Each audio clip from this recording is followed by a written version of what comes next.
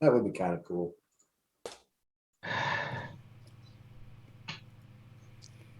And we are live. Hello. Hi. Hello. Everybody dressed up for the occasion. Well, I mean, I think the dressed up was last minute because I didn't announce anything. I did this at work anyway. Zora's pretty much spot on.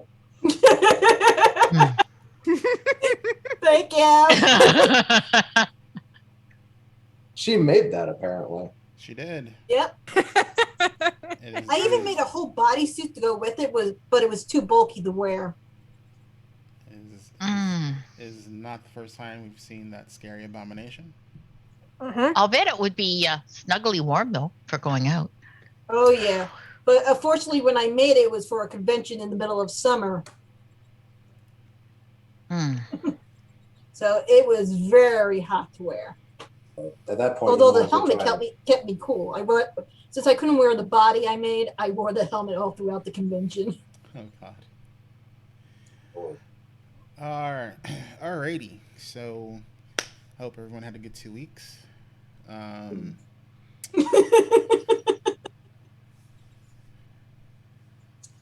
Sure. Also, Zoro, I usually put a speaker inside and connect it to my iPod, and I play the Scream and scream at people. Oh, dear Lord. Tune in. Yeah, we have a tune in. Oh, this was remarking at the screaming. So today things are going to be a little bit different. So I just want to do a little quick recap, and then we'll get into it, and you'll understand why things are a little bit not normal today. So when we last left off, you guys had you took on the tower, infiltrated Aaron Tower. You forced your way up into it.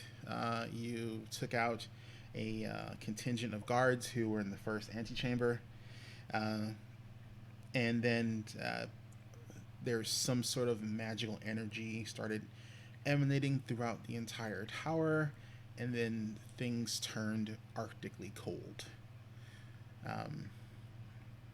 And that's where we last left off last week. As you guys are rummaging around, searching bodies, looking for clues, collecting loot, listening to see if there's anything, coming to investigate the obvious ruckus that you made in this area, this mist bellows in, seemingly from nowhere, and engulfs the whole party.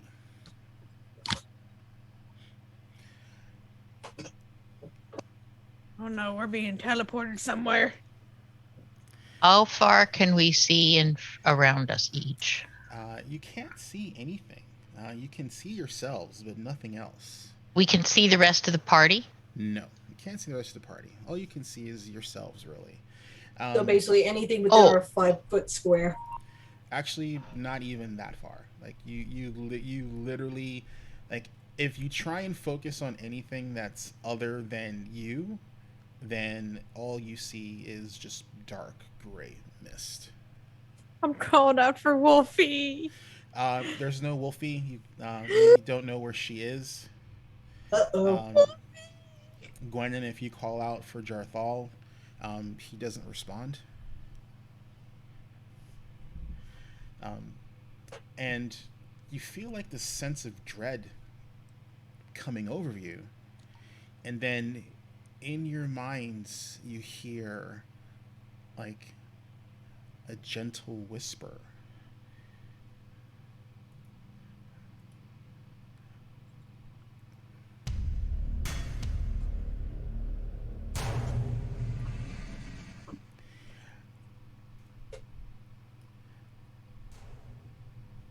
This is the first time I've spoken to you. A friend of mine has gone missing. I'm sending you someplace to find her. Please be quick about it. I think she's in terrible danger. If you find her, give you some candy. It's very special candy. You'll like it a lot. Oh, and it's just you guys. I don't like demons, and gods get kind of angry when I start playing with, their high level followers. So you should be okay, mostly, I think. But again, candy. Oh, and there's some danger. I'm not sure how much. And you kind of sort of won't be you, sort of. But you will be you.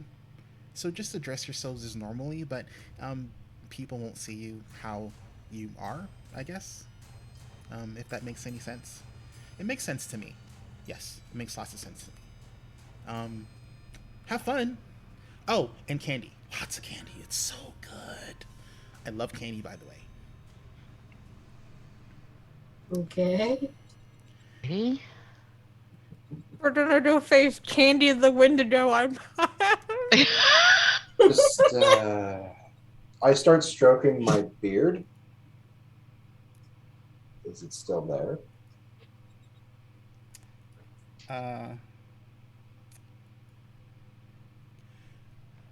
Yes, your beard is still there. Do I still have Do I touch my arms? Do I still feel my muscles? You still feel your muscles. Everyone feels slightly off. Look down at my hands. What do they look like? From your perspective, they're your hands, sorta. You look With at my your, gloves on? Your gloves are kind of like bracers now, sorta. You have this. You're dressed in these weird robes, purple and red. You feel a hat on your head. When you touch it, it comes to a point. Shothra, you feel kind of sticky. What? what kind of sticky? Well, I mean, you've been in battle, and you feel like you've just been covered in viscera, and you can just feel it over a large portion of your body, and as hard as you try, you just can't wipe the feeling off of it. And you have like this very heavy iron smell in your nose, and it's blood that you're smelling.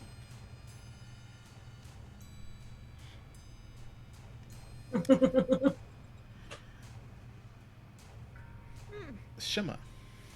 Mm-hmm. You feel sort of fine. Your movement is, I don't know, a little herky-jerky. Mm-hmm. Again, you also have some, small taints of iron smell. Like one of your eyes doesn't feel quite right. Like it's doesn't match the other eye for some odd reason. And when you touch, Start rubbing it a little bit. like you feel stitching.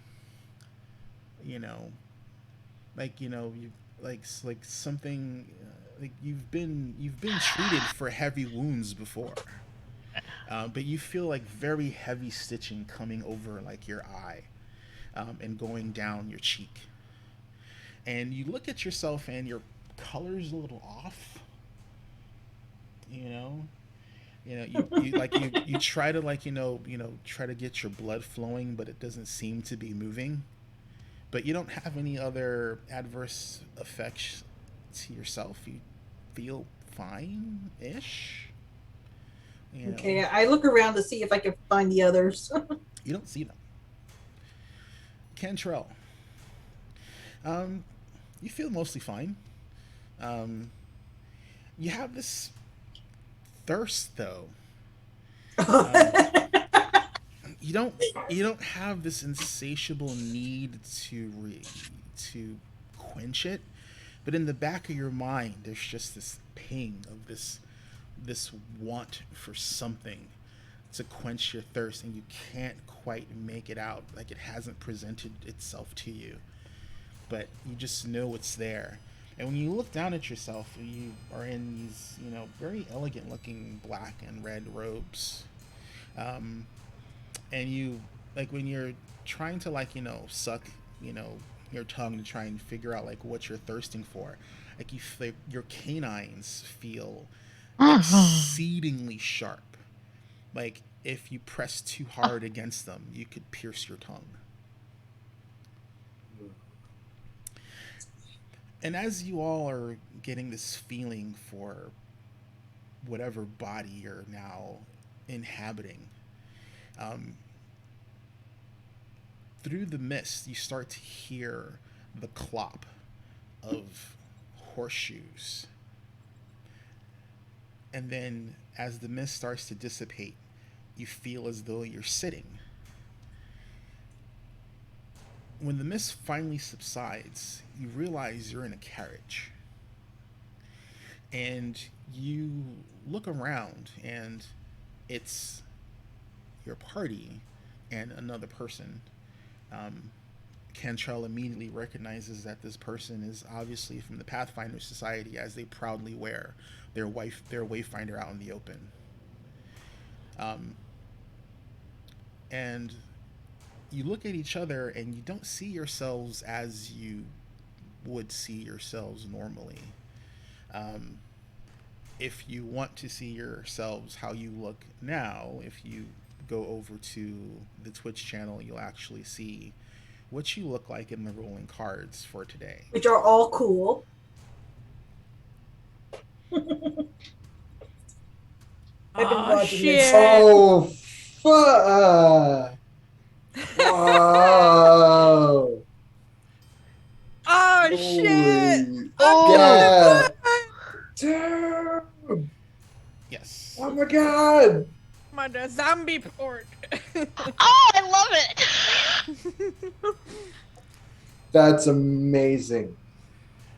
Yes. So, Kudos to Zorro. Just yes. Oh, yeah. Huge. I will break character for a second. I asked Zorro for cheesy Halloween costume layer on your existing cards. And because I didn't want to make her work too hard because I knew she's busy. And then she DMs me back and says, I kind of did a thing. And I'm like, okay. I was expecting cheesy, pumpkin baskets and whatnot, and Cantrell's holding a pumpkin. I love it. yeah. Bravo. Yes. Oh, wow. Okay. So Zorro Okay. went Oh, above wow. and Thank beyond. you. Mm-hmm. I look awesome. I'm covered in blood. Oh yeah. I kind of like that look. I So don't am know. I a little bit. Yeah. Oh, yeah. Can I keep that? You want the covered in blood? I mean, I guess we'll have to have Zorro swap it over, but I mean, people will be a little bit disconcerting seeing an orc walking around everywhere she goes covered in viscera. I mean, so, Somehow it fits, though. I don't know. Mm-hmm. Oh my God. Oh, That's wow. amazing. Oh, wow. Oh, wow. all right, so you guys are. Oh, she's going to send us copies. Oh, nice. Yay. Oh, thank you. Thank you. Thank you. My newfound background now. You know, if I'm That's all right. badass. So, you guys are in this carriage, and the Pathfinder, he looks out the window, and you Quick can question. see. Yes. Is Jathal in some form still with us? You don't sense his presence at all. Okay. And Shathra, there is no wolf or any sort of canine animal or anything that you can see around.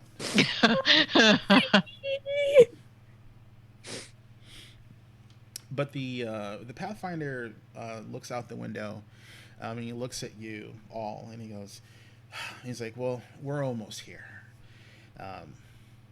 I appreciate you guys volunteering for this mission. We're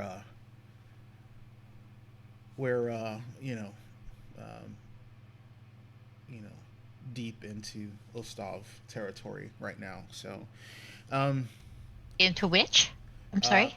Ustav. Oh, Uh, stuff. Ustav is a northern territory in Galarian. It's not so. It's basically very before the start of the icy regions. So imagine the more temperate zones of like Hungary. You know, Okay. lots of plains, some mountains. Um, there's definitely some snowfall here in the winter times. This particular area, it's humid, um, so it's you can feel it.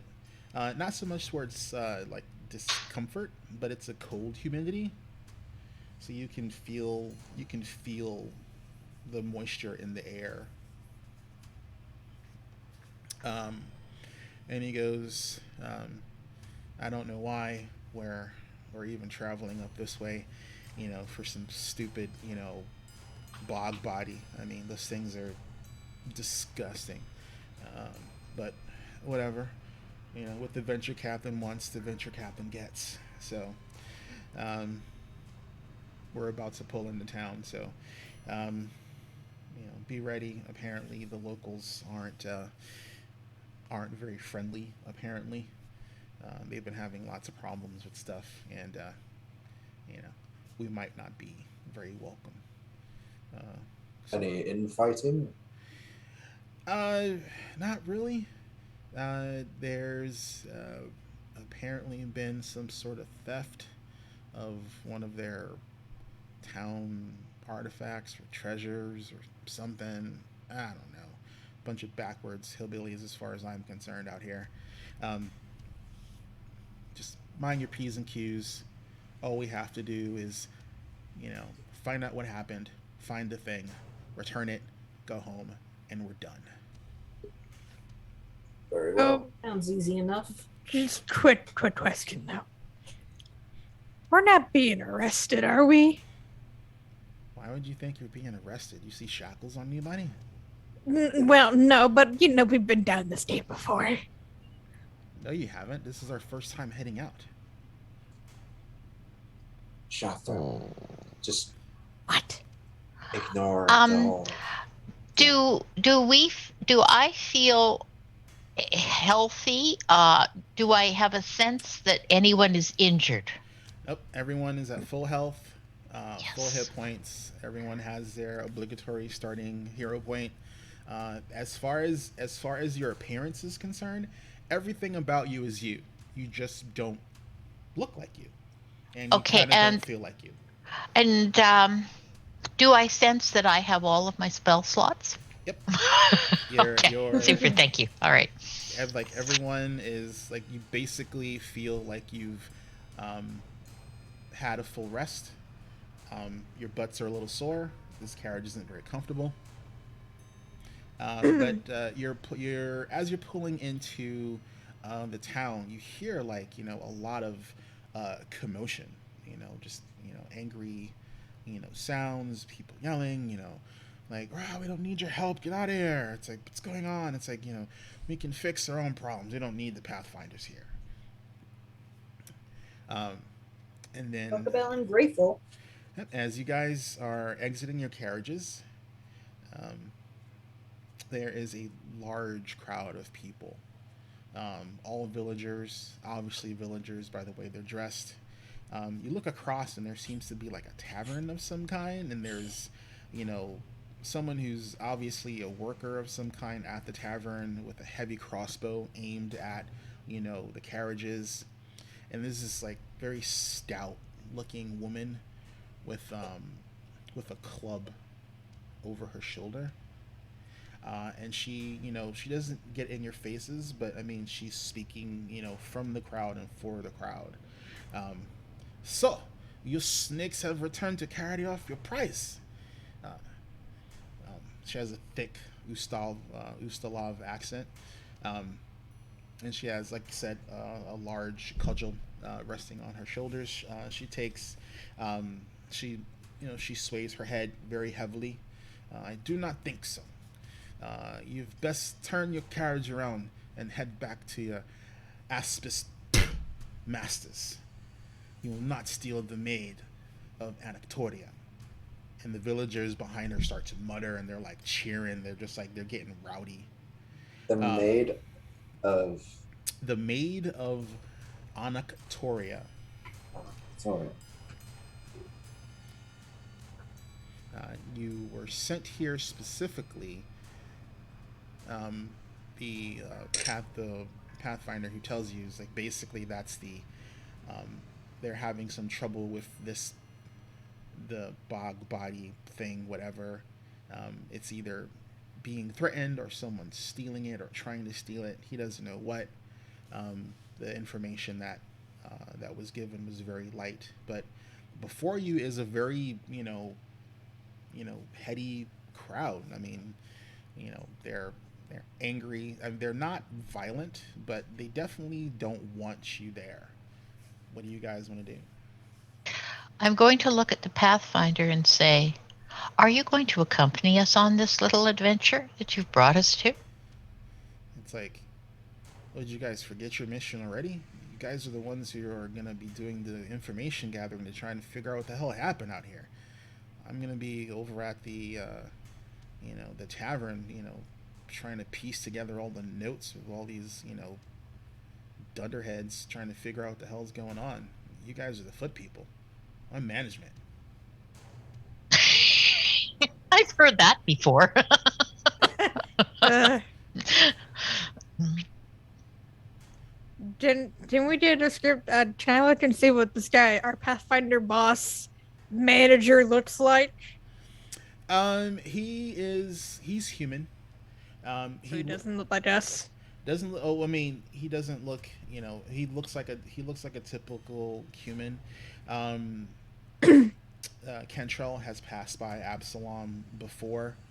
I mean he doesn't look any different than any of the rank and file Pathfinders you would see in Absalom. He would be a logistics driver.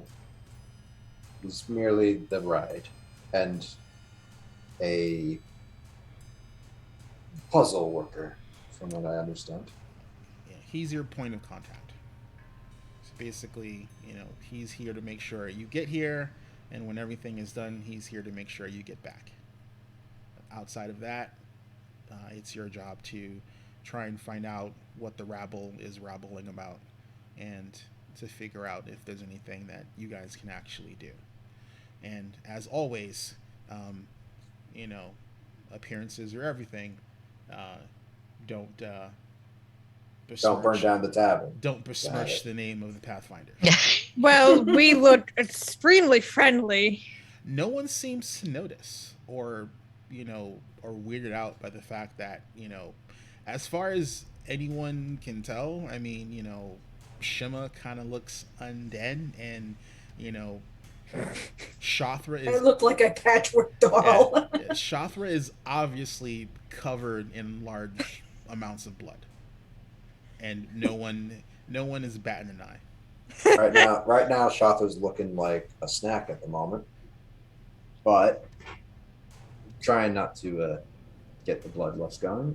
He will exit the... In terms of spell slots, do we sort of have to use what we had? Like whatever is at your character's normal disposal is what you have. Okay, because I've got one that I normally wouldn't have memorized, but it might be just the perfect thing to cast right now. You can consider this point your preparation period. So if whatever spells that you want to have prepared, they're prepared. But once they're prepared, they're that for until you get a rest. So if you want to just change up your spells or anything like that. Yeah, I would like to do that, I think. All right. Azrin, quick point of interest. Would Sea Surge be in my spell book, or is it still in scroll form? Did you try and put it in your spell book? No. Then it's still in a scroll. Okay, so Yeah, leaving that one you alone. have to actually try and put it in your spellbook because you're a caster. Right. And I got that after I turned level 4. So, um, Yeah. yeah. Other than that, I can figure this out. You specifically would have to make sure you can actually write it into your spellbook because you're limited at your level. And mention it to you. That way, I don't jump ahead of anything. Mhm. All right. So, to change up some of my cantrips here. So while you guys are doing that, do you have any? Are you just gonna let the rabble keep rabbling, or what do you? I've. Um, I'm that's actually why I exit asked because I wanted to trying to cast get the calm spell slots, emotions. man. You got a bunch of casters in here. I I would let mean, an axe murder, but I don't think you want me to go start hitting some, trying to calm the Yeah. townspeople. calming people doesn't necessarily have to be at the blunt end of your axe. I'm just saying, She's there are other options. the shop. There's not really much for calming. She can deal with the rowdy crowd. I Before I get off of the carriage, I'm going to cast a cantrip and put a harmless magical sigil on the inside to note that it's the one I know. Okay. So if anything were to happen to this cart, you know, I can think about it, and recognize it from the inside Okay. in case something terrible happens and it just gets destroyed or something. Anyway, Uh, let's see. Yeah, I'm just gonna finish my spell list here real quick.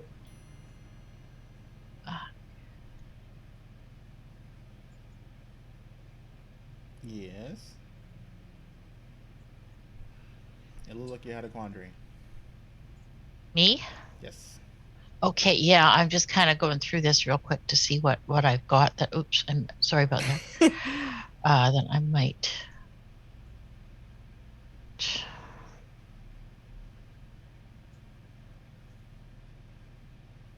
Okay. Do you want to do Some of these anything? are different enough than 5e that I actually have to stop and kind of look and see what. Do you want to do anything, Shima, or are you just waiting to see I am what waiting the for the crowd to calm down before I do anything. I'm are kind you of just in are you waiting for the crowd to calm down, or are you going to try and pacify the crowd in some way? I don't think I have really any way to pacify the crowd. So I'm gonna wait for Brennan to see what she can do. We're not in initiative, so there's no particular turn order, right? Nope. But Okay, I am going to target the woman who seems to be leading the group, and I am going to cast calm emotions on her. okay. What are the components like verbal, somatic? Okay. Um, it is sustained for 1 minute. Okay, so It's a 2 action spell, somatic and verbal. okay. So would I be able to just hold my holy symbol and reach out and tell her to please be calm, that we just want to speak to them and we're here to help. We don't want to cause any trouble. So you want to obviously cast a spell on her. Yes. Okay.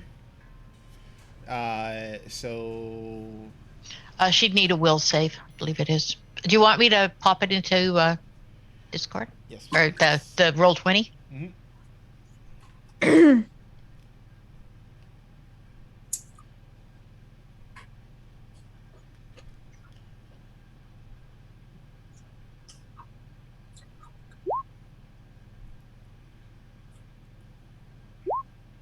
10-foot burst.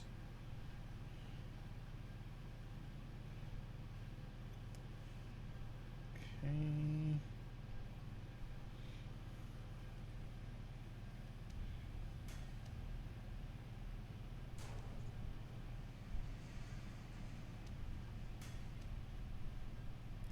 Let's see. Creature is affected.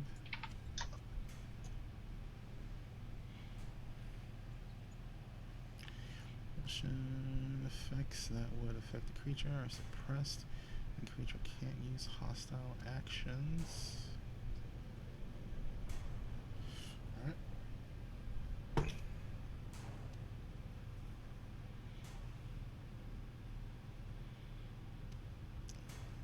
Okay. And so I'm doing a group save for the mob. Alrighty. And they don't seem to be unaffected. See what I mean? This Aspis scum. Go back to your homes. We don't need you here.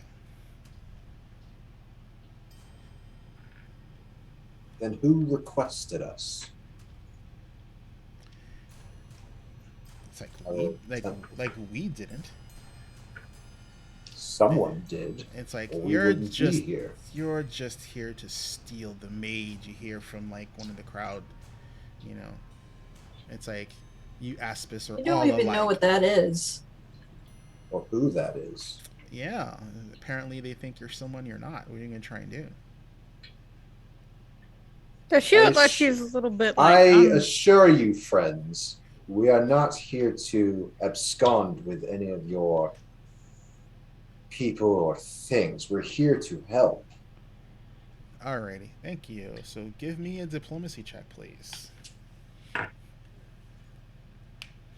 was ready to come down there and fight her. That is going to be a 26. Okay. 26. I'm going to also keep an eye on Shathra, and if I see her moving to lift her axe or anything, I'm going to restrain her. I was going to no fist fighter, not kill her with my axe. I was going to no fist fighter. So, Oh, while they're rummaging around inside the cart still. Alright, so even with the penalty you incurred from Gwenin, you still successfully pass diplomacy check.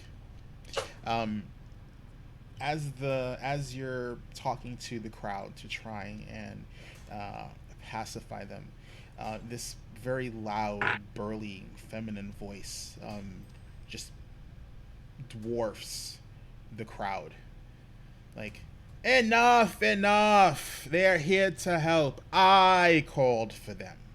Are there any complaints now? No? Good. It's like, She should have said something a long time ago. Just starts walking forward like Gandalf the Grey. No, like she like comes like she's not part of the crowd. She came in from outside of the crowd, you know, when she basically is reacting to their rabble. There is a man. I'm sorry. There's another female walking beside her. She is dressed somewhat like a soldier. You know, she's, you know, got, you know, her weaponry and whatnot, but she also has around her belt loop a few pairs of shackles and, you know, certain restraints and things of that nature. And What's your guard captain, maybe? you don't know. You haven't talked to her yet. And the woman who stifled the crowd is wearing priestly vestments, so she's religious, obviously. She gives you like a smug look, you know, up and down, and then, you know, she's like, "This is what the Pathfinders send me. I guess you're better than nothing. Come, we have much to talk about." And There she, you go. and, you know, she's walking with the other woman towards the tavern, and the crowd like kind of begrudgingly parts, and the person who was, you know, holding the crossbow like kind of, you know, shakily puts it to his side and opens the door, and he scurries behind the bar, and you guys sit down at the table, and she introduces herself. It's like, "I am very sorry for my people. They're upset. Someone has stolen a very priceless treasure to our town. the maid of Anactoria. She is the oldest and most pristine of all of the bog bodies ever found in the marsh. Um, we have housed her in our village for a few generations now, and she's never withered, decayed, shown any sign of breaking down. She is, for all intent and purpose, a holy relic for our people. Uh, Last night she went missing. We had suspicion that someone may try to steal her, which is why I asked for someone to come to see if they can do some searching. Very well. Uh, I'm sorry. She also introduces the constable as Doran Firu, and she introduces herself as Mother Belchiscu. And she basically tells you that she doesn't know a lot of the details as to what happened. There are some people who may be witnesses. I don't know. I can tell you that the maid was kept at the family house of the Tarsudus. So I'll take you there, and then you can figure out whatever you need to do from there. Is that good? Sounds good to me. Straightforward and to the point. I like it. Yep. I know we don't have to deal with any more booers. From the egg tossed in my head. For a minute, I thought you said boomers. No, I said, the crowd, the rowdy crowd, the booers. They think you're with the Aspis Consortium. They're basically treasure hunters. They've been asking for weeks and months about being able to buy, and she uses air quotes, the maid, but there's no way that we would sell her. She's too priceless to the town, but they are welcome to any other of the bog bodies or whatever they can find that's out in the marsh. They are probably the most likely suspects we have right now, but we know they're encamped somewhere. We just haven't been able to find it, and we have no direct proof that they've done it, so we can't actually take them to any higher authority for prosecution. So Are there any other groups or individuals that might have been interested into this maiden?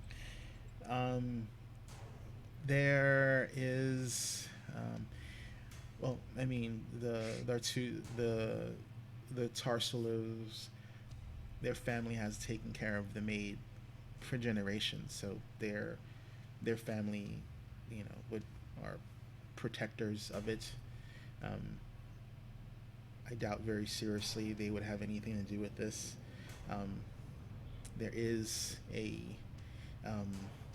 elf who lives on the outskirts of the village. I think her name is you're better with names than I am. Doran, what's her name?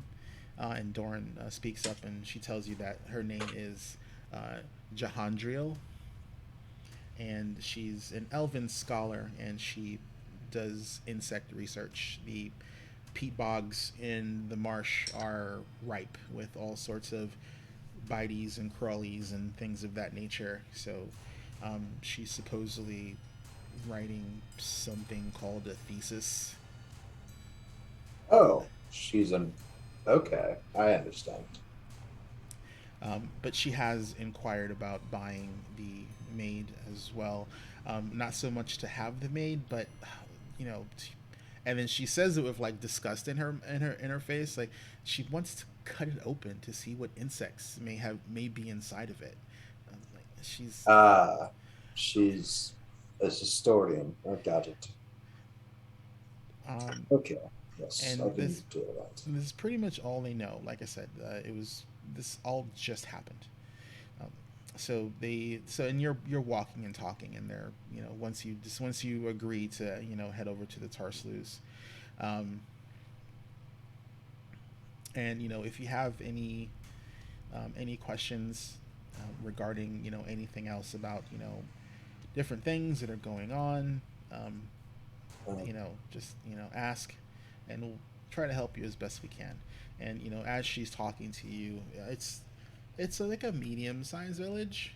I mean, it's not super huge. Everybody knows everybody. Yeah. I mean, very close knit community.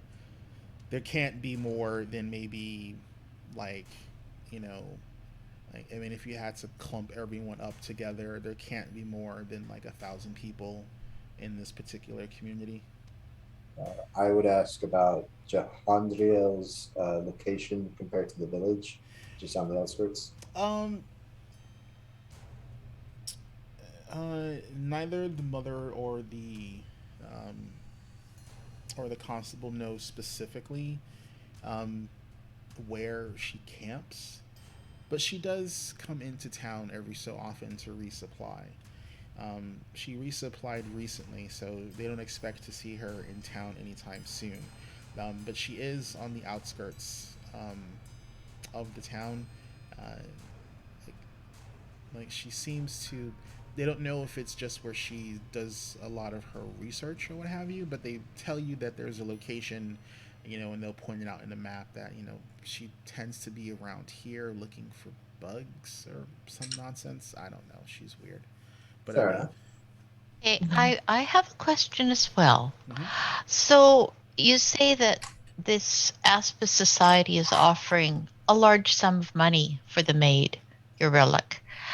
Um, if someone in the town were to have the maid and were willing to sell it, despite the con, the fact that it's a holy relic, She uh, laughs. presumably there would be a profit in this for them. So is there someone in town who is in need of money that might be someone who we should also consider?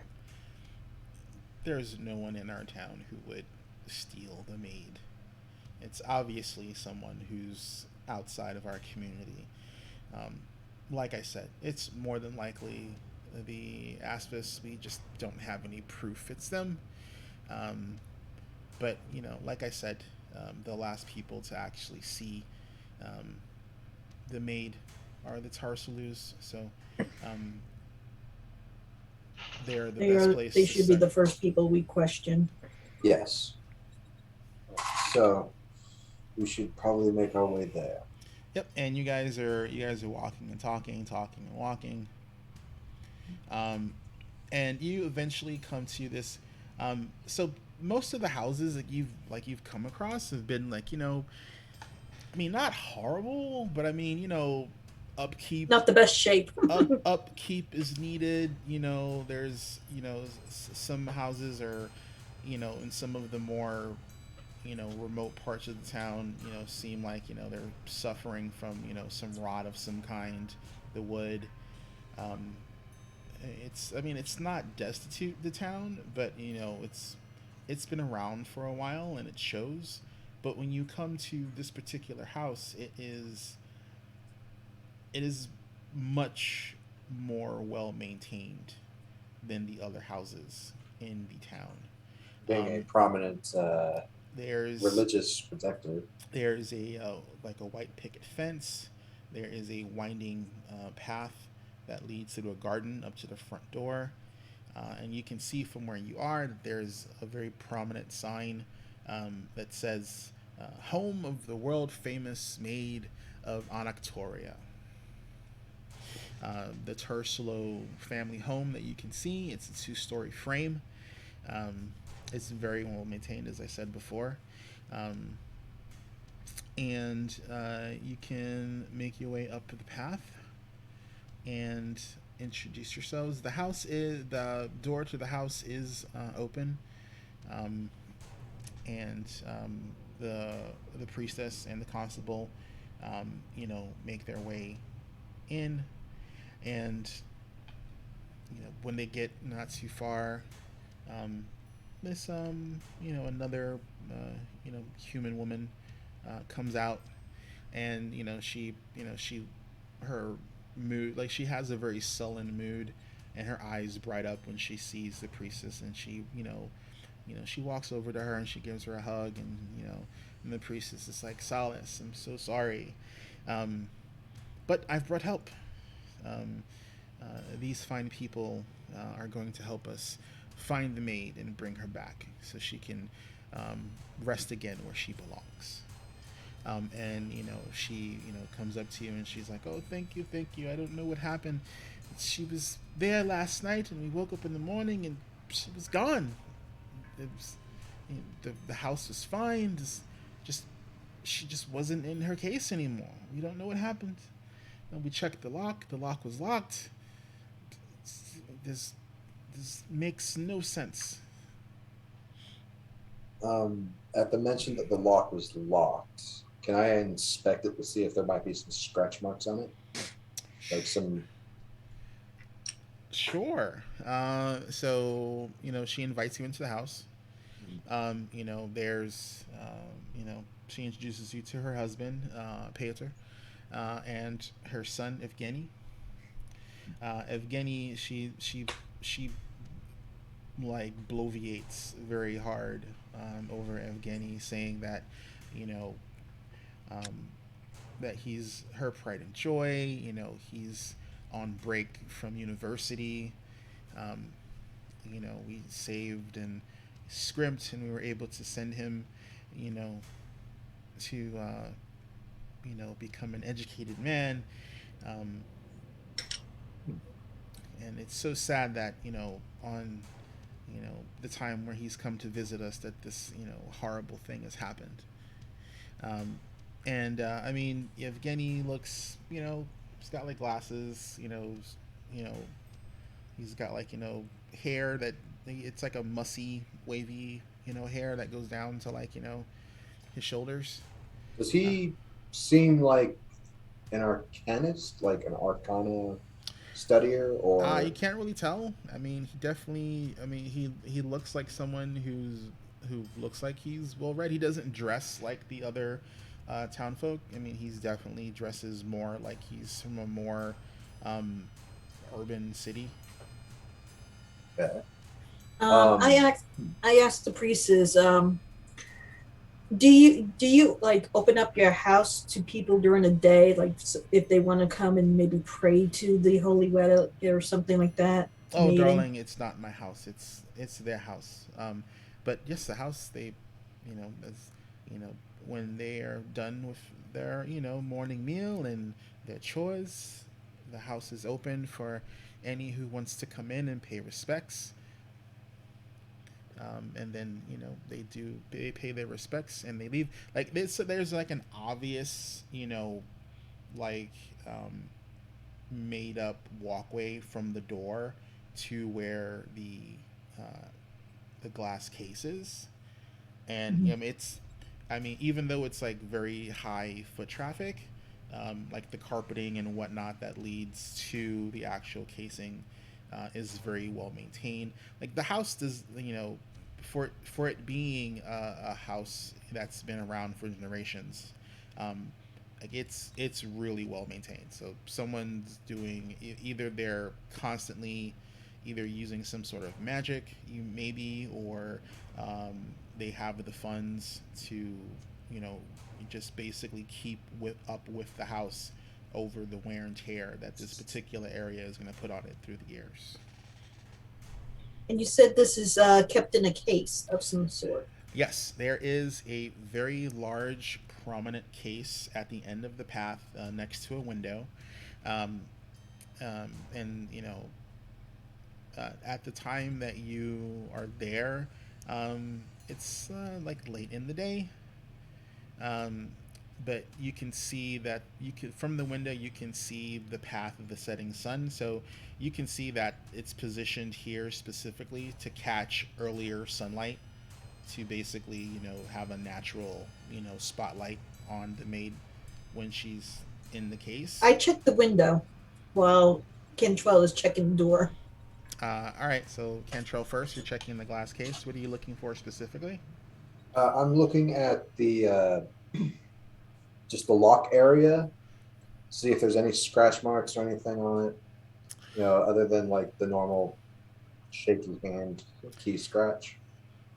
Yep, nope. You can like you can see that the case is immaculately kept. It's old. The glass is very well shined. Some of the fixtures are a little old. They look like they might be a little creaky. I trouble checking the lock on the front door, right? Both. Oh, Any okay. locks. But right now I'm at the glass case lock, and you said that Yeah. the fixture was shaky. Well, I mean it's old. I mean like the hinges and stuff like that. I mean they're in good shape, but you can tell that they're aged. I'm Uh, gonna see if I can ask them a question after Shima does her check. Alrighty, and you're looking specifically. The window. All right, so you're check. Like, how often is it? Does it look like it gets open often? Does it look like maybe it was forced open at some point? You don't see anything about anything being forced open or anything to that effect. However, if you would like, you can give me a perception check. All right. Are the floors very clean, or is there any like sort of dust or fine sand around? Solace keeps an immaculate house. She is like an old school mom. It's like it's they're the kind of people that get up at the ass crack of dawn to get chores done. So, I mean, there's occasionally like some stuff that gets blown in because they keep the door open to show off the maid all most of the day. But I mean, there's aside from like maybe the odds and ends of like leaves that may blow in or whatever muck people track in, and there's carpets and uh, you know like uh, like like muckers for people to take Get them stuff off. scrape the scrap off their boots outside so they don't drag stuff inside. But I mean, you can tell that there's heavy foot traffic leading from the front door up to the case, but I mean, it's not unkempt, if that's what you're trying to find out. No, that wasn't what. Oops, I'm sorry. That actually wasn't what I was thinking of.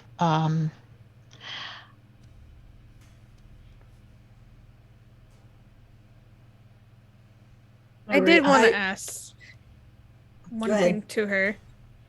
Do you have any other people that help you run No, this? it's the family. It was entrusted with my family since we found her, and it's been our pleasure and to not only provide a means of modest tourism for the village, but it's a sense of pride. We pride ourselves on taking care of the maid. I don't know. She has a kind of sad look on her face.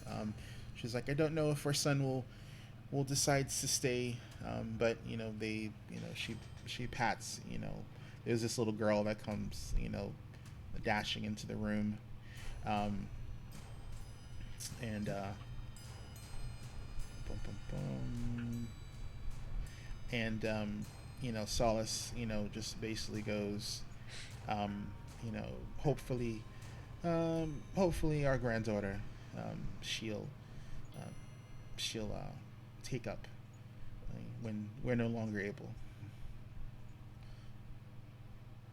All right. I rolled a 16 on my perception.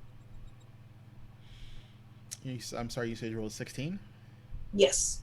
All right.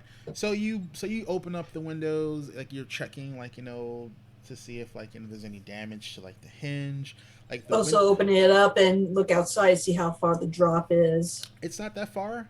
It's ground level, so it's like Mhm. maybe like a 3 to 4 foot, because you have to account for the foundation. Mm-hmm. But as you're looking around and you're just looking, You notice that there, um, you notice that there are two sets of booted, medium-sized tracks heading away from the house. That's what I was gonna look for I next. bring Cantrell's attention to the window and point.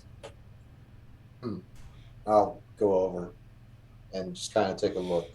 And they are boots rather than, like just regular dress shoe type prints.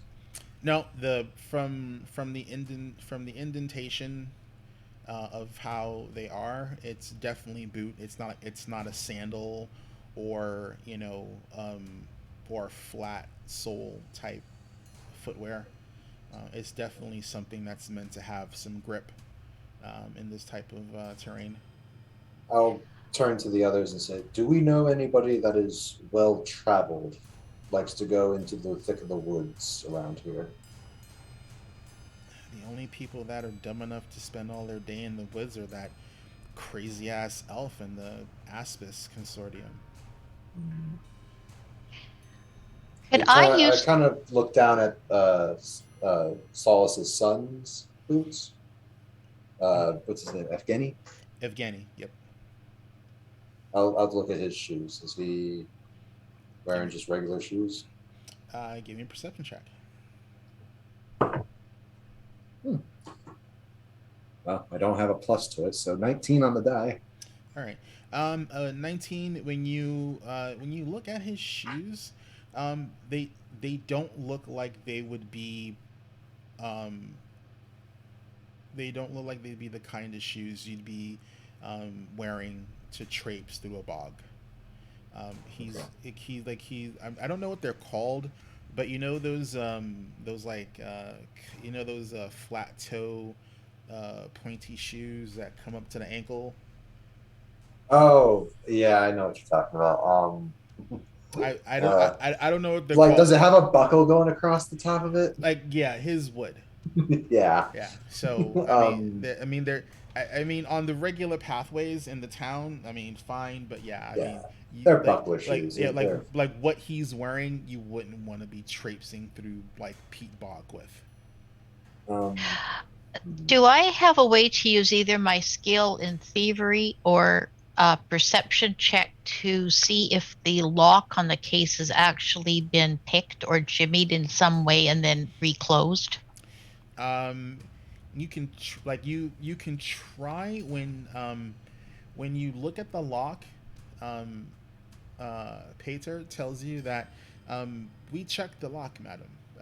There's only one key, and he tugs at a lanyard, and there's like this just old, like just I mean, it looks like you could stab somebody like iron key. God. It's just That's like Is the old. key? it's just like one of those just like really old like sturdy keys that that can just withstand the test of time. Is And that key on your person at 24/7, or do you put it up during the night when you go to bed? it's always on me, ma'am. It's like the only way to get this key off my neck is if you were to kill me or if I'm giving it to my wife for whatever reason. Other than that, it never leaves my sight. And why would you give it to your wife? Uh, Like, have you given to her anytime recently? Sometimes I need to travel, and it's unsafe to take the key with me out of the village, so it goes to my wife to keep it protected and safe. And you haven't given it to her anytime recently? No, it's been on my person. I haven't had any travels in the last few weeks, and I've kept it around my neck all that time. Like I said, the first thing we did was check the lock, and the lock unlocked. It was locked when we checked this morning. Yeah, When but I think what Gwennon was trying to look for, if somebody may have picked the lock, since they couldn't get the key off you, they might have tried it a different way. um, and the key works fine. Like he'll show you. He'll put the key in, and it single turn, it locks and unlocks with like no resistance. But I don't know, sir, that would necessarily mean that someone might not have skillfully picked the lock to open it as well. Well, Someone if you think it'll help, look all you want. So what do you? someone could have easily went upstairs and took the key off you while you were sleeping. That Oh, would be difficult if it's tied to around his neck or like something yeah, like that. like you see it, and like it's a very intricate knot around the key loop, um, and he has it has like what's it called like it's a bolo, like there's like a stone on the lanyard that he uses to loosen it so he can take it off and you know Hmm. and tighten up to make sure it doesn't slip off his neck if he's doing something strenuous or Yeah, they would have Not to be very stealthy to get it off of him then. not It happened. not to impose any blame or any misgivings. No, I wasn't No, no, imposing no, no, anything. no. Do you drink, sir? it's like, do you breathe? Yes. You drink alcohol. Did you drink last night? With my dinner, yes. So not in excess. Oh no, I mean, you know Fair enough. Fair enough. are you trying to look for any signs of them not being in good health, or like what It are you just to trying to see do? if just trying to see if maybe he had just enough to where if he had fallen asleep, he'd be out and wouldn't be able to notice things going on around him. All right, give me a perception check for that. This I mean, uh, because I mean, you're basically trying to see like if he looks like he's hungover. yeah, 7. Yep, No bags under his eyes. He looks fine. as far as you can tell, he looks fine. Gwynon's going to turn to Cantrell and say, Cantrell, Hmm. you're a magic user. Is there a spell that someone very clever might have learned that would allow them to move a body, like to make a body incorporate enough that it could travel through the glass in some way and appear outside of the glass? Or perhaps the glass itself magically made so that a body could be transported through it?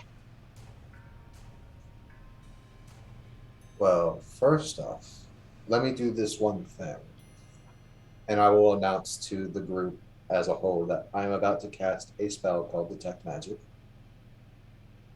and I will see if the glass itself is magical or if there's any auras in the area. And I will send out the pulse if it was agreed upon.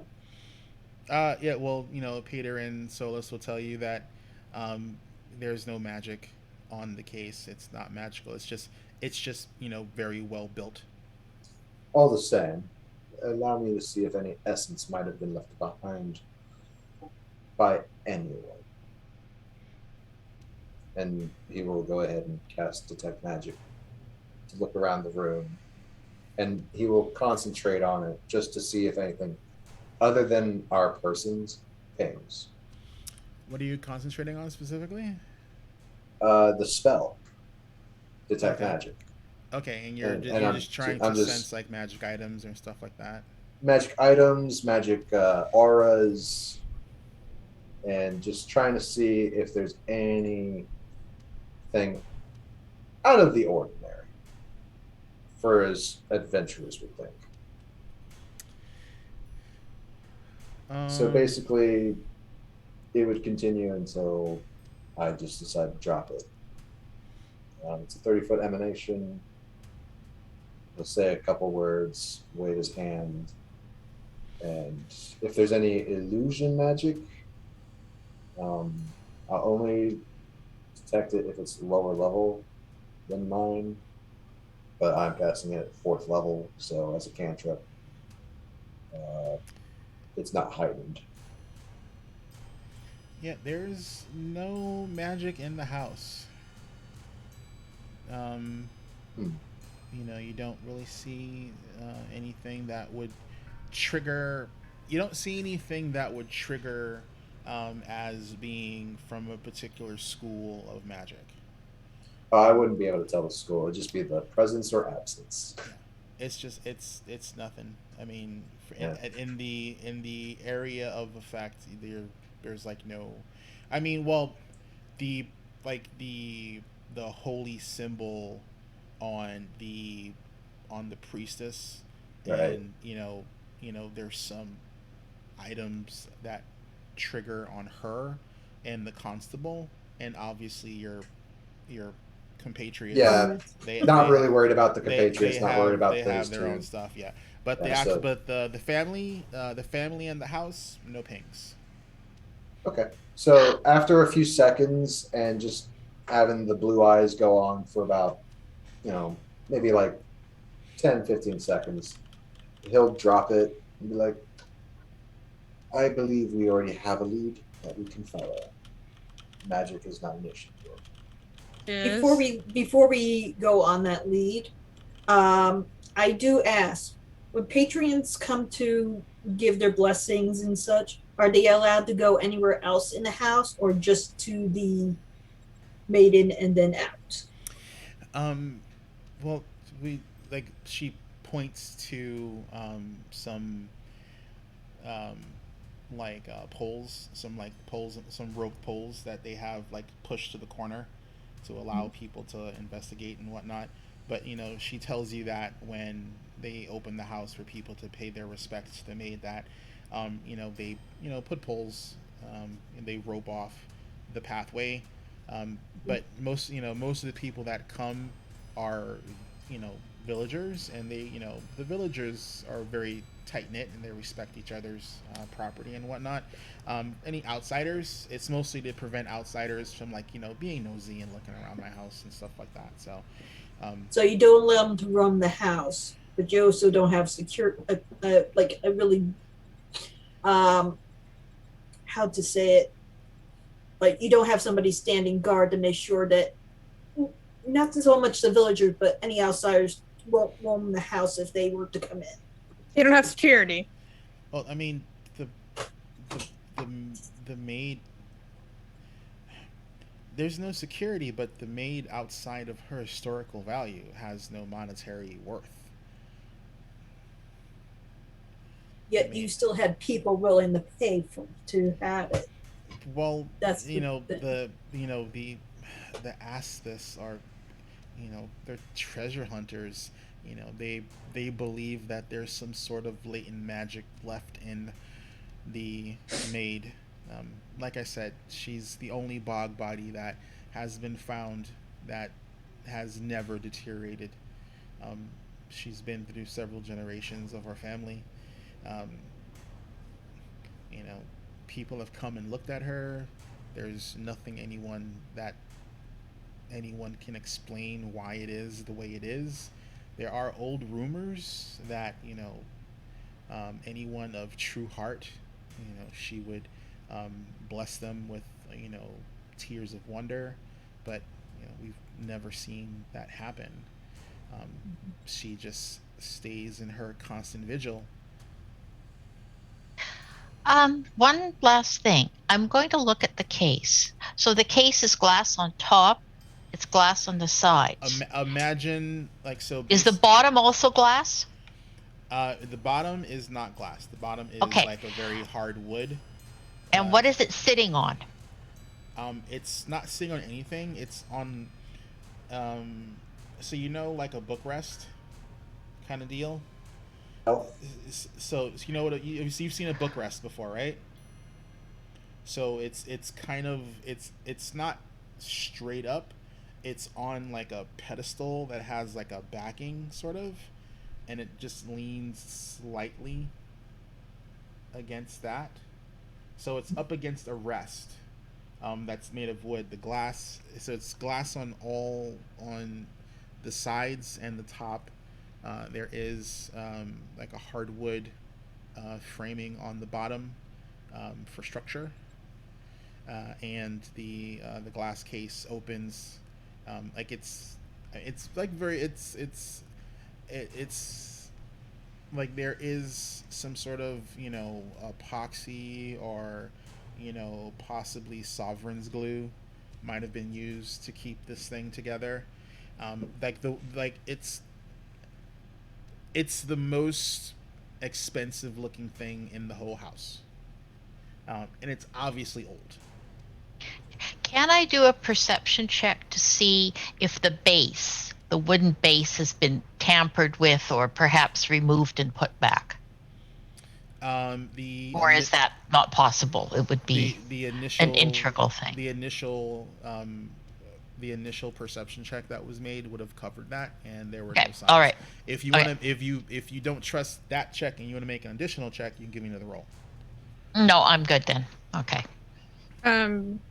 Is there any? I'm gonna ask the person. Did you clean the floors this morning when you got up? No, I mean, I haven't really done anything other than keep busy. I mean, Were there any? Can I look for any scuff marks on the floor? no. Like I said, nothing was out of order. We came down. I was gonna prepare breakfast for the family, and then, I out of the corner of my eye, I thought I didn't see the maid. I just thought I was imagining things, and when I turned around from the kitchen, she was actually not there, and I screamed, and Pater and the rest of the house came down to see what was wrong, and she was gone. Before we go, would anyone have had maybe a picture or description of this idol, so that if we find it in our travels, we can actually just... What they described to you pretty much is a pristine, unwrapped mummy.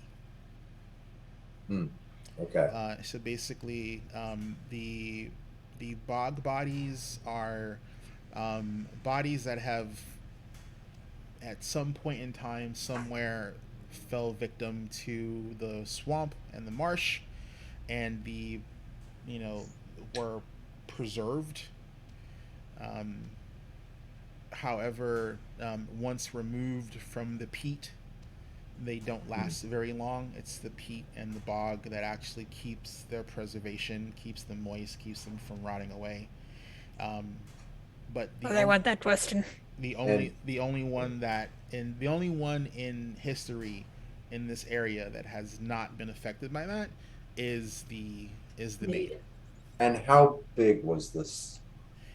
The case itself is like about 6'2", in total, like height, and maybe about like 2 feet wide. So an average sized human could fit in there. Yeah, an average sized human can fit in it, but they tell you specifically that that the maid is like, maybe, if you were to stand her up straight, like maybe like 5'8" ish. Like, she's under 6 feet. But I mean, they tell you, it's, they describe her, as a mummified body. Her hands are crossed. She has, all of her features are sunken. I mean, they literally just, like, if you exhume a mummy and take off the bandages, they describe a mummy. Right. Okay. It just looks in very good condition, not all like brittle and nasty. All right. I think we have taken up enough of your time. We shall be following these tracks that we just saw outside the window. Tracks, you say? Yes, Shima found them. Shima was very adamant about letting people know she found tracks. Oh, I must not have. Oh, I guess I didn't hear that part. I thought she only told Cantrell. I am going to take. I pointed it out to Cantrell. Yeah, that's why I thought I didn't. Yeah, but I mean, I'm presuming it wasn't a whisper. I'm figuring you. No, it wasn't. Oh, I didn't. Okay, I'm gonna pull out a statue to help us because I don't have Wolfie to do it. Excellent. Beauregard! Beauregard! So you're gonna cast Beauregard in the house? No, we outside the house. I don't want to freak him out. I don't know not a dog. I do have terrain expertise, but upon getting that, I have to choose a thing, and I believe I chose forest instead of swamp. So yeah, this is not a forest. It is definitely a swamp. I mean, there are trees and things of that nature, but its terrain constitutes as a swamp.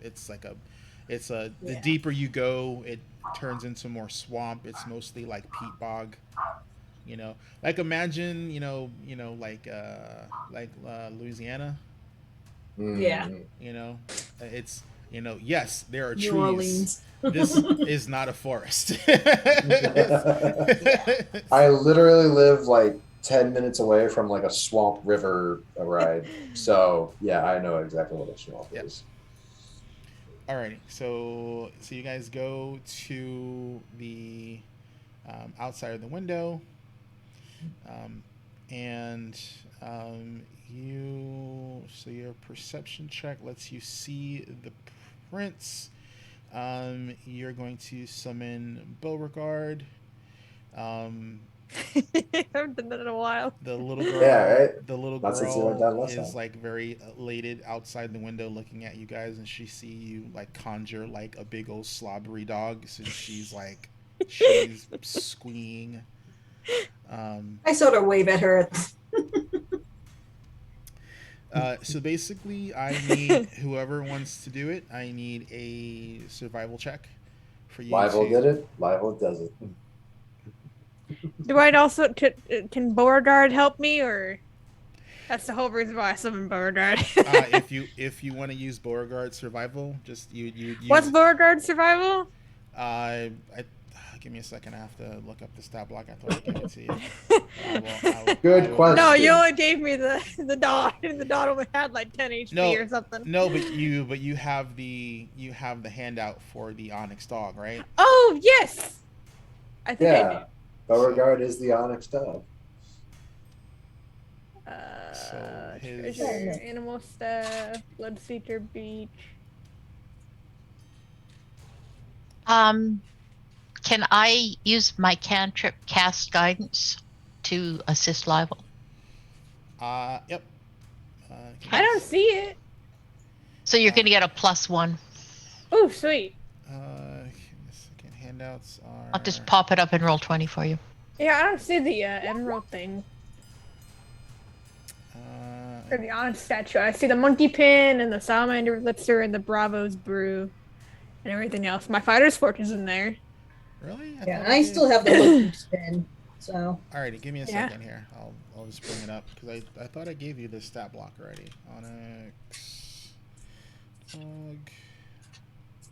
no, not on the desk. Come on, Roll20. Thank you. Yep. Oh, because it doesn't let me do. That's why. Because for some reason this doesn't let me do a show party. It doesn't pop out in that way like the other stuff does. All right. It has a +4 circumstance to survival checks to track. Oh. Which is what you're doing. It also has dark vision. What's its base survival?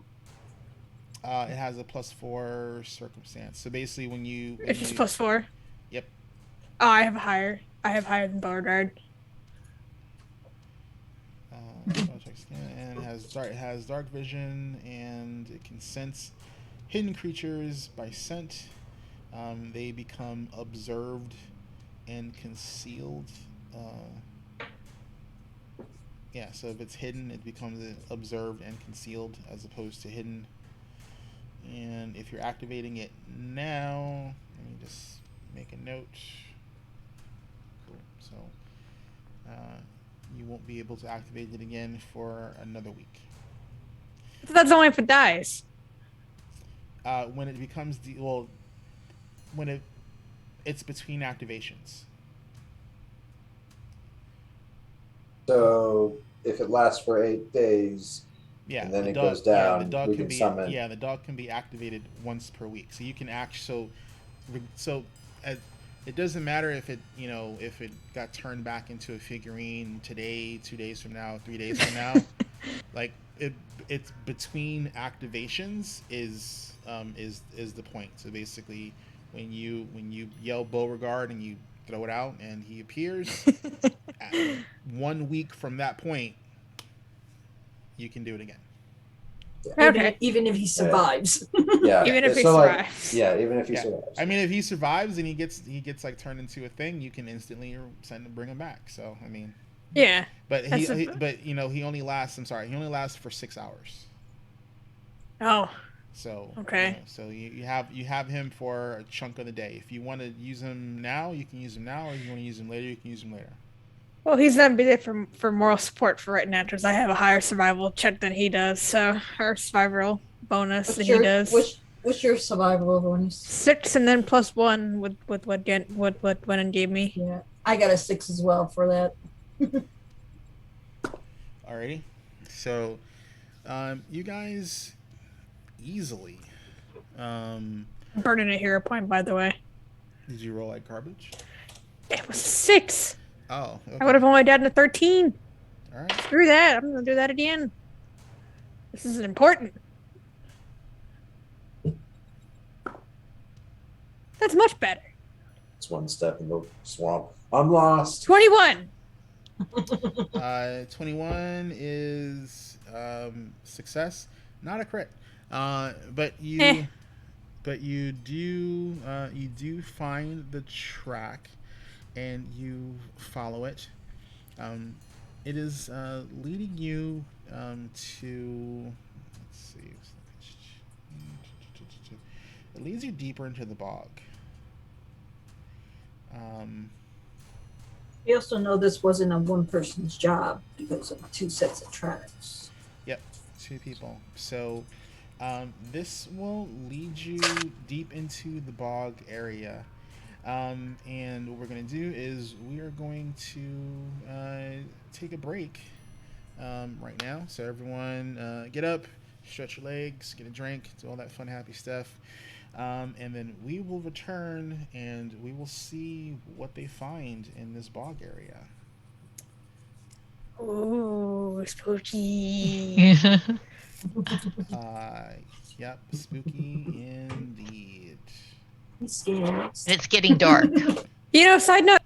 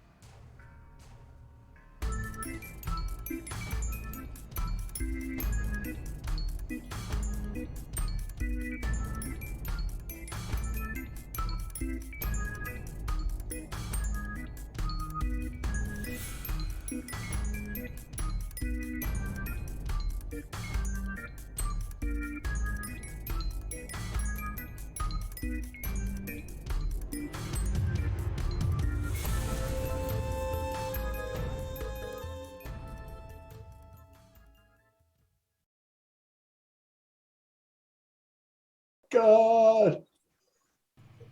Sora really outdid herself. Mm-hmm.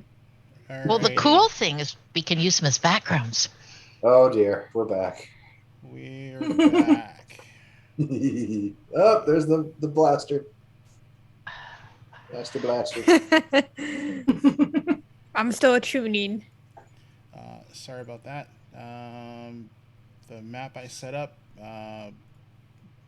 went tits up. So I'm like, I don't know what happened. Roll20 decided to do a thing, and I had to fix it.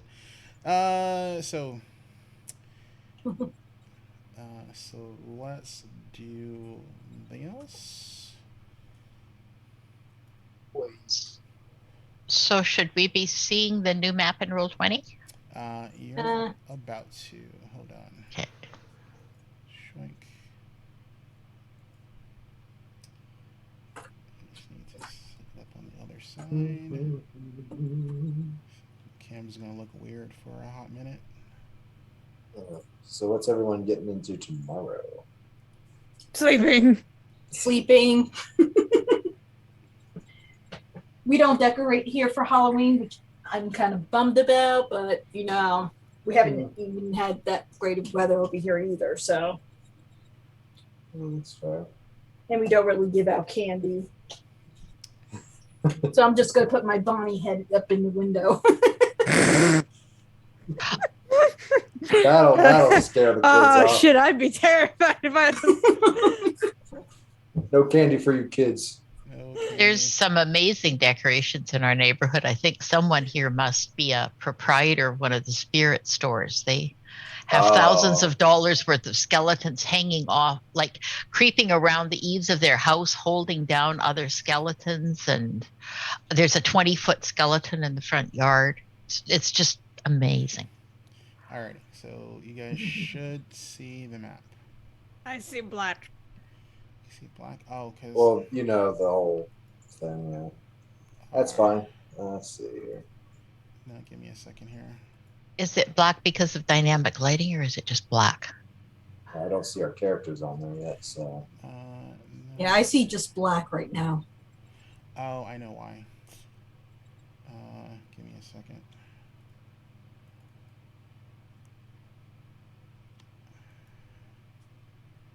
I know why. So,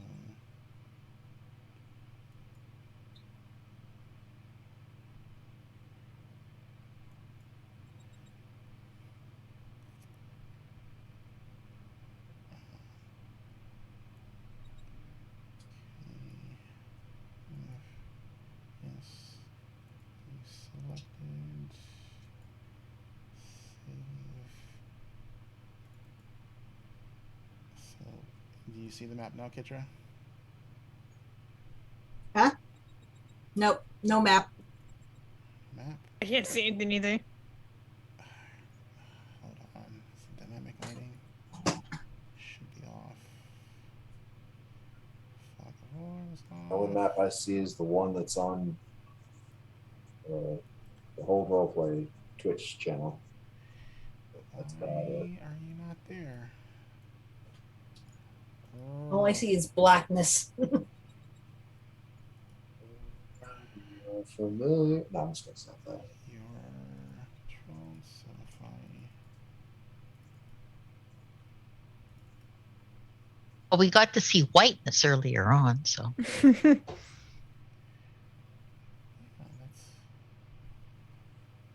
weird. Yeah. So you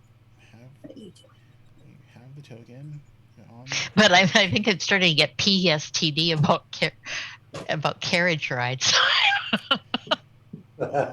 Oh yeah, I mean we yeah. got arrested the one time, so valid question when I asked, "Hey, are we getting arrested?" Why? It seems like in D&D, every time something bad happens to me, it's preceded by a carriage ride. I mean, that's pretty fair considering that there's an entire campaign called The Curse of Strahd in 5e that is basically a carriage ride through heck. I am actually playing through that campaign with somebody. Have fun. I want to play through that campaign. You should talk to HB Fox about that campaign. He's done it. But so right now that that campaign is on hiatus because people have college classes and whatnot and can't get together on a proper day. Such is life. And we already had a carriage ride straight to the castle. Oh yeah. And it basically split up the party. Why? Although one member of the party hasn't even showed up. So you got one person alone who completed the first task There we go. while the rest of us are in this castle. Now we didn't see And it. now I see Yay! now I see the we map. have Halloween tokens. We do too. Oh, look at little Beauregard. He's so happy. Okay, Does he have a Aw. Halloween costume too? I Nope. wish. That would have been amazing. That's Yeah. over the top, but yeah. Okay. Okay. Azrin, we can't see your Umbreon mask hat. Oh, sorry. Because I was trying to fix the lighting in the token, so things got a little goofy. Try to just don't move them too far, but tell me if you can control your tokens. I can. Okay. Yep. Yep. Yep, or do. All right, cool. I will move the pooch. Sorry, like the map I had, like I don't know what happened, but like it went poof, and I had to reset up the whole scene. So I don't know what happened there. So Aw. that was kind of weird. Well, now it's there. But yeah, so we're here. So you find so you find the tracks. The tracks stop in this area, and they basically, like, what you're on now is no longer the soft ground, but you're more on the peat. And so the like even yourself, like you step on a part of the ground here, and it's so spongy, your footprints just don't leave any significant Imprint. impressions. Hmm. So you are here. So let's see. So you guys have made your way into the bog. You've traveled for let's see. You traveled for some time. The bogs are wet. There's a nasty smell. It's full of biting insects and all sorts of weird stuff. There's weird They're footholes. probably loving shot throw. Yeah, well, I mean, covered in viscera, so. I mean, Mr. Vampire over here wants to suck the bullet off my face. So I mean, it'd be an aggressive licking. I mean, I would help you with that, but it'd just get weird. it'd get weird.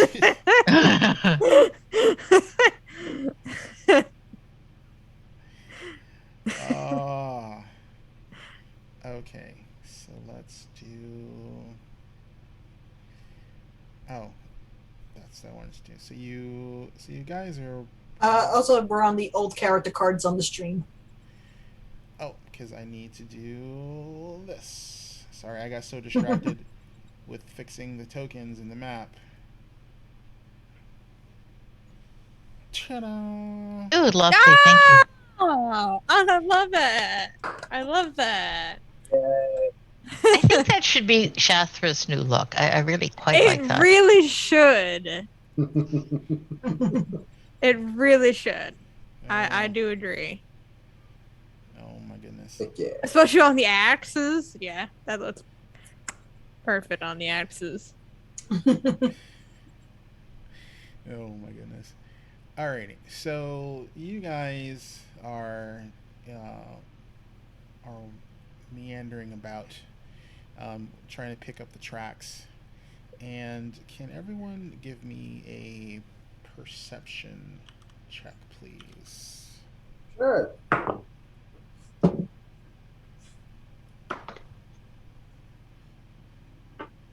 I got a 22. Okay. 15. 26. 3. 3. Dice jail. No. Wonderful. How could you get No. 3? My doesn't have perception is a anything to base of perception. 0. Oh dear. My wisdom is no. Wow. That's why I have all of my friends around me so they can see things for me.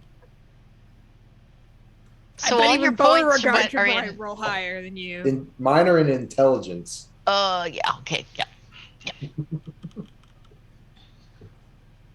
This is why we have the dog. Yes. Right up for Cantrell. Yes. Oh my goodness. Who's a good Beauregard? That's right. Who's a good... Oh, by the way, did Beauregard react to us being like this? It's a conjured animal, so Oh, it doesn't I thought. really. Never mind. It served its master. You know, I bet Wolfie would have had a reaction. Probably. Probably.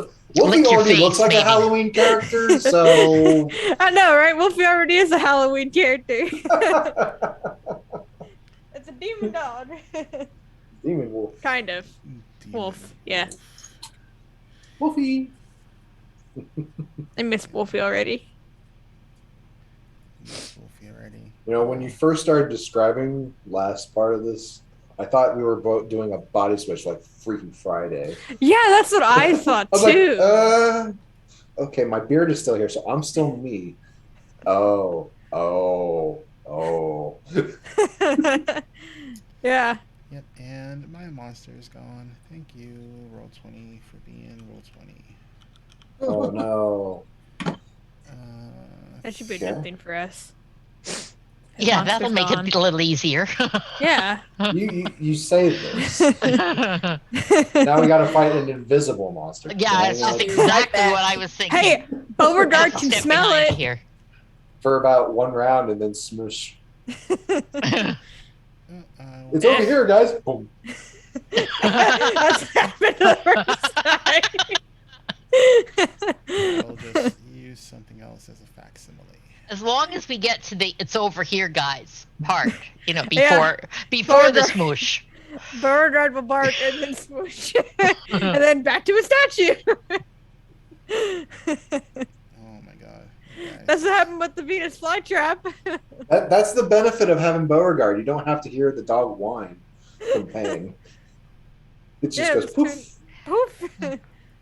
I just can't lose or break the statue. That's why we have our special bags of holding. So you have your special. That's what Beauregard is. Most of the time, this is bad holding. I can only summon him once a week. This is why I have Wolfie. Upgraded Beauregard. And Kitty! that's, Why have they gotten so big? sorry, This Sumi, say hi. So, the monster. Why have they gotten so big? They have, they've really grown fast. We feed them They well, I are. guess. Yeah, they're 6 months. Actually, they're 6 months old. They're on so big Monday. for 6 months. They're not really. It looks like it to me. must be the camera angle. Maybe. Sumi's actually she's got about 1 kilogram of weight on Nasha. She looks so big. Aw. She found her way. She looks She like looks- a full-grown cat. She I was just going to say she is pretty much close to full size, I think. They grow very fast. They do. The first year is usually the biggest growth spurt. Yeah. Cats I think grow much faster than puppies do. Yeah, they get a little bit more exercise, or at least have the ability to. Get Like more cats exercise. are pretty much mature at 6 months. Alrighty, so you guys. know. Sorry, just the monster I had. Let's say like bunnies. Imported is not showing up anymore, so now I don't know why that is, and I'm not going to spend too much time trying to fix it. So I'm just going to use facsimile. All right, so you hear something. Everyone except Cantrell. Even Beauregard. Cantrell, do you hear that? What? You hear someone calling, to the northeast of your location. You hear someone calling for help. Help! Help! Help! Start booking it, full dash if I can. Okay, and let me know. So stop when you get here. You guys can move yourself to there. Cantrell. Ping one more time. Twink. Oh, I'm on the wrong map. I'm amazed as a half elf I can only move 25 I feet. was on the wrong layer. Sorry. Yeah. Cantrell.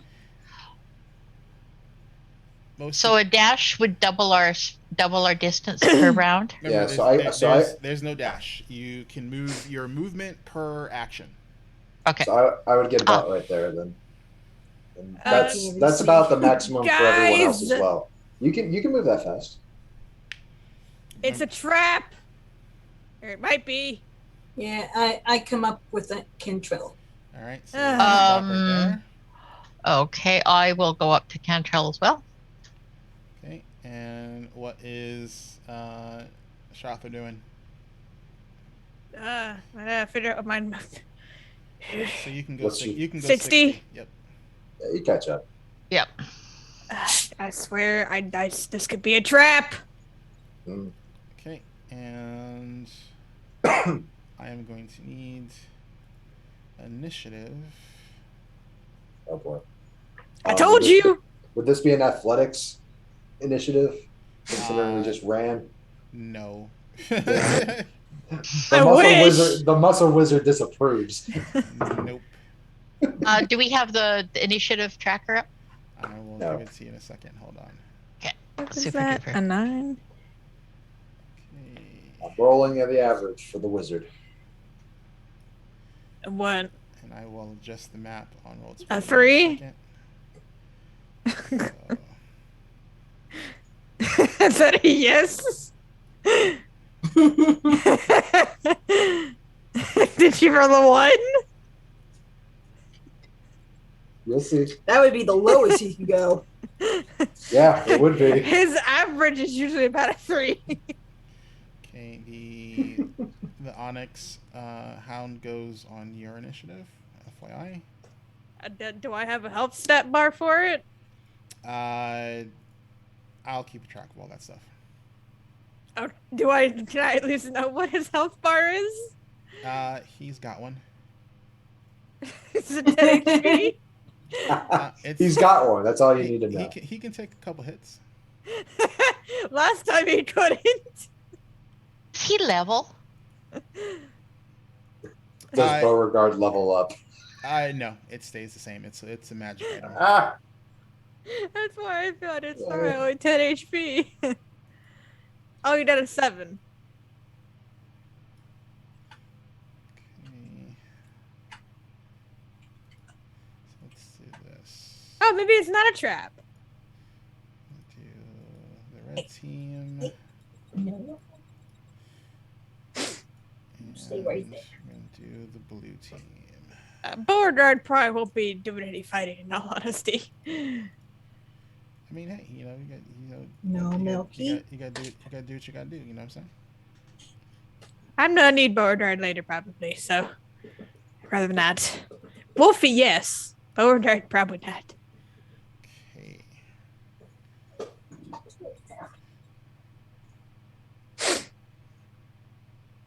Stay. Alrighty. So, I'm not seeing initiative for Shima. Oh, I haven't put mine in yet. Hey, I got this cat here. She's being accosted by a cat. You and the cat need to roll for initiative. There. Separate initiative tracker right over that. No, the cat goes on her initiative. Yeah. Does that give her +1 to self? No, it gives her +1 to rambunctiousness. Ah, She'll handle my character while I'm eating. Roll 20. What are you doing? Hello. or +1. How about a +5 to distraction? That's worried. Yeah. Or a -5 to, or whatever. -5 to concentration. Alright, roll 20 is being Good thing done. nothing I have is concentration. I don't know what it's doing today. Nothing like being in a dungeon, your cat jumps up, looks at the monitor, and wants to fight the battle. And someone in your party says, "Don't stand there." And you're going, really? Stand where? And you're trying to push the cat off to one side.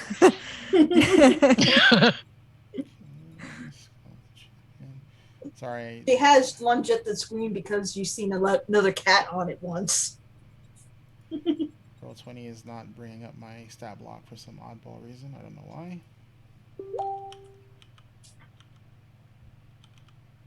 That's fine, because I have Archives of Nethys. Don't.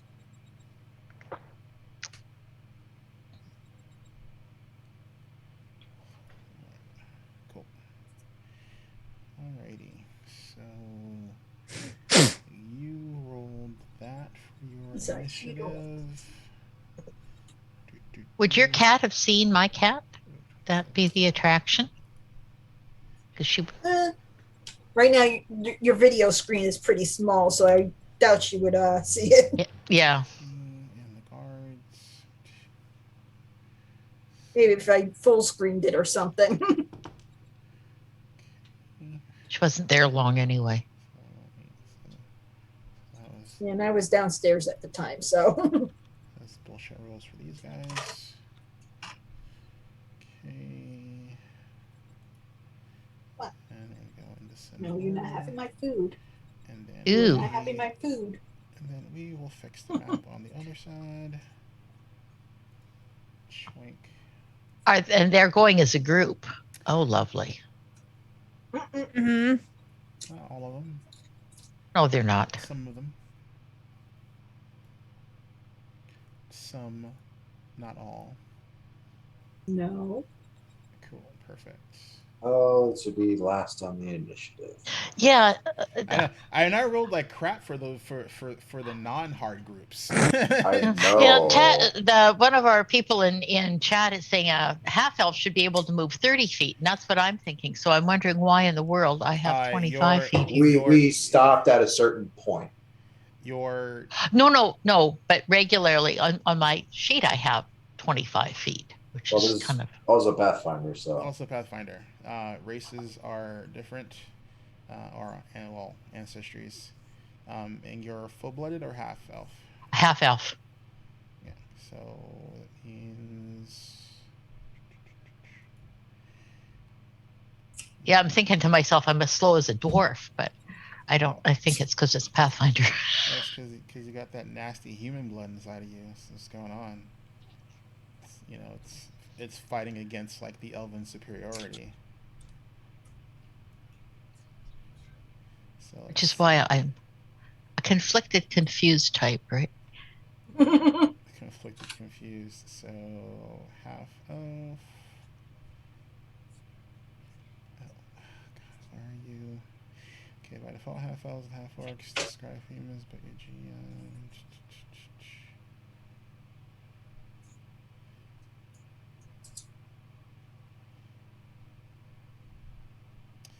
Oh, you gain the elf trait and the half elf trait. I think your movement is because you're part human. And I think your movement is taken from human, and that's why it's 25. Yeah. Because humans are 25. So you get the elf trait for certain things, but for all intent and purposes, you're an enhanced human. And humans have a movement of 25. Yeah. And I think I kind of went the more like when I had to make choices, I think I chose the human path for some of the things too. So yeah. You forsook your elven blood. How dares? Because I was really close to my mom, that's why. Oh, well, close to your mom, and now you suffer because dad has that nasty blood. No. Dad was the elf. Mom's the human. Oh, okay. Alright, so for what you can see before combat starts is you see like this little fey creature, and you guys actually have seen these things before. Like that this is a Grig. If you remember early on in the campaign, one of these came to join your little outside jamboree at the circus when you were all playing music and getting drunk and rowdy. No, Zoro, in Pathfinder 2nd edition, humans have a 25 movement. 25 is the average, and then depending on what your racial is, you are either going to be above 25 or lower than 25, like, sadly, Shathra. Which I don't understand why orcs have a 20. I guess maybe because they're just, like, big and bulky. But I think you're also wearing something that's hindering your movement, right? I can't imagine how slow a dwarf would be in Pathfinder. Dwarves are 20 or 25. Yeah, yeah. So it's all scaled differently. Yeah, you know, Yeah. the elves are nimble, so they get the extra speedy. I mean, I'm at 35 because I'm a monk. yeah, over here, Yeah. I'm only at 20. monk. So the whole thing with Pathfinders, the maps can be smaller. The maps can be smaller. Yeah. So you guys see this Grig. Why aren't you on my initiative tracker? Sorry. I thought I gave you initiative. Apparently I didn't, because I am the dumb. So that is 9. And I'll just move you up here. Yep. Humans are the redheaded stepchildren in Pathfinder. FYI. Alrighty, so this Greg is being accosted by these skeletons,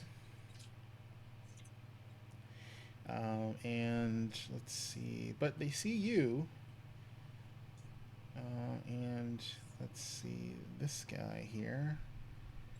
What are you going to do, good sir?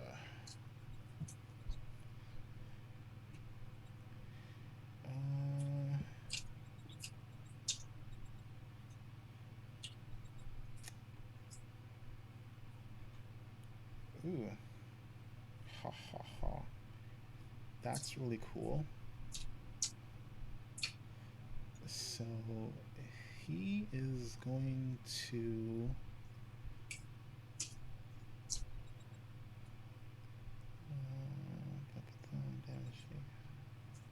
yep.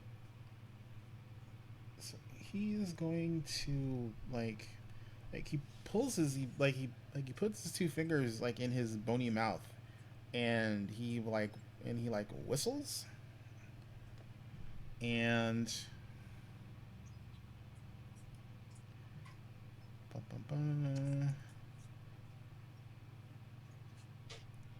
like manifesting from the ground in front of him is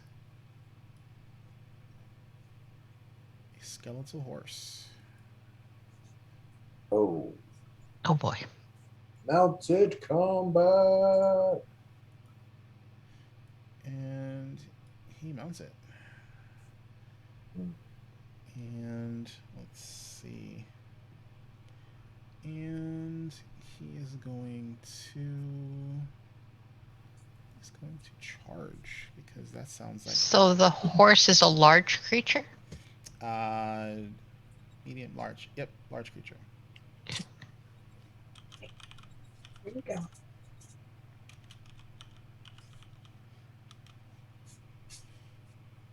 No, we're not allowed on the desk. What is your charge? Bum, bum, bum. Okay, so it's Gallop strikes twice. Your movement is 40. Not bad. That's pretty good. Let's see.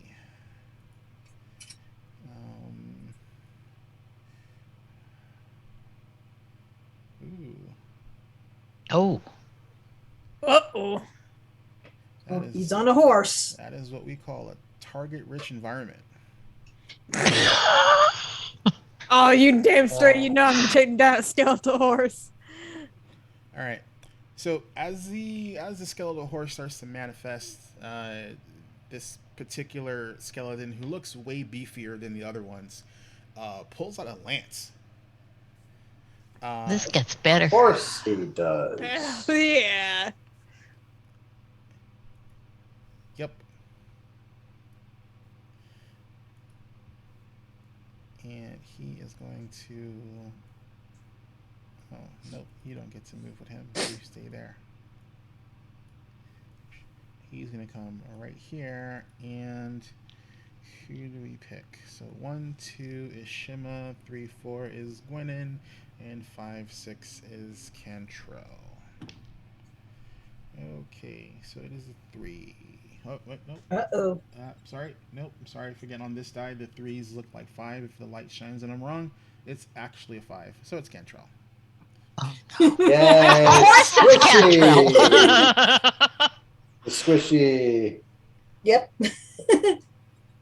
Ha The ha squishier target. ha ha ha. Alrighty, so he can only do the single charge because he did all the super cool stuff to get the horse and whatnot. So let's see.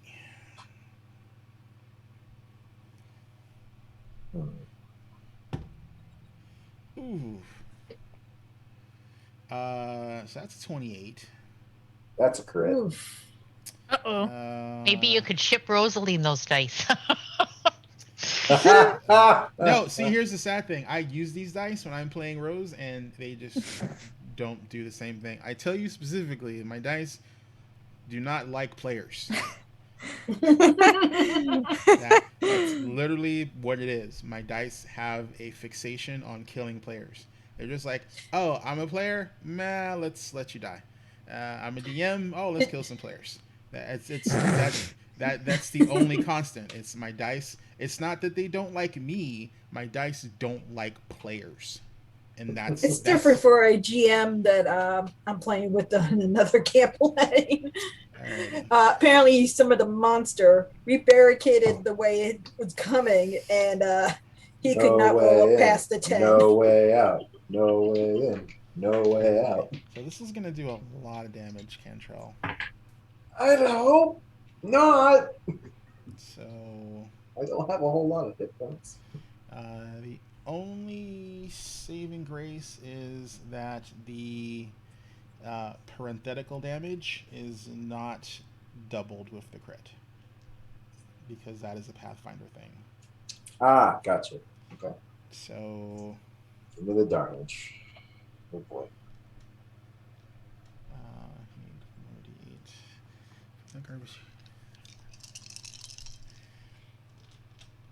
8, we don't use the dice roller algorithm attack. We actually roll live dice. So, like when I say my dice don't like them, like those are my dice not liking them. Maybe you should use roll 20. I get better it rolls gets with roll on really 20. funny streaks. I Alrighty, so let's see. Well, that's not horrible. I mean, it won't outright kill you. Let's see. So it's 10. That's 14 points. I rolled really low, so you lucked out. So 14 doubled? No, it's 14 total. Oh, I'm sorry, Okay. no, 14. I'm sorry, 18. 18. Gotcha. I rolled damage die, did not roll well. Oof. I am stabbed. Yeah, but Lance got a lance put in you. So You're lucky you don't have meat on you, boy. I'd suck you dry. that just sounds all kinds of wrong. You know, maybe You if made me a like, vampire. This is what you if- get. if you like lick my face, maybe it might help you regain some. That sounds so weird. I was like, I have blood all over. You know, Like I said, it was gonna get weird eventually. it was sounding. Yeah, I mean, a vampire. I have blood. I'm covered in blood that won't go away. So would think Cantrell would sort of not be able to take his eyes off you. yeah, I'm sure. I'm pretty Might sure I have was snapped. distracted. I'm pretty sure I was distracted enough to get stabbed. Yeah. Alrighty, Shima, there's a skeletal horse and a rider in your face. I am going to aim for the rider and try to knock him off the horse. All right. So the first thing I'm going to do. So are you purposely trying to trip him off the horse, or are you just doing damage to the rider? Because those are two different I things. am going to try to trip him off the horse. All right. So then I need a trip attempt. Okay, but first I'm going to go into my wolf stance. And then I'm going to try to trip him. What do I have to roll for that? For a trip, you're gonna roll your athletics. Okay. Uh, That is going to be a 27. okay, so trip. All right. So I'm sorry. You said it was a 27. Mm-hmm. Alrighty. Let's see against their reflex DC, which I'm pretty sure that's beaten. Let's see. Reflex.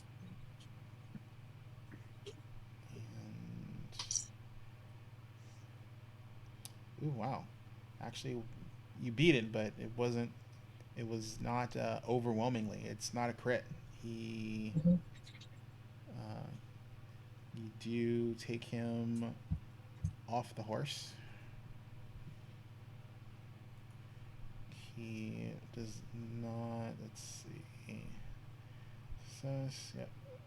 He just falls and lands prone. Yeah, so he takes no additional damage.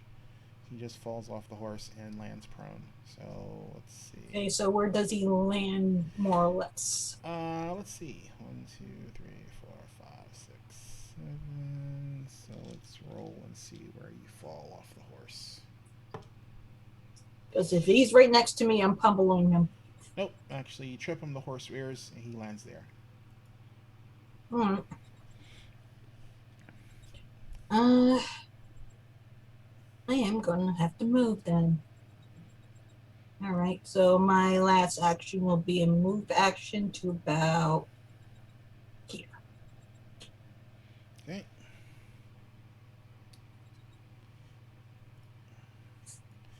Alrighty. Gwenin, it is your go, madam. Okay, I'm going to look at Cantrell. I'm going to give him a big hug, and I'm going to heal him for 12 with my healer's gloves. It's a single action. That works. Okay. So plus 12. You gotta let him suck your blood too. Yeah, we're not going there. It might also help him too. And then, He still has 6 hit points to gain. well, one of my dice was a 1, unfortunately. That's fine. But I mean, it's better than nothing. And as a 2 action, for my last 2 actions, and that's a 30-foot range, so I can cast Divine Lance cantrip on the skeletal horse. Yep. And I believe that would do. Well, he's off the horse, so. No, Yeah. she's targeting the horse. I'm targeting Okay. the horse. I mean, it's a large creature. And if it can attack as well, or if it has a hoof attack or something, I don't know. So that would be let's see. At my level, it would be 2d4 plus my spellcasting modifier, which would be 9. Is that correct? Sounds right. Okay.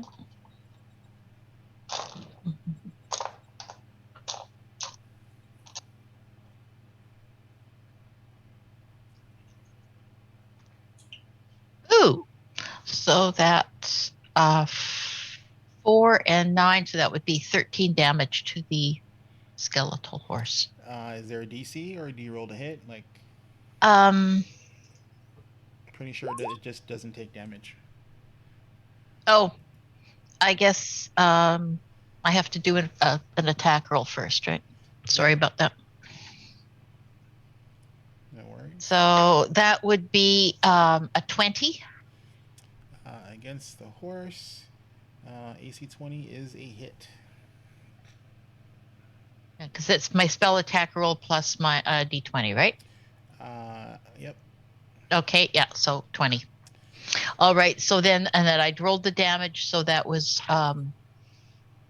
4 and... And I'm presuming 9. You're choosing good as your alignment. Yeah, 4 and 9, that would be 13 damage. Okay, so let's see. Do you have any...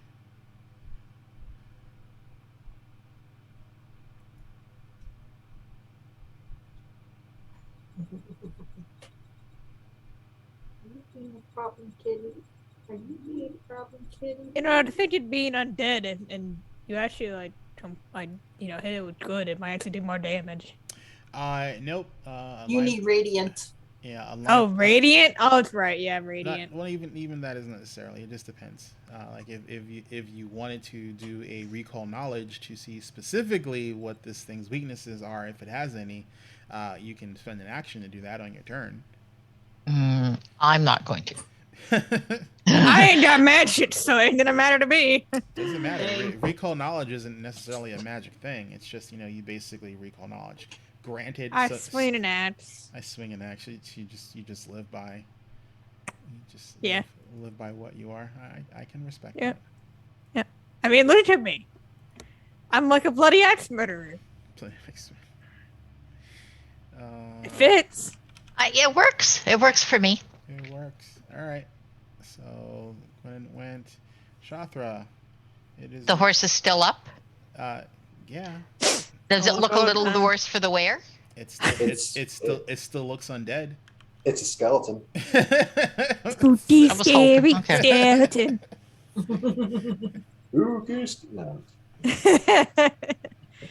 I'm gonna, take my axe out, lick it, do the crazy eyes. Not that matters, they're undead, but just to bind character. She's gonna let you and probably taste blood. Right? Yeah, you taste blood. She's gonna lick her lips and taste more blood. And then start moving to the skeleton horse. Beauregard, stay. All right. So, if you don't have to, if you don't command it, it won't do anything. Either way, stay. Just a free thing. Just stay there. Just stay there. So I move. Excuse me, Beauregard. Excuse me, Dwenin. Coming through. And I'm gonna pop rage, and I'm going for the legs. I'm gonna start chopping at the legs. So are you? So their cold shots don't exist in Pathfinder. So are you trying to trip it, or are you trying? No, I'm just gonna try and just injure the legs. You know. Right. Well, you're gonna injure. You know what they say about a horse without no legs? Can't move. So In my neck of the woods, we call that glue. Yeah. No. This We're worse on we call obviously it skipped the log. glue factory. Sounds horrible to say, but it's a skeleton. We call a horse with no legs. Lump. All right. What'd you roll? Oh, you're rolling. Did you get a 20? For a 20, for a 30, actually. Alrighty. Well, I mean That Kraken. that's a crit. So roll your damage. Lucky dice. D12. Where's my 12? Where's my D12? Not to mention you're D12. flanking too. I didn't know if I was flanking because I didn't know if you be on the other side, like you're not directly in my same square, like when it is. It's directly through the center of the. Okay. So I am flanking. Cool. I was hoping I would be. Big damage. Not that you really needed the help at that point. Yeah. Decent damage. Double. 16 doubled is I can't math. 32. 32. Alrighty. So how do you want to do this? I am swinging the legs out from underneath it. All 4 of them. Alrighty. And it crashes down into a pile of bones. And then I'm going to come back down on the head. Alrighty. You've officially turned this skeletal horse into Pile of bones. Skeletal mush. Sweep the leg. All right. I mean, we all know that Shathra is officially Team Cobra Kai.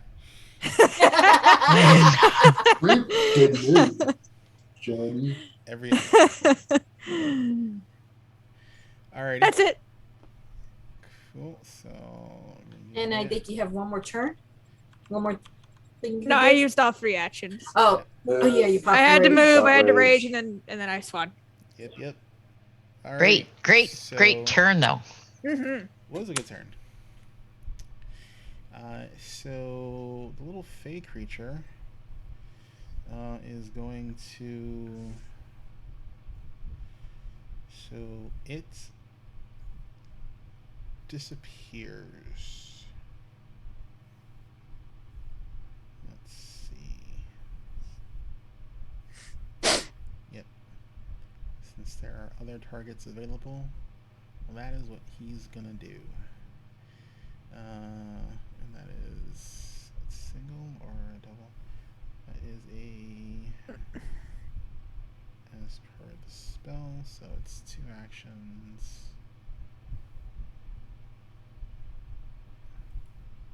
So he turns invisible.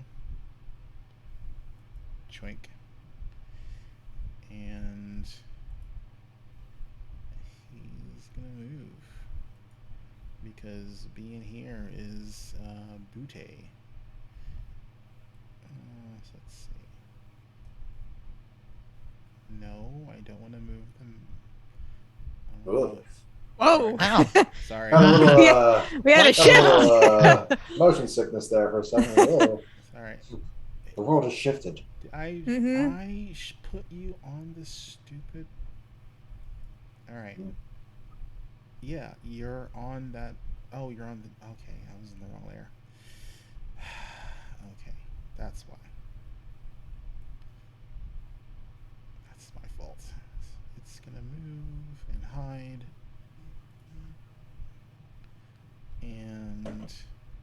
And as it turns invisible and it moves away somewhere, you hear, sorry, I promise, if you can kill them, I will help you. And Okay. and that is its go. Because it is like I am not fighting all of this crazy stuff. So let's see. Red team.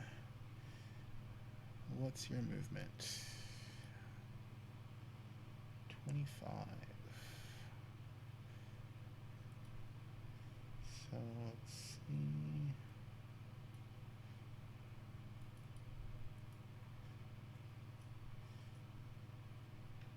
So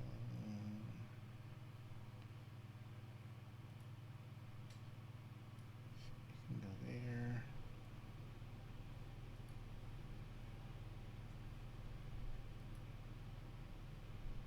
You can go there. What about you? What are you gonna do?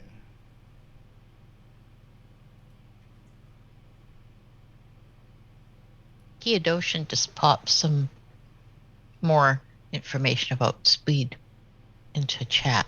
Just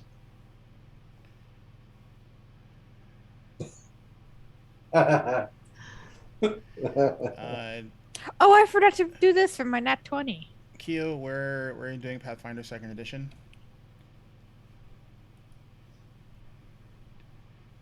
And ooh, nice. and Roll. and humans are 25. They can get more movement if they invest feats. If they invest in feats to do that, or use special ancestry abilities to do that. So yeah.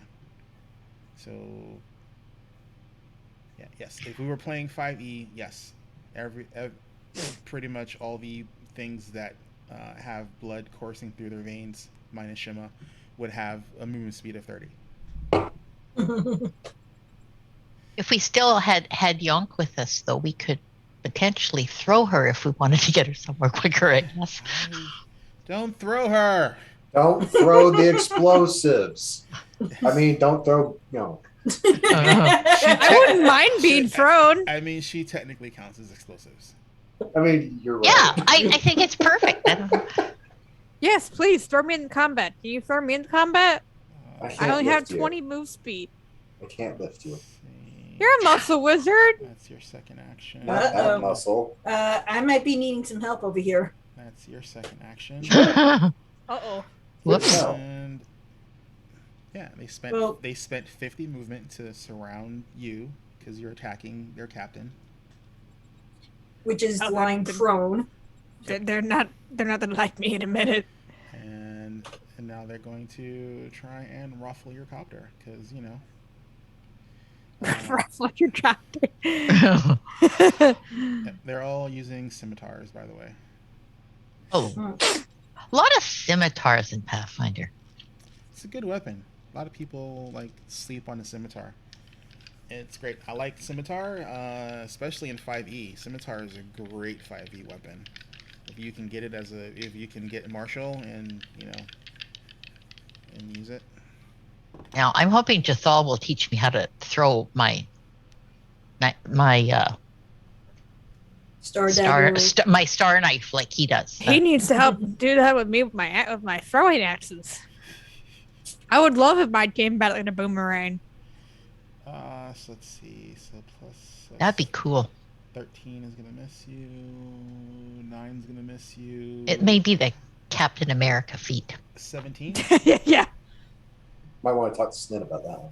I think my AC is 19. No, 20. All right. So 3 misses. Woo! Yeah, the one that was flanking you rolled the lowest, and it was garbage. So. Well, to be fair, his flanking partner is also prone on the ground. So His fighting partner is about to get fucked in a minute. Oh my God, jeez. So let's see. Oh, Azrin. Yep. Did we go over holding actions and stuff like that? Can't be done, right? You can delay. You can delay. Okay. So basically, so you can. Yeah, if I have the option, I'm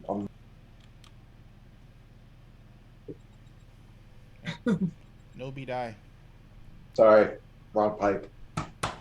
Yep. Been there, done that. Got the t-shirt?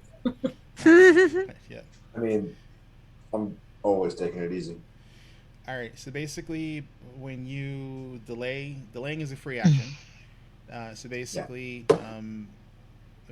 so the rest of your turn doesn't happen. Instead, you're removed from initiative order and you return to initiative order as a free action triggered by the end of any other creature's turn. Yes. So basically, you say, "I want to go at the end of so and so's turn." That's a delay. Yeah. Okay, that works. Alrighty then. So if you want to Sorry. do that, so if you wanna do a hold action. So if you want to do a hold action, it's basically it's two actions to hold it, Right. and you give it a trigger. Yes. Okay. You don't lose your place in line as far as whatever's happening, but Okay. A held action, if the trigger does not happen in the initiative turn, you lose Right. the held action. That's fine. And if you're casting a spell, you have to start casting the spell, which means you will lose the spell slot if the trigger for the held spell does not come. I am A-okay with this. All right. Cool. So there's these guys. That's too much nonsense happening over there. So let's see. So you're just gonna go 5. Oh, okay. All right. Oh, bring it! So that one's Put going down that there. horse. Okay, let's see. You're gonna go.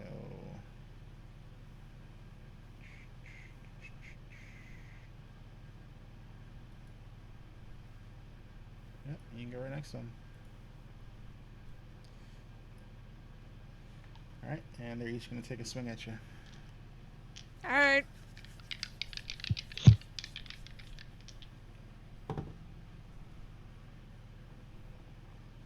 Or not. Let's see. 4 is. Yeah, that's not even. Yep. Nope. Not even close. Jeebus. I'm gonna have to start rolling the 14 mils again. Freaking freaking 12 mils are not working. All right. So Cantrell, it's your go, sir. Cantrell is going to use an action to move right in front of this captain here. Who's prone? Yep. And I'm going to use my 2 remaining actions to hold an action by Okay. casting a spell. And I'm going to, as a free action, say, Shema, move, please. Okay. So what's the trigger for her When moving? Shema has cleared the area for a burning hands, I will burning hands the 4 skeletons. So I will help you. You're last in the initiative order. So there's no point in you. There's no point in you doing a held action. Do I want to burn Shema? You would tell her to move, and then you would do something different, or you could move here. Because there's no way I can hit all 4 of them. You can't hit all 4, but you can hit 3 if you move there. Well, you'll still hit Shema. You'd have to move there. Yeah, I'd have to move there. Well, the idea was to get all 4 of them, but yeah. I guess if that's the case, because you're at the end of the initiative. Go for it. I have enough. I understand what you want to do, but if you hold your action, Cantrell will not yeah, purposefully burn a friend, so just bars. I will just and hooligans. Well, I will go ahead and burning hands these folk. So I need. Okay. It's just a reflex, a basic reflex save.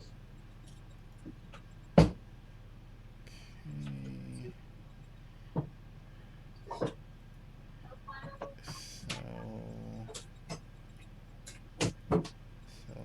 skadoosh. Mm-hmm. And need a reflex save. What's your reflex? That's pretty good.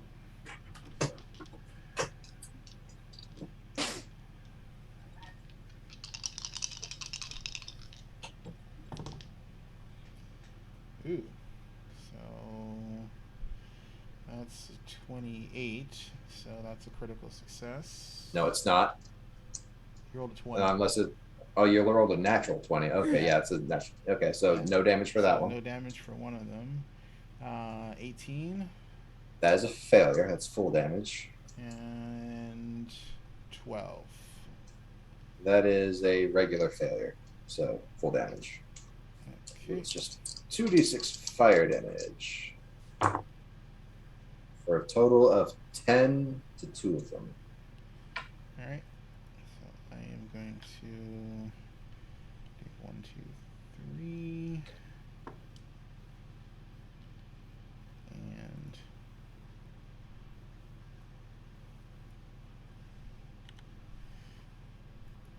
And these 2 are dead. Nice. And that is my turn. Alrighty, good turn. Mm-hmm. Okay. Wait until my next turn. Alrighty, so the skeletal champion stands. That's one action, and then he's going to. Let's see, his horse is dead. Did he lose his lance in the fall? Well, he's not going to bother with the lance. He is going to instead. Let's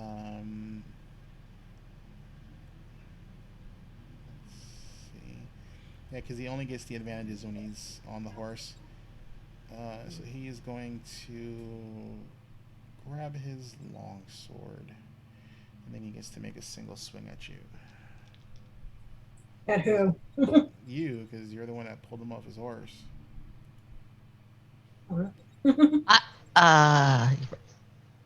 Actually, it was Shathra that knocked.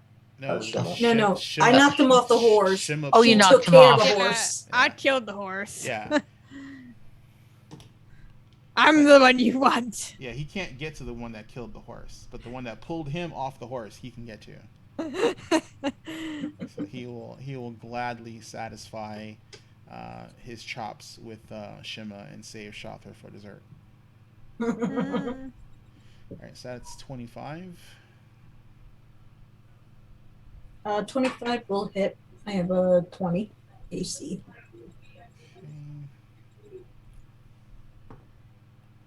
And you'll take 8 points of slashing.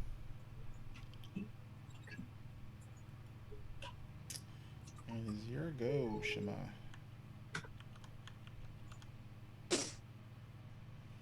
Hmm? It's your go. My turn? Okay.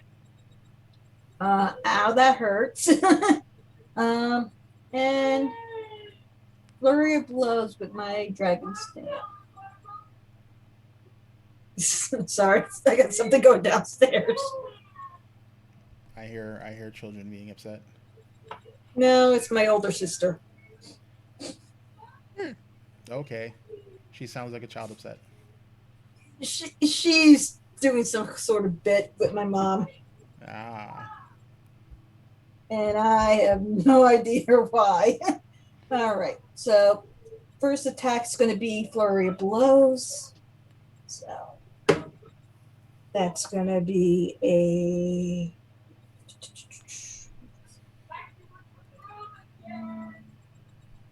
23 to hit. 23 hits. All right. 6, 7, 13 points of damage. Okay. So first hits does 13. What's This the is other one? going to be a.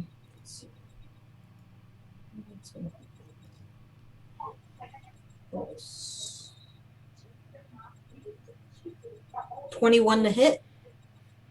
21 just hits. All right.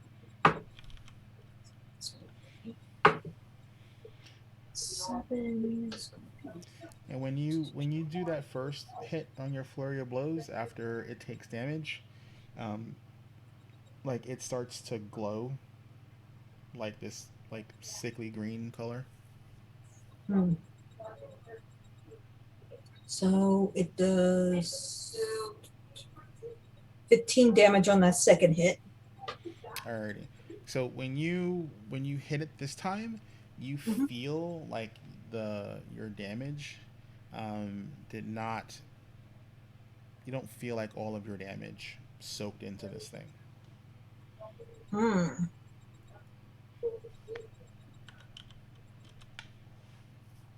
Okay, given that, I'm going to turn around and hit the other guy for my last hit.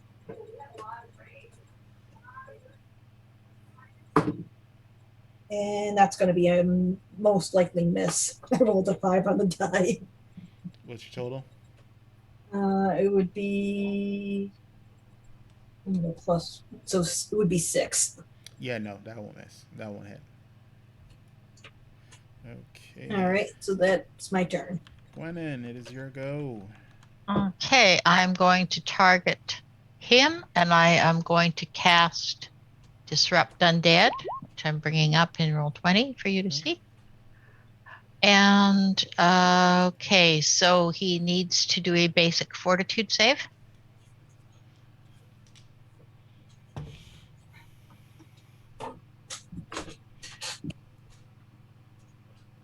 Needs to beat a 19.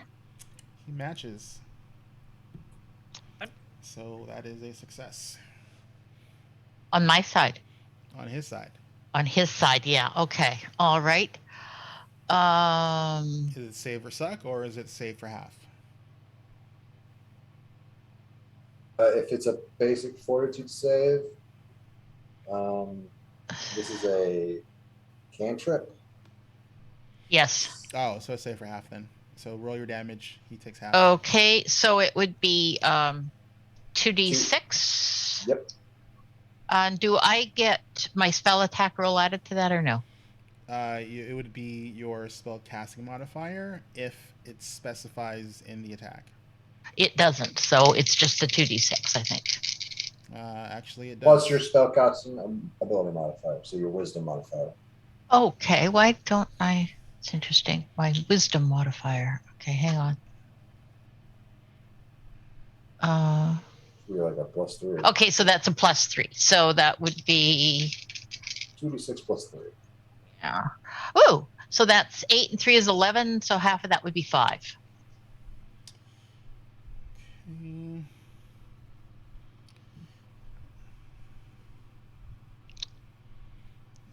And it made it save, so it's not enfeebled. It is still up. Okay, and then with my final action, I will raise shield with the cantrip. Alrighty. So, Shothra. Rawr. Show me what you've got. I got a bloody axe looking for more victims, and these two just happened to walk right in front of me. Don't even have to move. So, you know. No one said they were smart. No. They don't have any brain meats anymore. I'm using a hero point. You're out of hero points. You used one. I thought we had one after break. We had a break. Oh, that's right. After break, you got one. Yep. Sorry, my fault. Now you're out of hero points. Now I'm out of hero points. Goes in dice check. Alright. Try it again. Oh, come on. 19. And for these guys, 19 is a hit. Would have been a 29 had it not been for the fact that it rolled. It would have still been a hit. It would. We said 29. Oh yeah, it'd have been a crit if it was 29. But Dang it! Missed opportunity. Damn.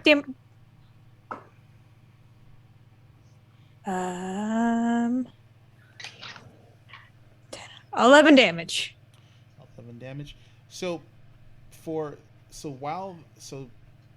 now that these guys don't seem any different than the other ones that you attacked previously, but like there's some sort of, they have this like weird green glow in their eyes that matches the same color as the emanation that's coming off the strong guy that's over by Cantrell. And you hit, and you don't feel like your damage took quite as much as it. He's still up. I'm just gonna keep swinging until he dies. Oh, okay. It's usually That's all you can do. That's all I can do. That's usually the barbarian way. Yeah. Alright, that one's going. That's a miss. That one. God damn it. I guess the 20's coming back to haunt me and bite me in the butt. Alright, time to roll for crit fish. Red fish. Red fish. Crit fish. Crit fish. Okay. Well, I have a +10. I have a -10. So 19.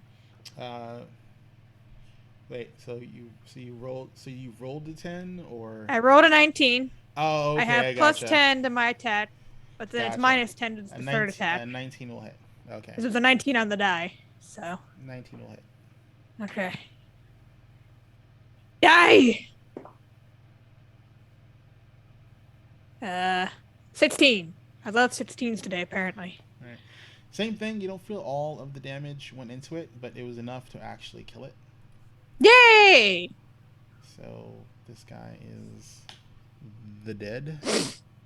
Well, one down. One more to go. No, there's 2 to go. Well, on my side at least, and then I'm gonna come over. Plus the captain. Yeah. Oh, yeah, I gotta do this for my nat 1. But the odds are in our favor now, at least. That won't affect them. 2 dice and dice jail.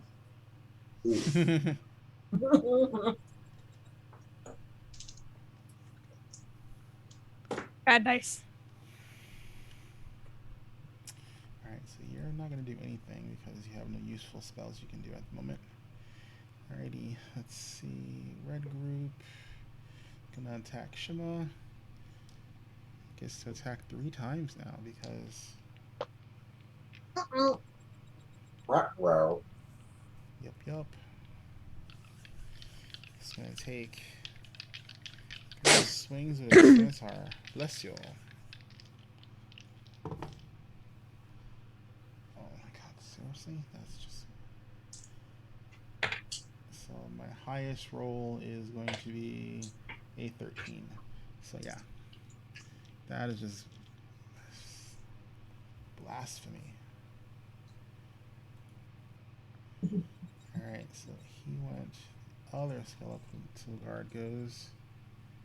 That's the one that's attacking Chothra. And it's going to take 3 swings with its scimitar. It can certainly try. In the words of my other DM. You are trading. I won't be mad now if I roll 3 20s. Okay, I rolled 120. Oh, damn it. That's a hit. Alright, so the third swing is a total miss. That's not going to hit you. Let's see, -5. So that's 7. 7 and 6 is 13. That's a miss. But the 20 does hit. Is it a nat 20? Yeah, not 20. You did a crit success. Critical roll success. I don't know if it's a crit. I don't know. What's its strength? I mean, it's a crit regardless, probably. Let's see. You are going to take +2. You're going to take 14 points total. How? Rolled well. And let's see. Yeah, that's all he can do because he swung 3 times.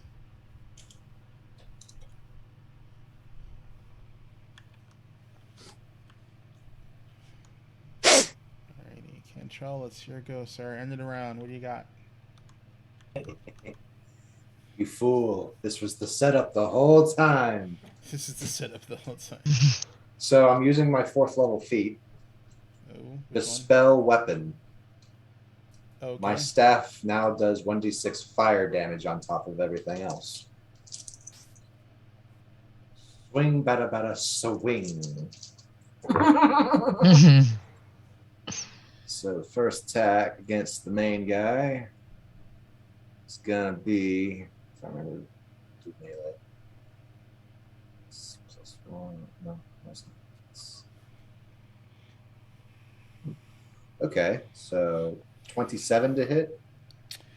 27 to hit is a hit, and that is a crit. Oh, Oh. wait, no, you're going after the captain. That's not a crit. That is Not a crit. just a Okay, hit. cool. Okay, so it takes 4 points of bludgeoning damage and 3 points of fire.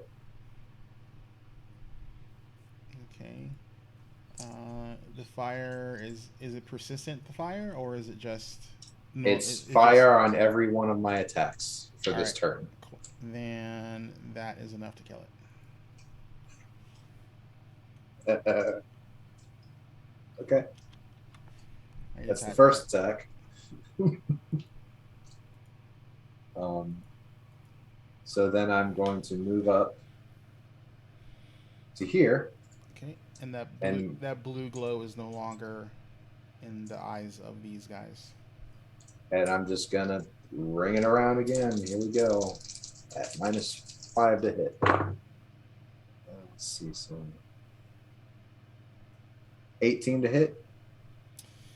For these guys, 18 will hit. 5 Plus bludgeoning, flanking. 4 fire. Okay. It is dead. Pow. And What then does the flanking add on that? It just Yeah. gives +2 circumstance to hit. Okay. Which I didn't Nice. add, but I don't think it really mattered. And the flames will go out on the staff. Spell champion is dead. Shema, it's your go. Okay, with those two now out of commission, first action is going to be to move over here, where I'm flanking this guy. And flurry of blows. I was welcome to the party. That is going to be a nat 20. Yeah. Whoa. So that's roll and double the damage, right? Yeah. And 28 total. Whoa. That guy Damn. is poofed. Basically, I just punched its head off. Yeah. I'm just gonna be like, whoa! Into the shop. Don't smack me in the face with that thing. Hit you in the chest. So all the skeletons are the dead. Hmm. And then appearing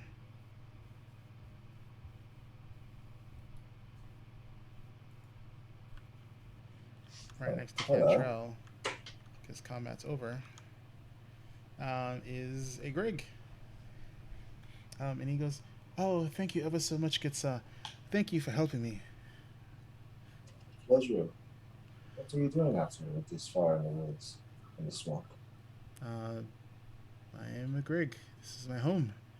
At least until those damn Aspis moved in, and I'm not sure what happened to them, but they something killed them and turned them into skeletons. Whoa, wait.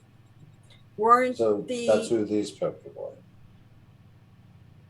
They were the Aspis. Oh. So Greg, This is awkward. I have a question for you. Hmm? Did you happen to see a bog body with them before they died? Bog. I mean, they had some bog bodies, but I mean, that's. I mean, this is the bog. a pristine one. Oh, you mean the maid? Yes. Did they steal the maid? I don't know. possibly? We Probably. were on our way to discover that, if they had or not. Can you take us to their camp? Well, it's right there, through those bushes. Oh. So you know of the maid? Oh, every fey creature who lives in the forest knows of the maid. I mean, she's been in part of the town close by for generations. It's gone missing. And we weren't sure if it was these brigands who are now double dead, or if it might have been someone else. Well, I mean, they have been pulling bodies out of the bog, but I mean, not in any great number, and definitely not the lady. Um, but I don't know.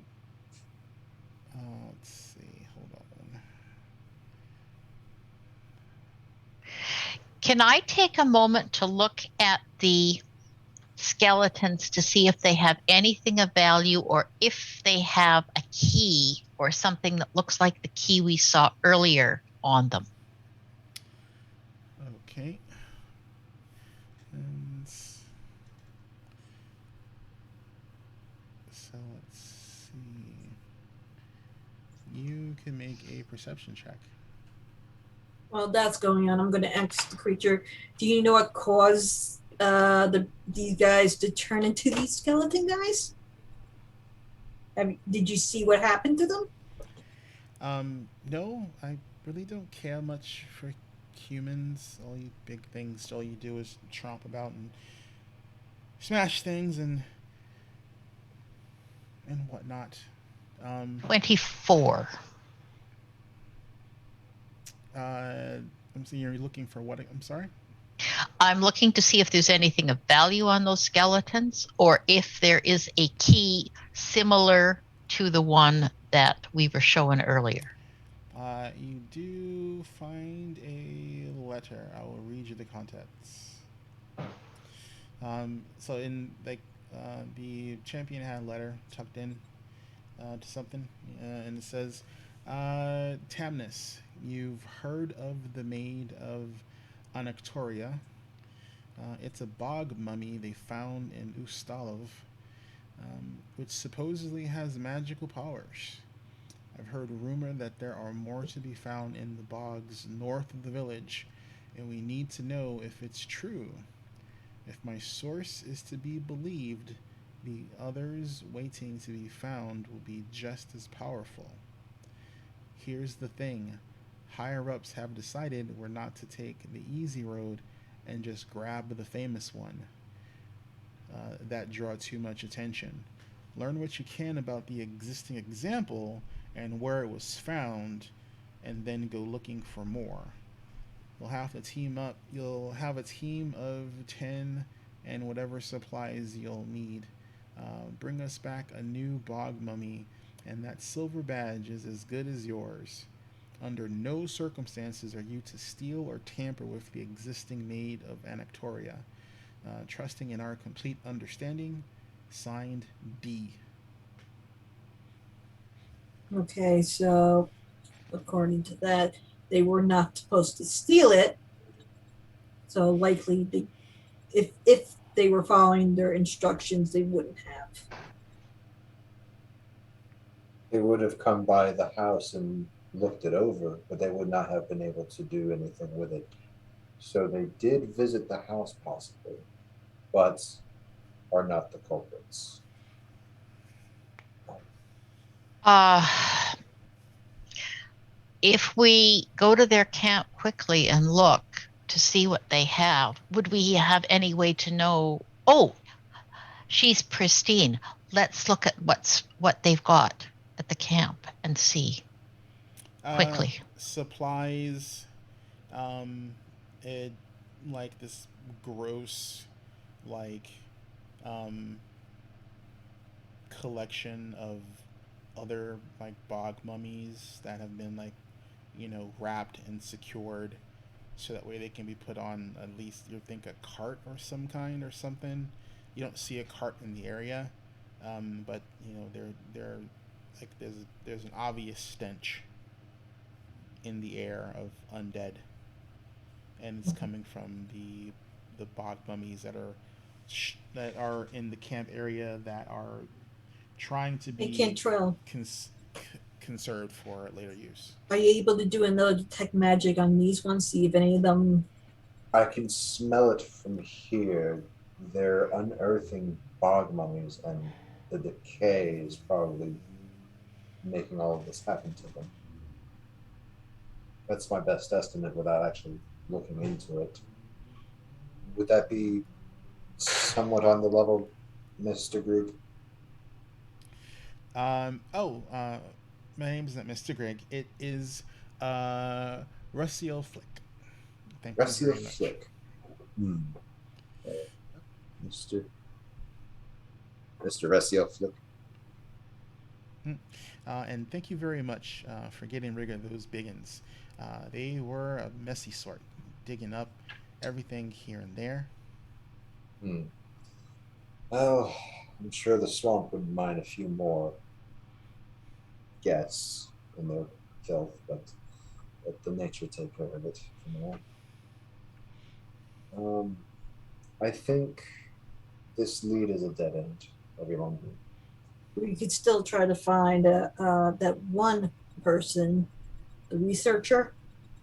Oh, would you happen to know of Jahandria, the insect studier, the thesis? Oh, the funny elf who likes to walk around and collect dead bugs and capture other bugs in jars. Yes, we that don't one. like her. Would you happen to know where she is? Are you gonna get rid of her too, like you did with these? No. Depends if we have to. I would rather have a conversation first. Depends if you pay me. I'll give you a treasure if you get rid of her. Really? What kind of treasure? Well, Calm down. You have to agree to get rid of her first. I'm no fool. We could talk to her and see what we can do. Would you rather just not have to deal with her and have her move over some space, or I feel like she just wants to have. He just wants to have her killed. Well, I don't. No. No. Well, you don't have to No. kill her, but if you can just get her to get away from the bog, I mean, she's not as bad as these, but I mean, she's not all that great either. She just runs around and capturing my insect friends and, doing all sorts of horrible things to them and writing things in her stupid book. You know, I'm Okay. sure I can be very persuasive, and she'll point at the axe on her back. Cantrell just Cantrell, would we be yes. able to talk the Pathfinder Society into removing her if we could find her? It seems like a menial task for us. Well, technically, we can't. They can't really arrest her for capturing bugs. And she is basically like me in a way. She's a studier. She likes to read and examine things, and I'd be able to talk to her, but it's gonna take some convincing. I have a wonderful way of convincing her. Let me guess. Blades? Yeah. Well, I mean, just, more singular and broader. Oh, she has 3 of And them, wider. at least. 2 I'd small rather ones. not be confrontational with her. I'd rather just see if she would actually move on her own free will. Well, And if it doesn't not, come to well, that. if she can't, I'm not going to force anyone to move away. But I can. as I said, I'm not. And the Grig, he totally is, he's very much with you saying you'll help get rid of her. Who? So make me a diplomacy check, and you're actually going to get a +2 circumstance bonus to it. Okay. Not you. Damn it. You're the one that wants to use civility. Hey, that's true. It's Shother who makes the roll. You Soth are good with diplomacy. And I am good at intimidation, kind of a little bit.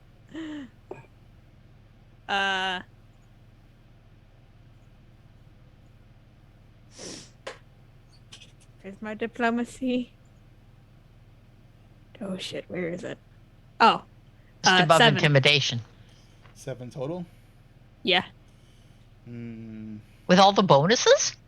Oh wait. Oh no. 9. Sorry. It's still not much better. Does she Oh. still get my guidance bonus, or is that run out now? Oh, it's one-time thing. Yeah, it's one-time thing, and it's past. Oh, I would have brought it back at 10. I kind of rolled low. Yeah, he's like, if you bring me back proof that she's gone, then I'll give it to you. At her head? That'll work. Gwen and I mean, smacks her Not telling her forehead. if we don't have to.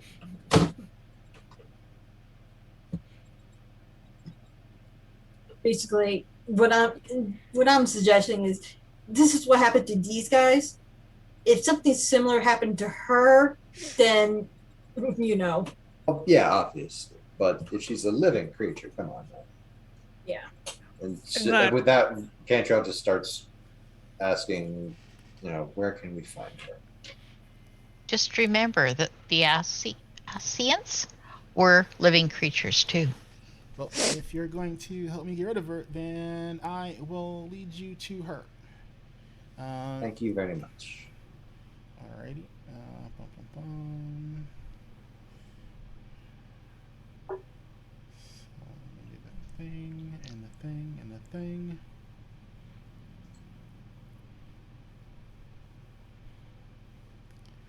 So, you guys travel for, another hour or so. So is it dead of night now then? It's not dead of night. It is definitely heavy dusk. And you see that Like once it starts to once the sun gets to the point where it's the sky starts losing that orange glow and it starts turning into more, blackness of night. Uh, ladybugs, Twilight. yeah, ladybugs start just like twinkling all over the place, Hmm. and um, and then God, his silly little name. Mr. Flick. Yeah, Russell Flick. He crouches down, which is like really low for a Grig because he's like that big, um, and he says, "Oh, she's over there. You know she's over there because of the fireflies. She always goes after the fireflies first." Uh, And uh, and sure enough, as he says that, this elf, um, like springs out of a bush with like an open jar, and like scoops a bunch of fireflies out the sky and closes the lid, and she's like looking at them, and she's takes out this little notepad and leans it against the glass of the jar, and she just starts writing stuff down. What are you guys doing? uh, Kendra will walk forward casually. I follow. Me I'll too. have Also keeping my eye on Shatra.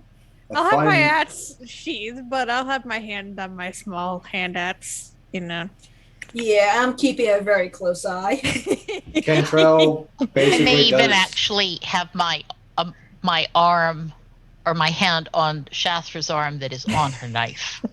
Cantrell is pulling a Gandalf and just talking as he walks forward. He's like, "Fine night for a fluorescent bug catching, is it not?"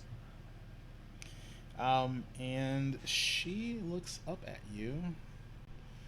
Bum, bum, bum, bum, bum. Sorry, I'm in a different block of text now. She looks up at you guys, and um, she's like, "Yes, yes, good night, good night." And she's just like writing down notes. She's like looking at different ones, and she like taps at the glass, but she's not just randomly tapping at the glass. Like you can tell she's tapping at the glass in a specific order. Oh, is she? Yep. Um, just like Sherlock Holmes with the whole flies going in random patterns bullshit. Um, uh, pray tell, you heard earlier about the maid of Aractoria, right? Octoria. Octoria? Our Anactoria? yeah, Anactoria. Anactoria. Um, yes, yes, yes. Those stupid rubes wouldn't sell her to me. Like the amount of, bug specimens that are in her would probably be amazing. Are you aware that she's missing? The rubes? The the maid. Oh. Oh well. I guess I'll never get a chance to look at those bugs in there then. Oh I well. would like to. And then she just goes back to like writing down stuff in her little book. Can I read her reaction when she did that? You can make an insight if you want.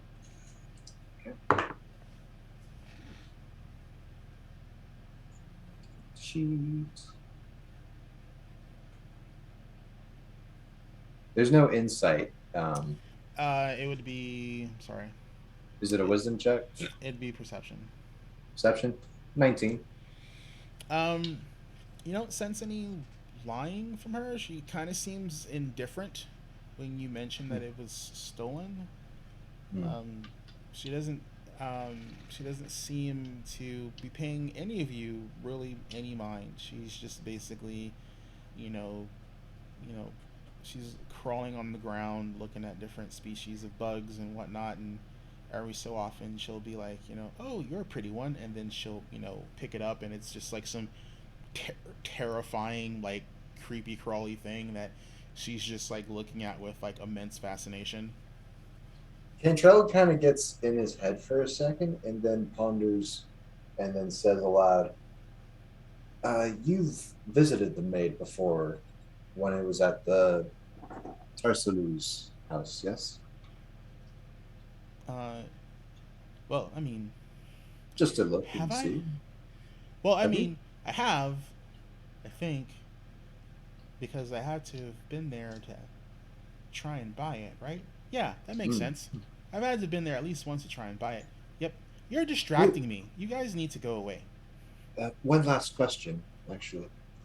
If you were to give your best guess, what kind of bugs most likely would be attracted to such a maid?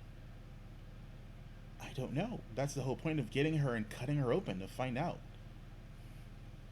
Well, based on the guess of all the other bog bodies, Oh, she's way different than the other bug bodies. She's pristine. Who and knows the what's bugs. who knows what could be lurking in her? The bodies that you pull out the bog are all wet and decayed and nasty, and I mean they're mummified, but I mean you won't find any specimens that are worth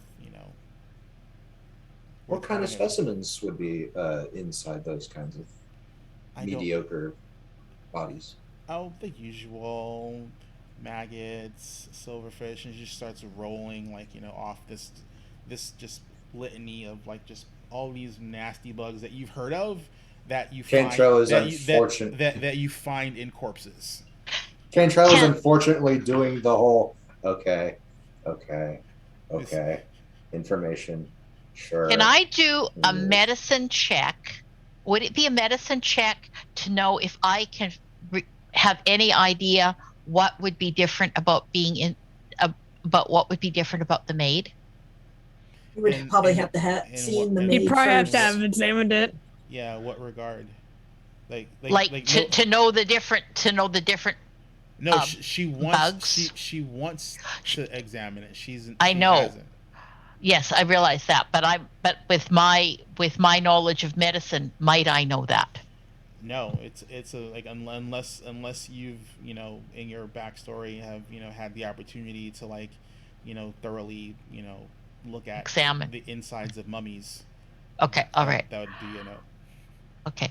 I'm going to look at the rest of the party and I'm going to say, did anybody tell us what it was that Afghani was studying? And isn't it an interesting coincidence that he comes home and the maid goes missing? Well, he is Yeah, I a was thinking it was a college. little odd, but I didn't want to say it in front of the mother, but college students need money, right? mhm. Mm. He could have paid someone. Or he was looking to take it and get money for himself. But he would have had help because there was two sets of prints. And that led us to the undead brigands. Mm-hmm. Unless the footprints were a diversion to send us off away from the house. Oh, I'm sure they were just examining it from a distance. They I were think under orders to not actually take it, but to rather inspect it. perhaps we If want to talk to Afghani a bit more. I think you're right. I think we should head back and report our findings so far Mm-hmm. and pray that Afghani is not actually involved with necromancy. Just a thought, though, too. Mm-hmm. Although his mother's very fond of him, so she would see him as above reproach. But also, she had said that he might not come back and that it would fall to the younger child to eventually take over the care of the mummy. So he doesn't have the same, shall we say, reverence that the And family has traditionally had for caring for the relic. hence why he would be more willing to sell it for money. Yeah. We will find out once we get back, I suppose. I think we've been on a wild goose chase long enough. Hold on, give me 1 second. And we could But we already did move save out, definitely. Russell Flick. Good to say Russell Flick. And then We Russell Flick's like tapping at like your ankle. And he's like, "Make her go away. You promised." I'm getting there. Still keeping my eye on stuff. She's just in a. Cantrell, can you explain to this good elf here that she is disrupting the Greek, and perhaps they can come to an understanding as to what is going on and what will not upset it? I have an idea. No, if your idea doesn't work, I have a better idea. Trust me, mine's much, much less nice. And he's going to walk up to Jahandria.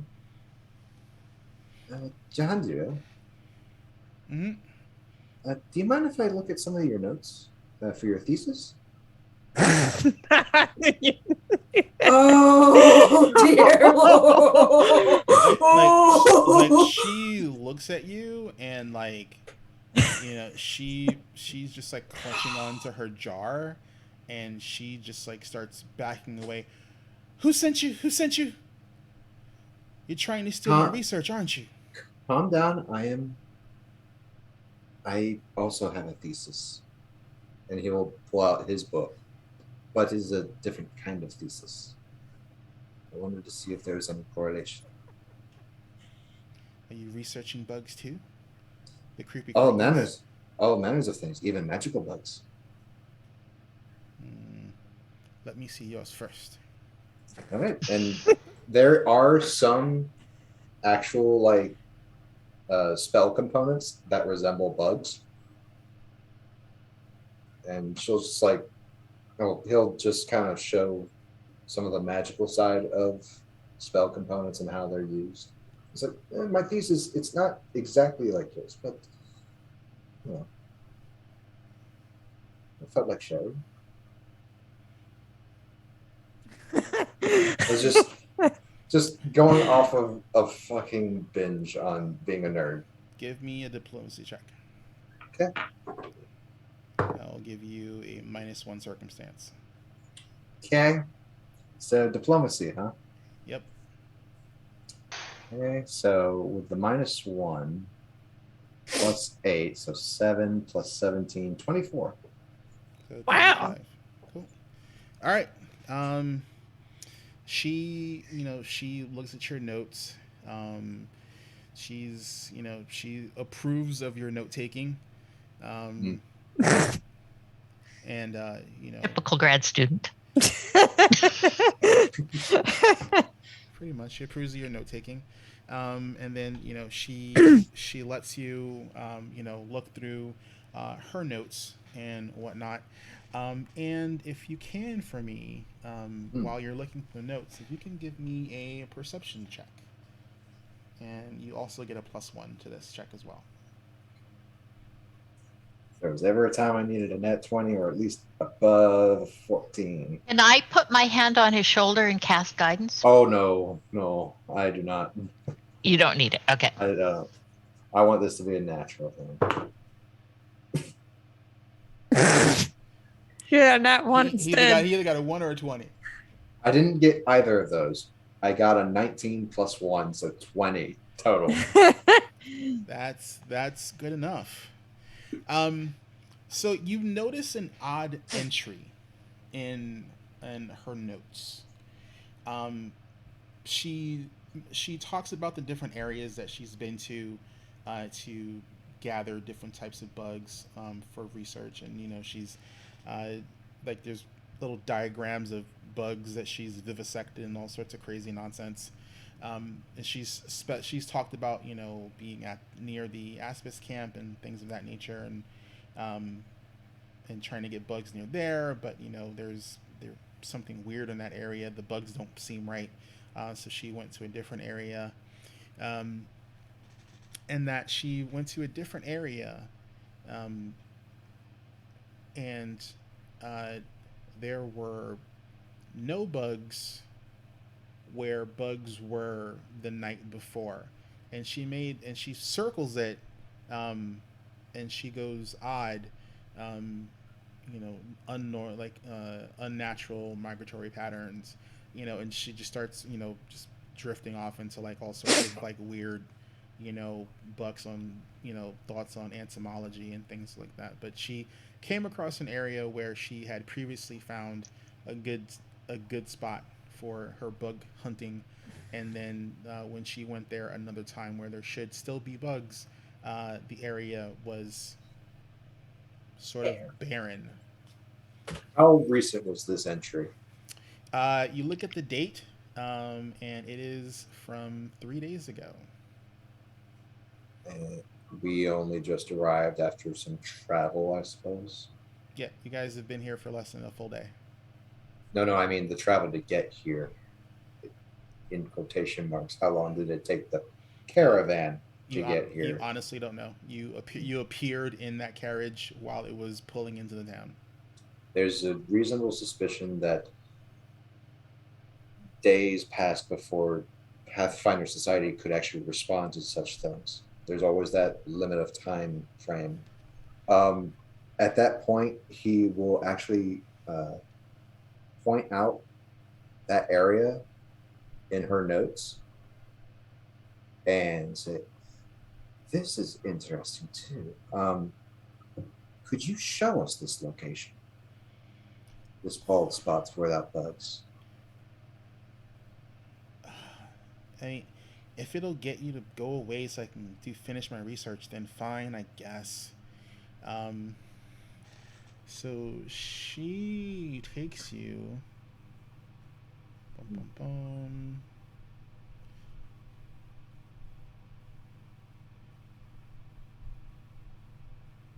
Just out of character. Yeah. Weirds. Yeah, You planning on burning that butch? originally that was the thought, but then I started to be nice.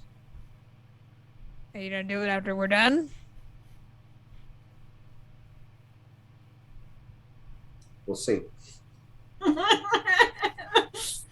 Because if not, my idea's not coming into play. No, my idea is going to come into play. Oh my god. And As I it's said, gonna involve as threatening. as I said, we'll see.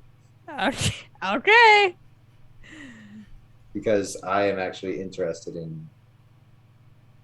What she found. Yep, and also it's very rare for me to run across other full elves, so this is a treat. As crazy as they are. Because that little fairy's gonna come tapping on my shoulder again. Well, technically speaking, we're in a different area than his home and where she was currently at. So technically, we did our job.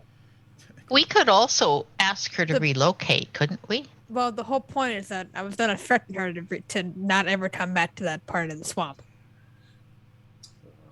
Probably doesn't. And if she ever did, I was gonna pop up. Here's the thing. Here's the thing. She doesn't go towards the area where the Aspis and Mr. Russell Flick live because of the necromantic energies that the bugs are reacting to. And she's like, Yeah, no. but he's still mad that that she's still here doing the buds, even if it's not in his part of the. I think this whole forest, this whole thing is a swamp. Well, that's not my problem. I think. Oh, if you're not gonna do it, then I'll rip the damn book in half. That's just gonna make her upset, you though. It's not. This is out of gonna- character. This is out of character, as she said. Livel, good luck, but no. I want whatever this treasure's supposed to be. Can I roll a perception check to see if this little Grieg is pulling our is stringing us along, or is really telling the truth that we're going to get something if we harass the elf? Give me a perception check.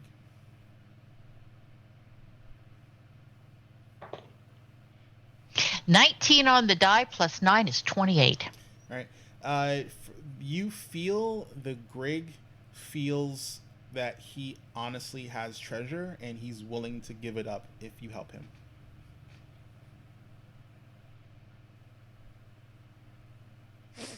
Shathra, before we do something nasty, maybe we could take this whole thing to the Pathfinder gentleman who brought us here and see if he's got a non-violent solution.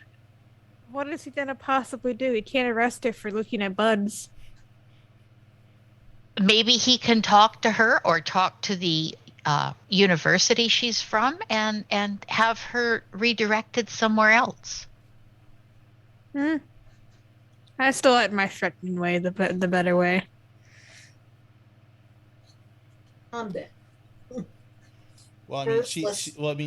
she's leading you guys to I'm whispering. where she's where she said she ran into the thing. You guys like are starting to approach like a windy like type road. Um, and you can see that there's like the remnants of a farmhouse or something nearby. Hmm.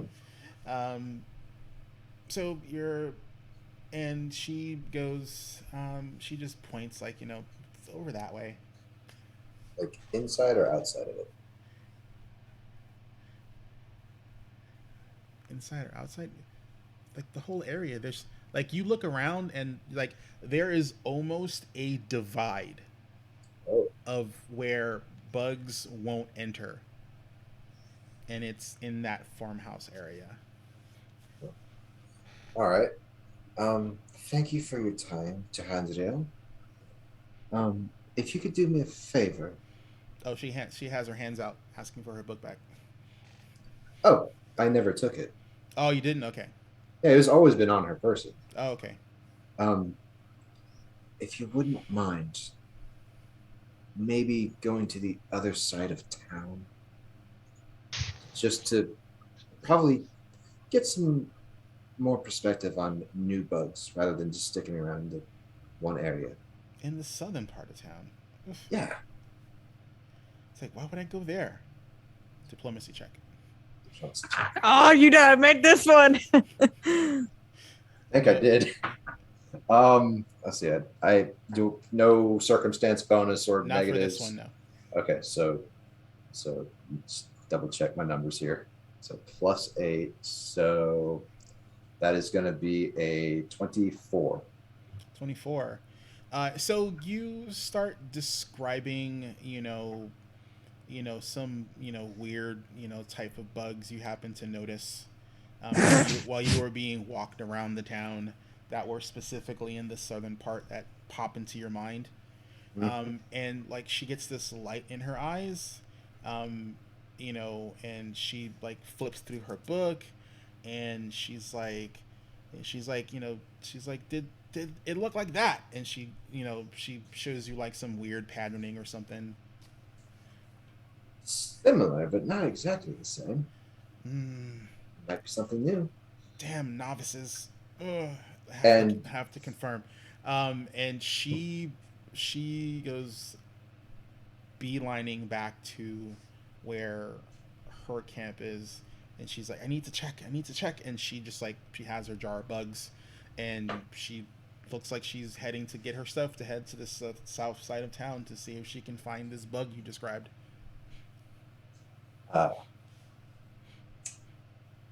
Mr. Russell Flick, I think our deal is at an accord. It's like, you're one of the good biggins, and he like and he like reaches into like it's almost like he has like this little tube he's carrying around his person, and he like pops it open and makes like an audible thunk, and he pulls out a key, and he hands you the key, and he's like, it has magic, I found it in the bog. Shafa, if you would like it. Sure. I don't know what I'm Thank gonna you. do with it, but cool. And much obliged. We are very happy to assist. Mm-hmm. He's like, one man's waste is my treasure. If he didn't want it, I'm gonna keep it. Who exactly? I don't know. Can you describe them? I don't know. Some begin with those stupid things you wear on your face. A mask? A mask? No, not a mask. I know what a mask is. The like when you wear those like little circles of glass on your face. Oh, Glasses. Oh, Glasses. timeout. Circus. I would like to recall information about everybody we met at the Tarsulu's house who was wearing glasses. Do you remember, or are you asking to? Was it going to it's was it the son? Was I the believe it was college the student son. who was wearing glasses? Yep. Evgeny does wear glasses. If you want to remember specifically the type of glasses, you have to make a roll. I'll try and make a roll. Would this just be like an intelligence for call knowledge? Yep. Give me a recall knowledge. Okay. Let's see. So that's just basically adding my intelligence I'm modifier. telling your right? intelligence modifier, yeah. Okay, so rolling really freaking good right now. 18 plus 4 to 22. Alrighty. Yeah. Evgeny wears these. They kind of like just rest on the bridge of his nose, but he has these golden spectacles that are circular, the lenses, and they just rest over his eyes. I'll describe those glasses to Mr. Flick. He's like, I think so. I don't know. All you biggins kind of look alike to me. You just stomp around and doing stuff. But definitely gold. They were shiny. Shiny. Are you thinking that he may use this magic key to open up the case? I'm thinking he might have lent the key to the Aspis. And then wait, did you pick this up? No, never mind. I'm not going to ask. Thank you for your time, Mr. Flick. Oh, thank you. All those biggins are gone. I think I'm. We can always test the key on the lock when we return. This is true. Well, it seems like we know how he didn't need the key on his dad's neck to open the case. It doesn't look anything like his father's key. But if it's a magical key, it can open any lock. You say this. It would be interesting to see the reaction of Afghani if we asked him about the key. Well, when we get back, I'm gonna try this on the case to see if it opens the door. So First things first. Let's check out this farmhouse. Yes, and we start. so we're not going back to the. Okay. Not yet. No. Farmhouse. Okay. Fine tooth comb. Fine tooth comb. Maybe let's open the door in the farmhouse. It could open a door. Alrighty. Maybe. I don't know what it does. I am gonna take us off. We don't know what it does. For this. I'm letting you know some things are gonna happen, but we're gonna have to theater of the mind it to keep things expedient. Because I know people have to leave soon, and I don't want to drag this into 2 sessions if possible. Although it's a lot of fun. Oh yeah, I honestly, you guys have been like way more thorough than I thought you were gonna be. Usually, this is kind of a speed run campaign. You guys have just been like snailing. Well, you've been a little snaily. I mean, you did make me into a vampire. I'm supposed to be suave at some point.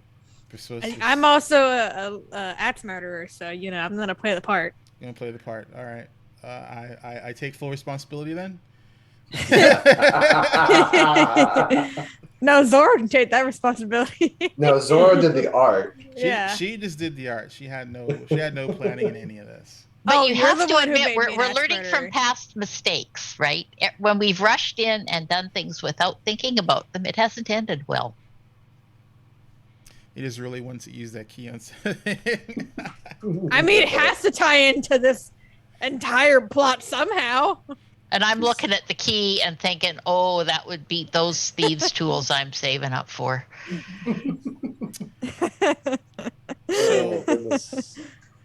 So you get to the farmhouse, and there is you hear like arguing, and there is a familiar voice. Is it him? You're not too sure. It kind of seems like it's coming from below you. Um, like you can like the farmhouse is leveled, but there is a Leveled as in raised? well, I mean, like it's raised. So I mean, it's just like there's it's just foundation blocks and stuff. Like there's like you can see where things were meant to be, and if you guys are you guys getting closer? I'm presuming. Yeah. You see it like through on the corner of one of the what was a building is a stairwell leading down, and that's where you hear the arguing coming from. I listen very closely to try to make out what they're saying. I'm gonna start quietly moving towards the voices. That as well. Alrighty. You you definitely hear Evgeny's voice. You hear another voice you haven't heard before, and they're arguing over what to do with the body. You hear Evgeny say, "Look, I've been planning this for months. You getting cold feet now is stupid. They're gonna find the Aspis. Everything points to them. They have nothing on us. It's like we can get rid of this stupid body, leave this miserable village, and live comfortably for the rest of our lives." It's like, come on. It's like, you told me you were in on this. Don't puss out on me now. and you hear, just like, look, man, they were so close to my house today. I don't even know how they didn't see it.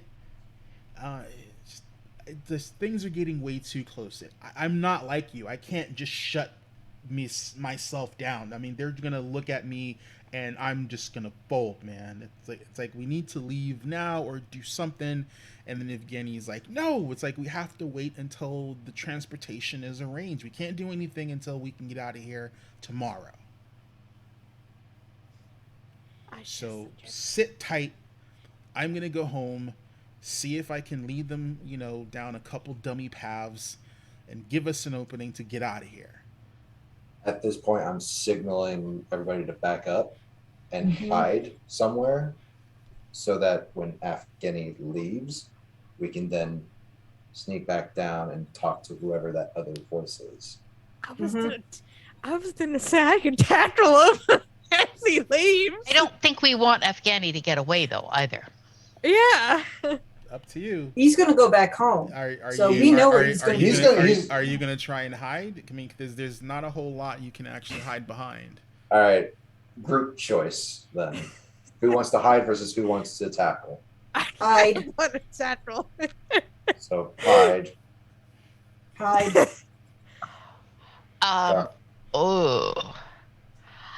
I'm thinking maybe. I don't think we should let them get away, though. Do we have a way we can? So you're for tackle then? Well, I'm not necessarily for tackle, but do we not have some kind of holding spell or something? Just to. I got broom muscle. How about no brutal damage? No, I was just gonna tackle him. Just don't let him go anywhere. Yeah, exactly. I was gonna tackle him. The thing is, we know where he's gonna be. If we could talk to this guy and convince him to come clean back at the house, he's gonna be with nowhere to run anyway. True. Because he's the one that said he'd fold. So I agree. Hold, hide, let Evgeny go, and then 3-4 against the other guy. Bible, you okay with that? Okay, I was just gonna say we could just question him here and then bring him in. Yeah, like the idea is to just let fucktard walk away, and we'll talk to the one who's probably more. Well, this guy, he said he's gonna try and bolt it if we get close to him. So well, if he tries and run, I'm gonna tackle him. That's fair. Oh yeah. But I would rather him not have help. Oh yeah. Or like a runner. Let's hope we all can hide very well.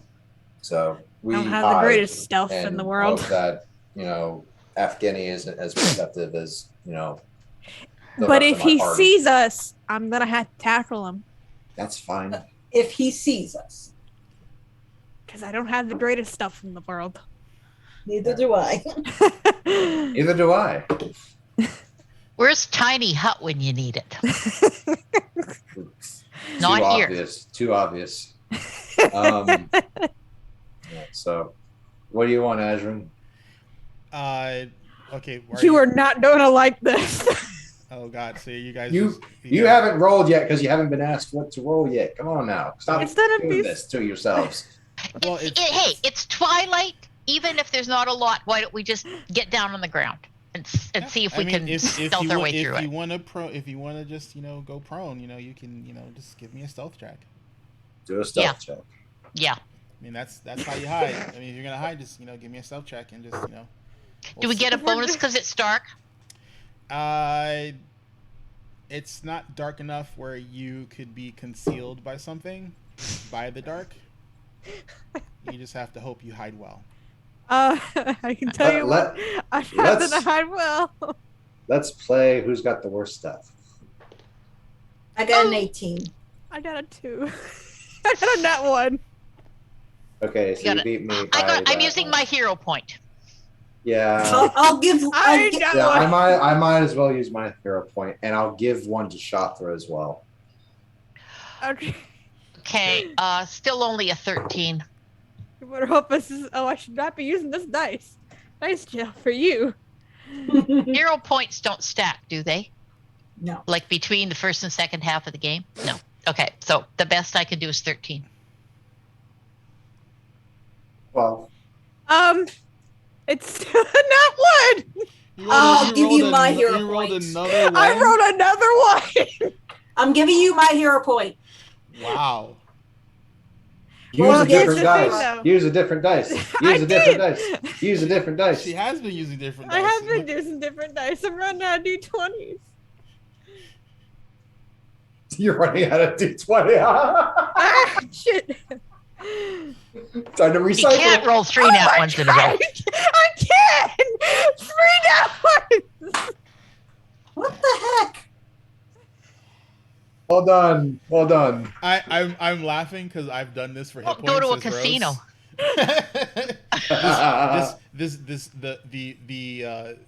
The re-roll 1 rule is because of me.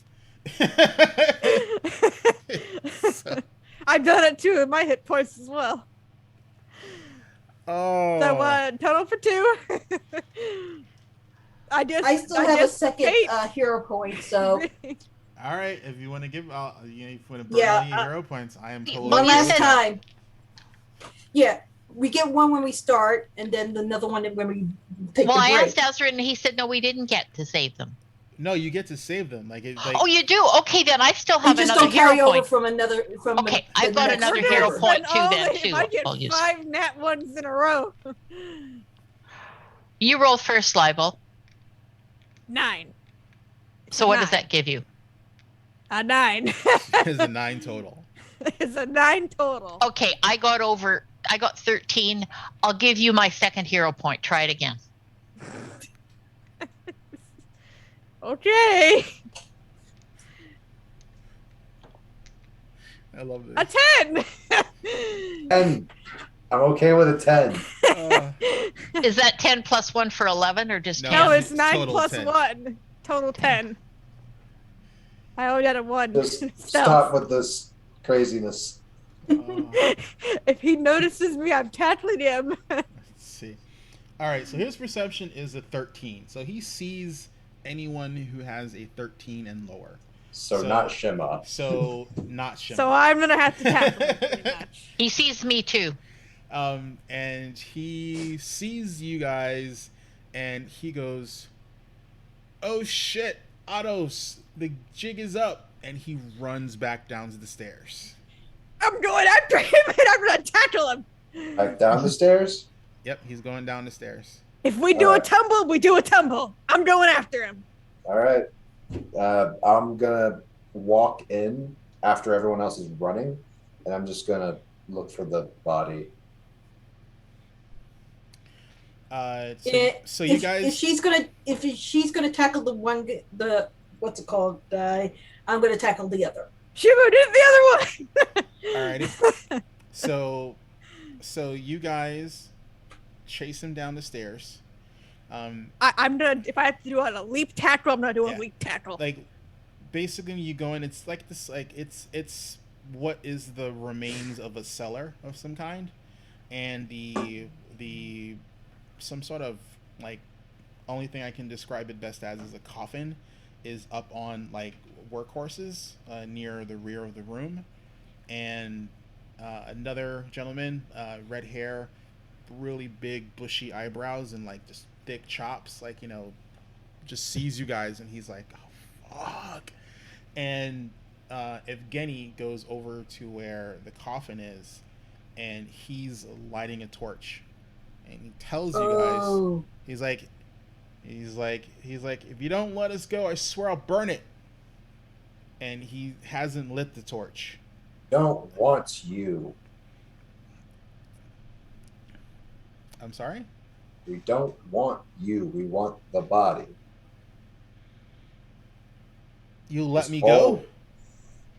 You're gonna have to explain everything once you figure out what the fuck is going on with your own bullshit. I will But- leave, and no one will ever know what happened to me. Problem. We're still alive and we have a job to do. So guess who has to explain that you and you did this? Then I'll burn it, unless you let us go.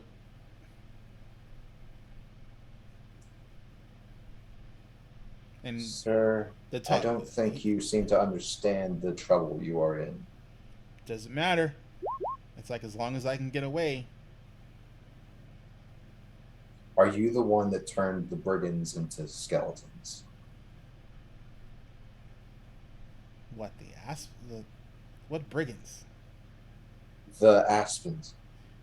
They turn into skeletons, and then Yes. and then Ottos is like, "See, I told you, all sorts of weird shit's been happening in the bog ever since we took this damn thing." Yeah. They all died and got re-risen and attacked around them.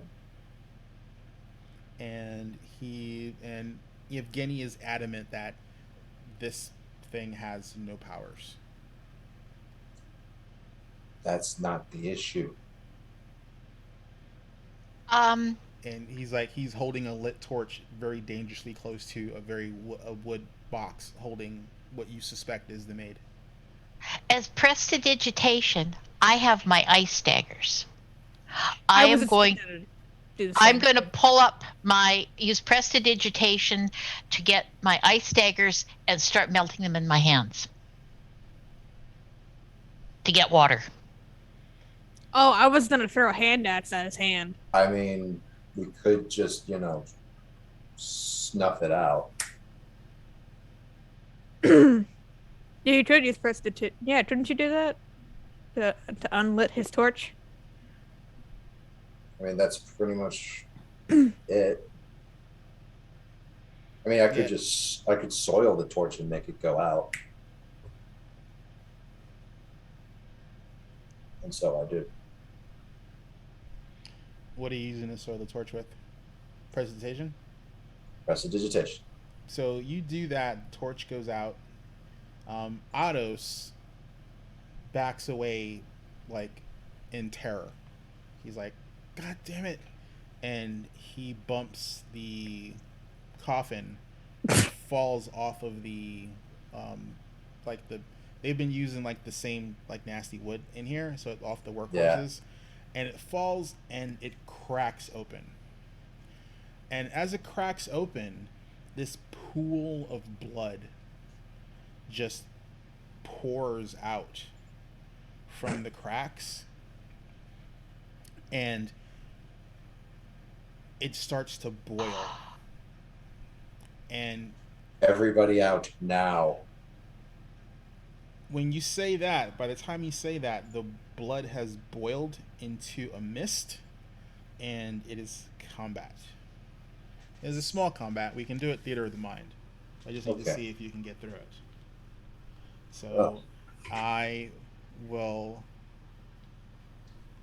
track initiative. There's no The only way out from down here is the stairs, right? You guys are blocking the stairs. They can't get past you.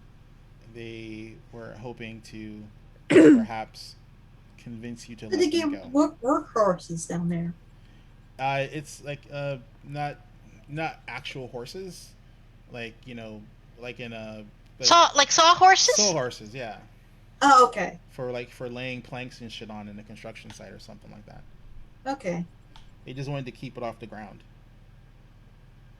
Where am I? Here. If Takior is still there, what is the Will Wheaton effect? Oh, Will Wheaton rolls. Will Wheaton rolls like hot garbage. Oh, okay. I didn't know. That's pretty realize much that. me nowadays. People say it's a curse. Yeah. I like, think I got the curse. Yeah. Well, like if you've ever mean- watched any of the old game show things that he used to do, yeah, he was. Oh, yeah. It was bad. Like whenever dice were involved, you can guarantee Will would lose.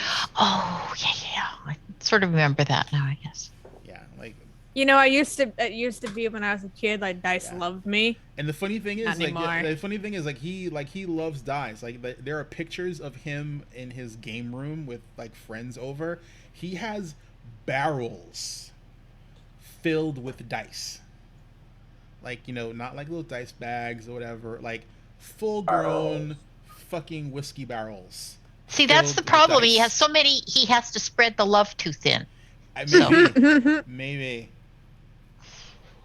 Maybe. I think he probably touched my dice then. Are you guys filling in your initiatives? I am. Oh, Oh, okay. sorry. I just need your initiatives filled in. Let's see.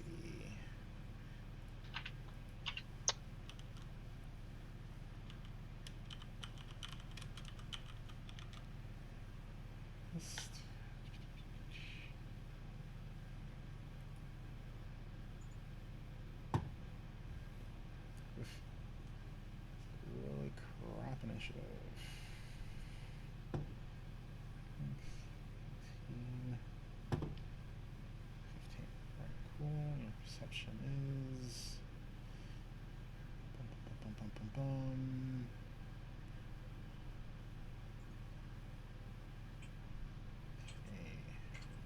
Okay. Oogie boogie dice. The Oogie Boogie Man. Okay. So that's gonna be Nice.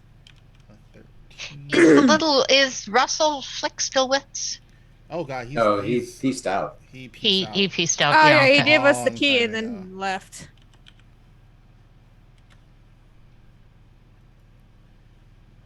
Okay.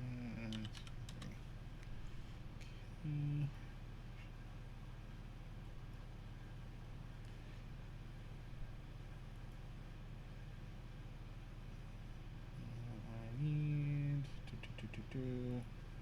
this one. I love Nightmare Before Christmas. Great movie. When Oogie Boogie does wow in his song, that's my notification alert.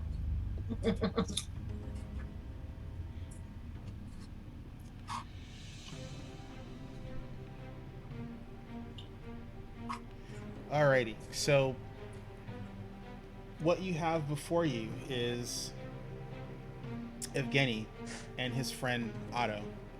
Behind them is on the floor in a broken pile of splinters is the mummy, the maid of Anactoria, and floating above her now are these 3 orbs of red mist, and they go in, and like before anyone can do anything, they just attack Otto and just suck the life out of him.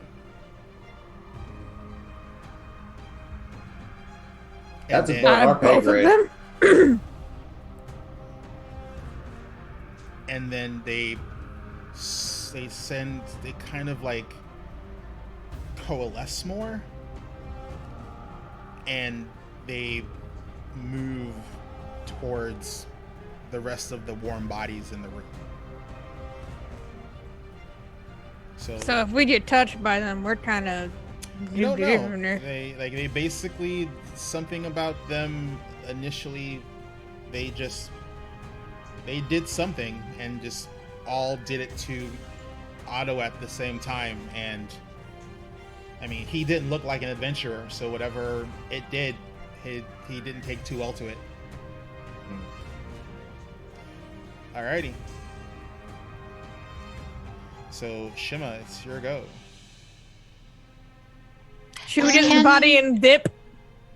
Does Cantrell currently have any of the properties of a vampire? He's never tried. You want to try, buddy? Not my turn yet. So the maiden body's on the floor. Yep. Is it still oozing like the red blood or no? No, it looks like perhaps the blood has been pooling in the casket for you don't know how long. And when it broke open, all the blood that was in there basically just evaporated into these red mists. We were never told that this thing was bleeding at any point. Well, no. Remember, you were told that there are legends of it having shed tears that help those who are true of heart. Okay. Uh-oh. I'm next. I say we're gonna have to book it out of here, definitely. But I am not gonna let what's his name go easily. I grab what's his name Gillian, whatever. Evgeny. Evgeny. I grab Evgeny and try to drag him away with me. So basically, I run up, grab Evgeny, and then use my dash or whatever to drag him with me. He doesn't have the same movement as you, so you'll have to make an athletics check to see if you can have him keep up with you. Athletics, alright. And that's gonna be 22. And I keep a tight grip on him. Okay. So your intention is to actually bounce out. Yes, with him.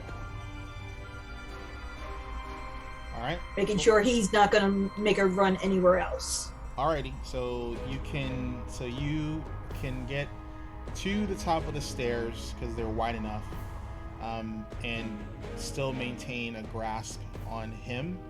He's not resisting you. He's kind of like catatonic, seeing what happens to his friend. And if he can't run, I'll carry him.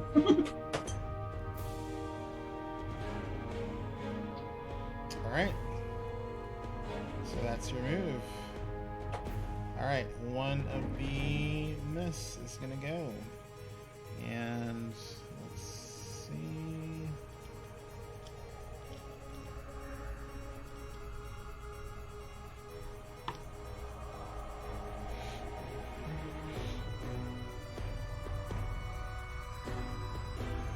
Alright. And it is gonna go after Gwenin. Oh, she's the truest part, in all honesty. I rolled random. Okay. Because they basically sense blood. Sensed your blood, went for you. I'm covered in it. Yep. So it's gonna make an attack. Do I get a reaction? If you have the reaction to use. Can I raise my shield? If your shield is, are you talking about? Did you? My cantrip. You'd have to cast it, and it'd have to already be out. You didn't do that the last round. Okay. Fair enough. So the reaction for the shield block is if it's already cast and up. Okay. Okay. Okay. Could I use something like acrobatics to try and dodge, or does that falls on my turn? That's nothing. There's no. There's a specific dodge, but it's like a feat. If you don't have it, you can't use it. Okay. All right. And I believe it actually just increases your AC. Okay. So let's see. Did a move, attacked, did a hit, and let's see.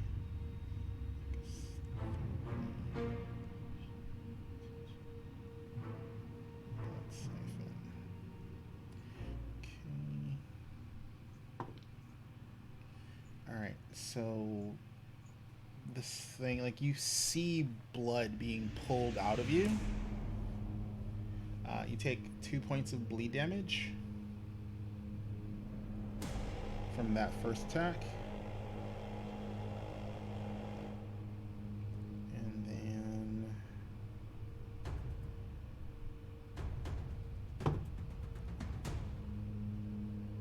that's going to be a miss.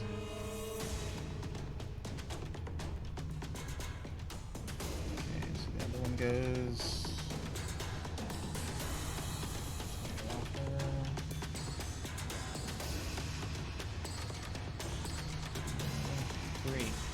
So, one of them, like, was headed towards initially,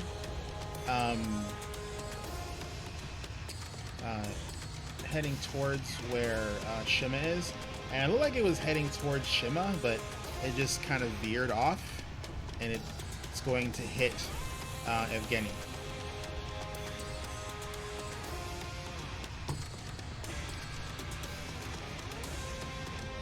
You caught up to us? Jeez. These things fly really fast. So you didn't go that far away. These things have 50 feet of movement, so.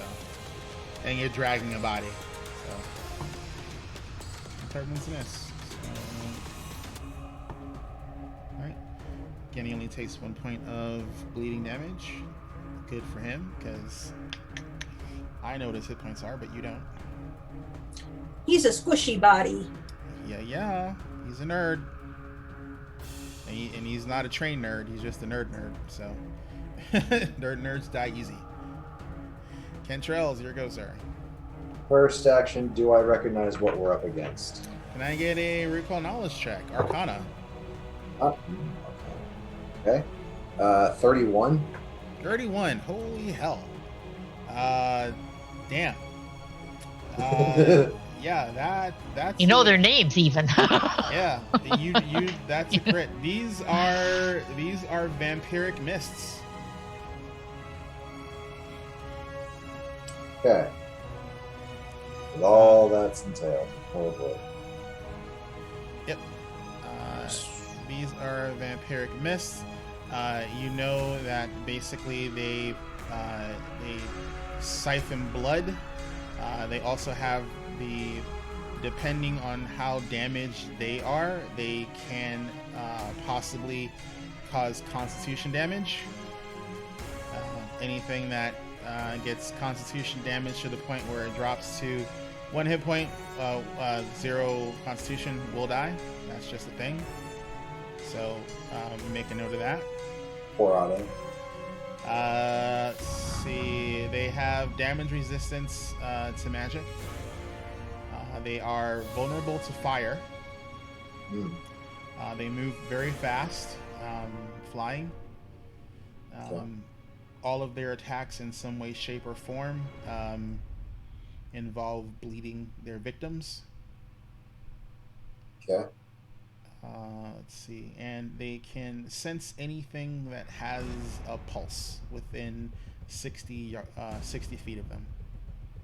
Okay.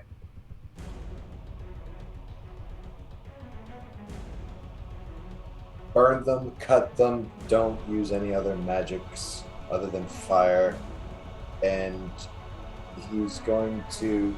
Are 2 of them grouped together where I can get them both with a burning hands? Yep.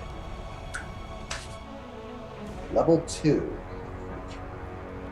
Reflex saves.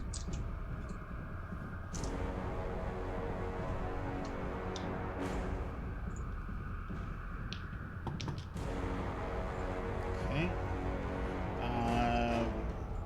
1,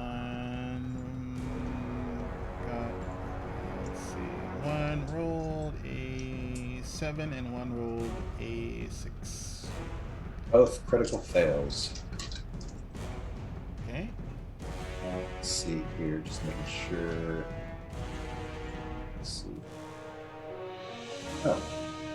Okay, so 4d6. 2.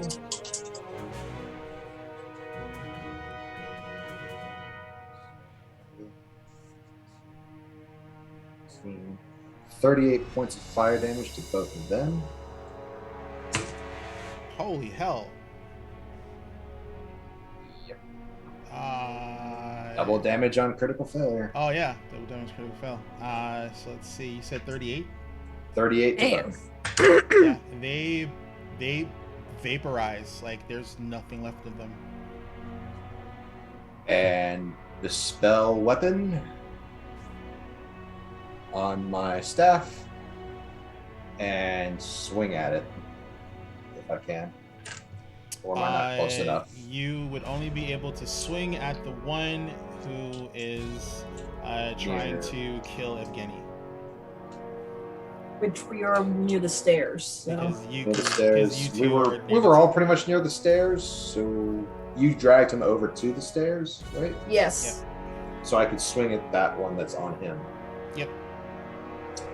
I will swing away. Melee attack. Alright. I believe that's a 19 to hit. 19 does hit. Okay. 5 bludgeoning, 3 fire. Okay.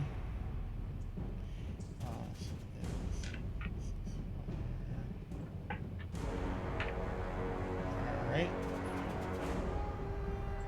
And that's all of my actions. Alright. Cool. Give me a second here. Cantrell did not come here to play. Apparently so. Came to kick ass and chew bubblegum and left his fucking chiclets at home.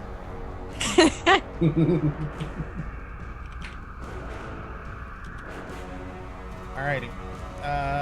So it is now Shothra's go. Shothra, you can run up the stairs since the globes of blood nasty in front of you have been burnt to cinders. All of them? All but one. Yeah, two of that. Cantrell basically just like shot like arcane fire over your head and melted the two that were in front of you. Cantrell, is there a way I can hit these things? Yeah, with your axe. I can't hit it? Yes. Okay.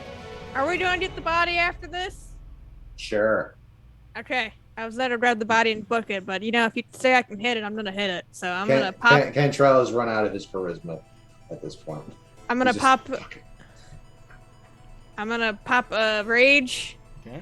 and I'm gonna go near where is the orb Last that's one. still left near me, or where is it? It's on the stairs where we were It's on the stairs. close to.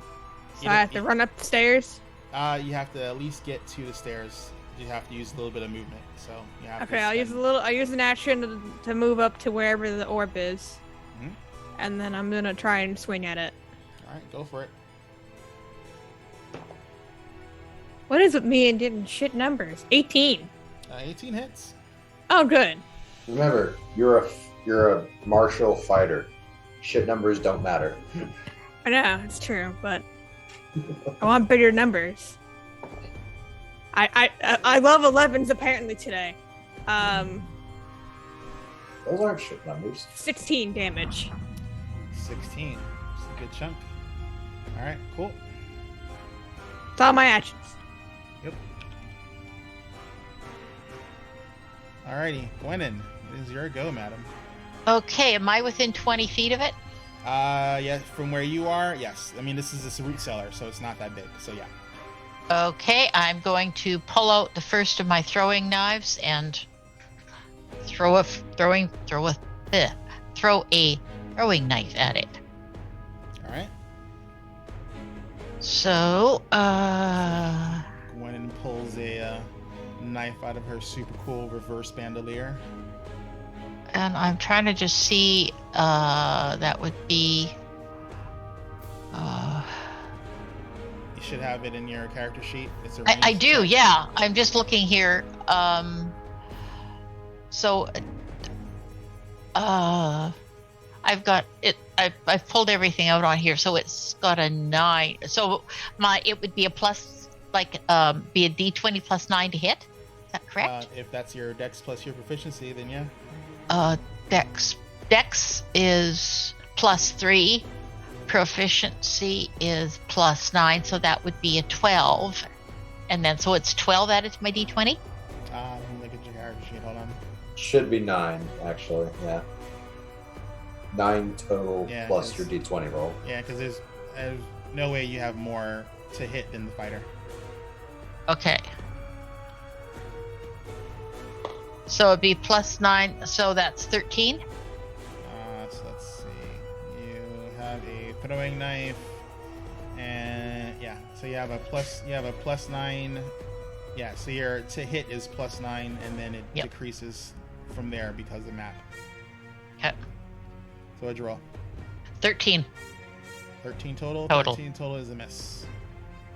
Okay, I'm going to pull out another one and throw that. Okay. So that's going to be crap rolls here. So that's 15 minus 5. You have agile because they're daggers, so it's minus 4.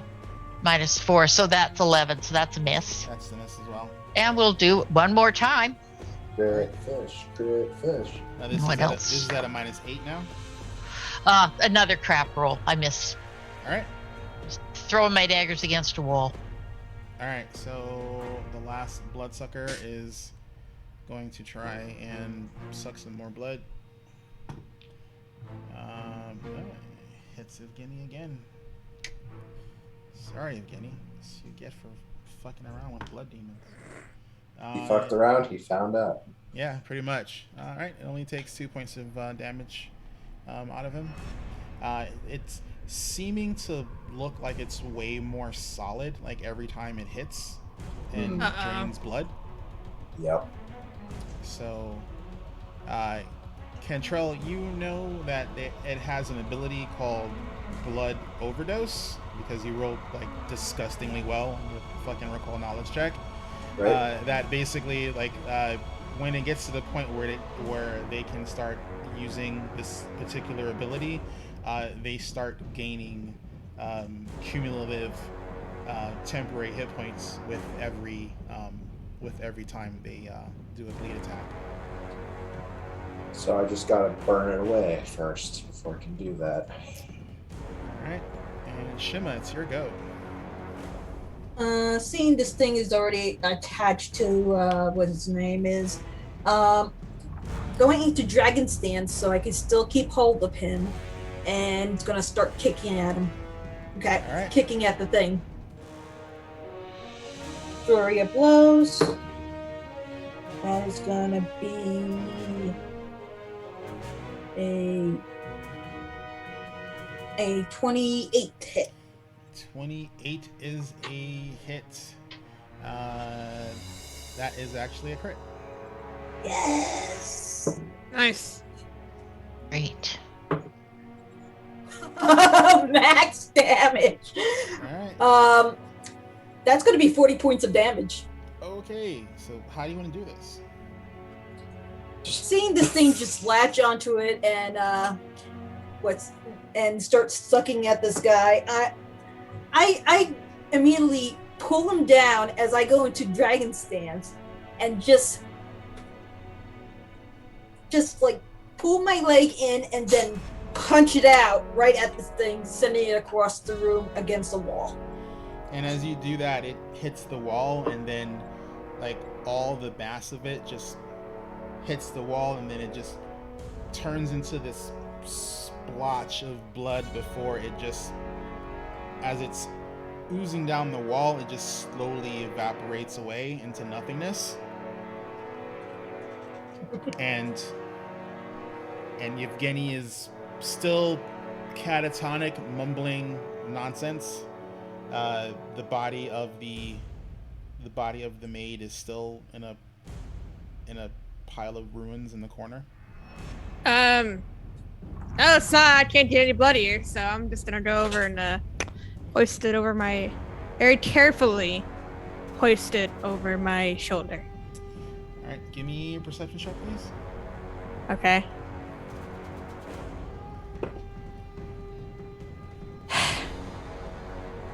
$13. That's good enough. You notice that there is a old farmhouse door leaned up against one of the walls. You might be able to rest the body on that and carry it like a gurney with someone else. Who wants to help me carry a I will. Okay. I got a cool. hold of this guy. Yeah, Does give him anyone a want to nice check on hold the other up. guy, or is he just? I think he's gone. Yeah, he's gone. So Oh, well. you check on Otto, and he is just like Shriveled? emaciated. Yeah. You, Cantrell, suspect that what happened was since he was the first thing that they attacked when they culminated, that they did instead of bleed damage to him, they also did constitution damage. Because they were weak themselves. And since they all hit him at the same time, he just did not have enough constitution to survive an attack from all three at once. Damn shame. Well, I ain't carrying that body too. Winning. Would you mind doing final rites on Otto? So I will go over and close his eyes and hold my holy symbol and say a short prayer over him. Alrighty. And if there's something I can use to throw over the body, I will. I mean, there's like some potato sacks. Yeah, I'll just sort of cover it, and we'll deal with this later. He's not going anywhere. Hopefully. We hope. Yeah. Alrighty. So you guys do the last rites on Otto. You secure the maid. You head back to town. The people are elated when they see you carrying the maiden. Also following behind is me holding the what's his name. Yeah. So the head priestess and the constable come and ask what's going on. You relay the circumstance of what you found, what was happening in the bog. That basically you feel you need to get the maid back into her resting place, so that way she can stop crying and adversely affecting the environment around the town before it gets worse. Also present. Also, Trasvita, that's part of our job anyway. You also present Yevgeny. You relay the story.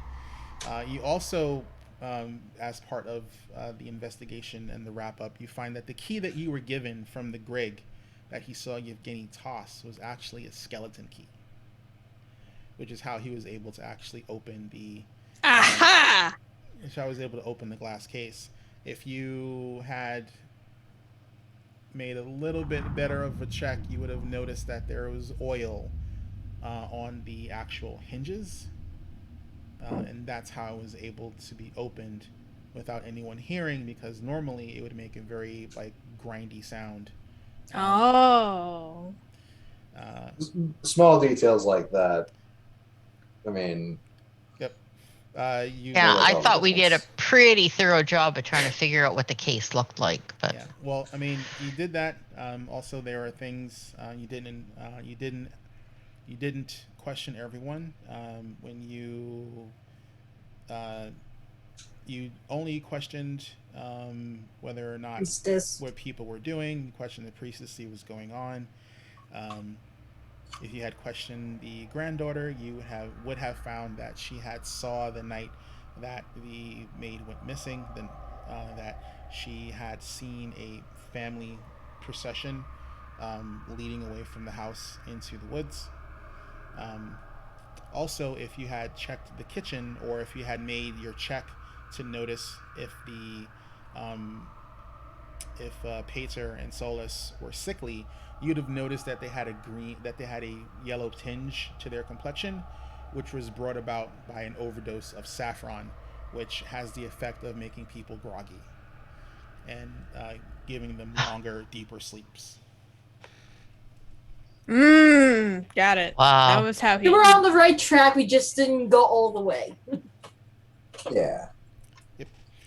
So Evgeny, he confesses. Obviously, there's nothing else he can do to try and hide what he did.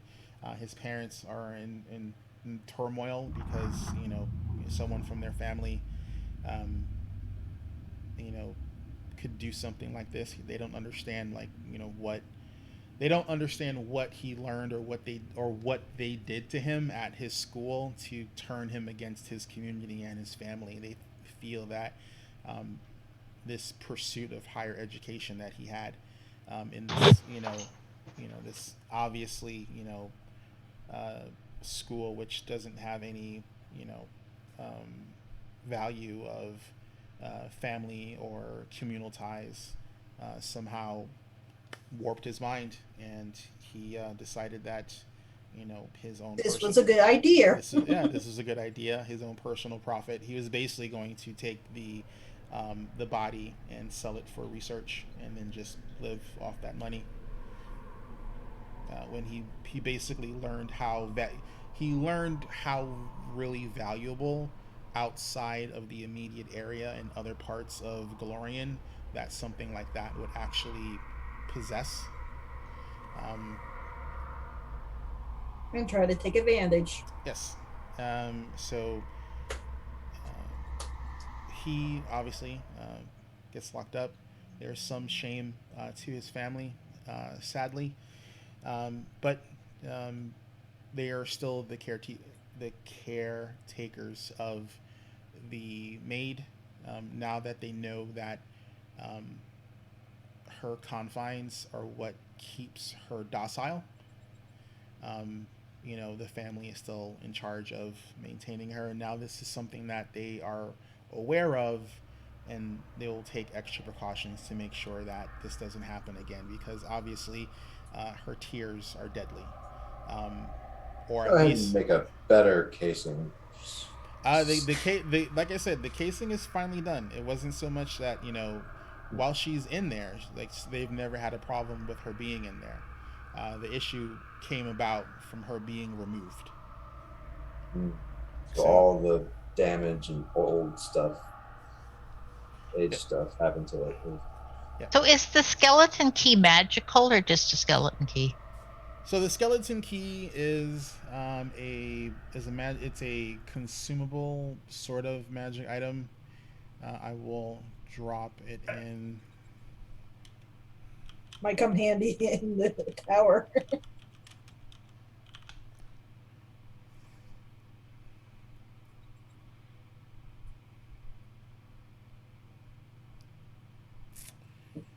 Okay, so let's see. Is this the magical one? Yes, it is.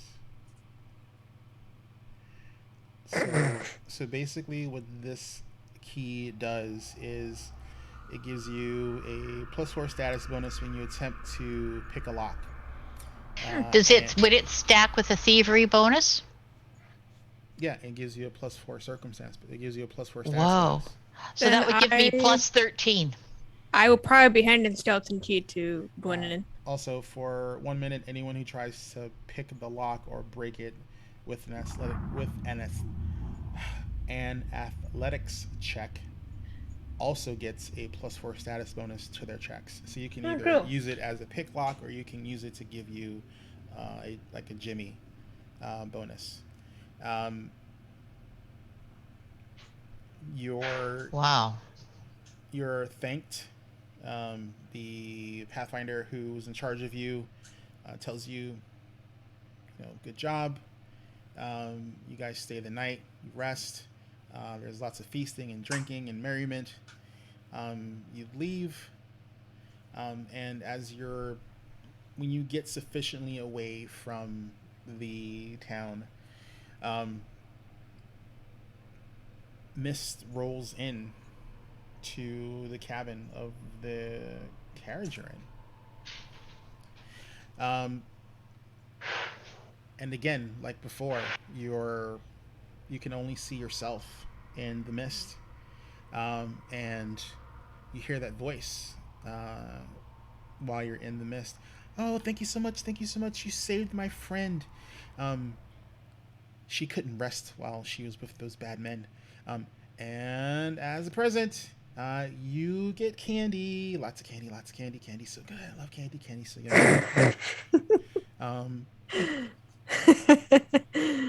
And you feel like a couple things like fall into your pocket.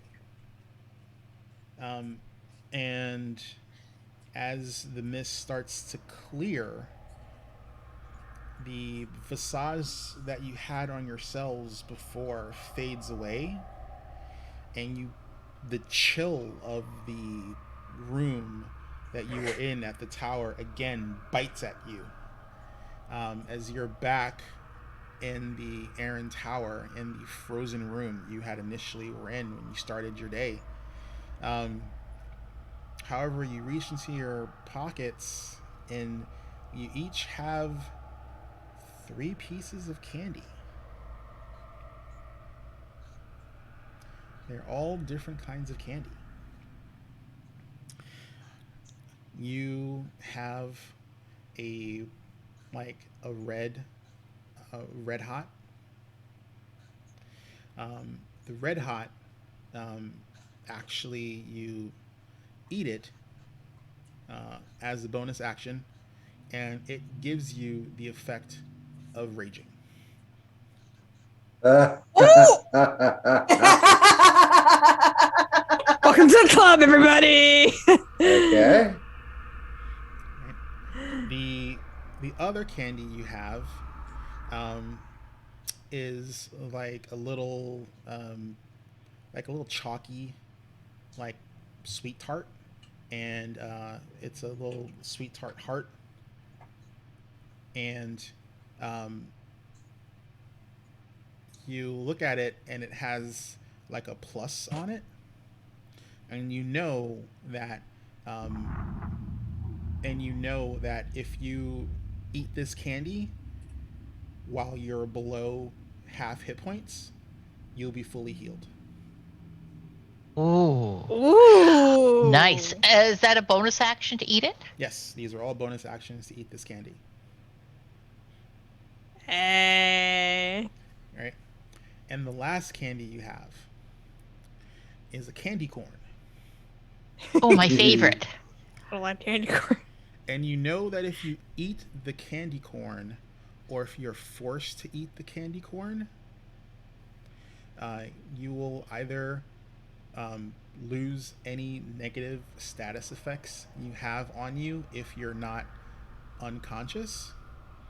If you're dying or dead and you're forced, and this is put in your mouth, it will fully revive you.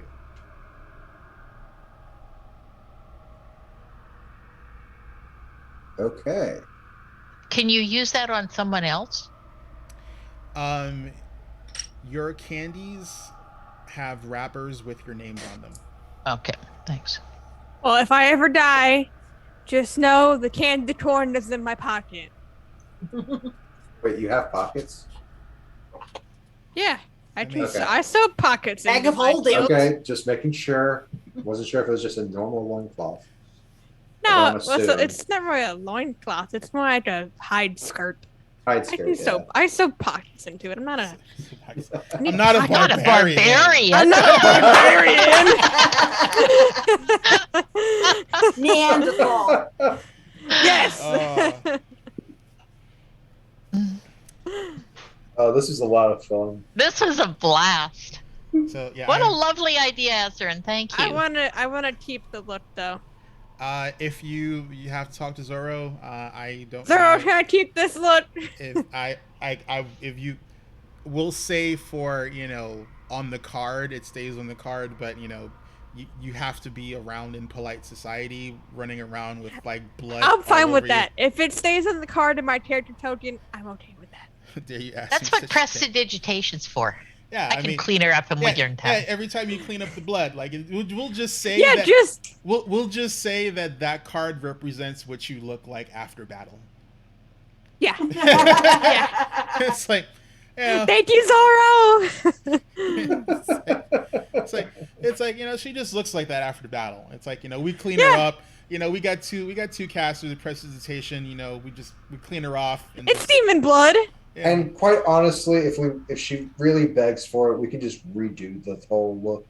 It's not blood; it's just red rust. Yeah, it's keep it there. Like when we're going inside a nice, like a horrible, mean place, and like put the blood back on so I look intimidating, especially on the axes. It would look great.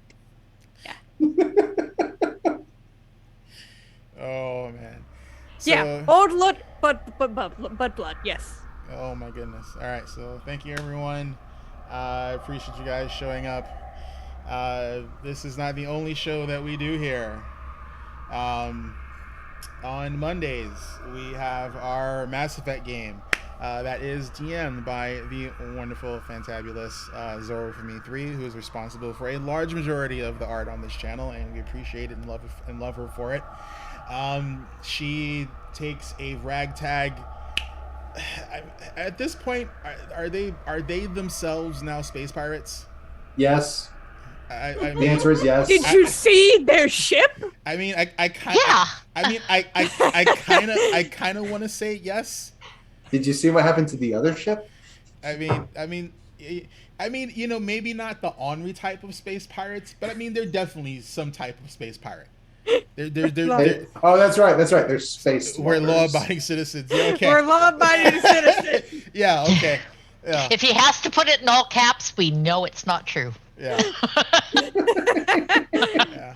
Lovely. And then on Tuesdays, we have Destiny Forge, which is probably on its final episode this coming Tuesday, or possibly penultimate, maybe last. We're fighting an ancient void dragon. It's gonna be fucked up.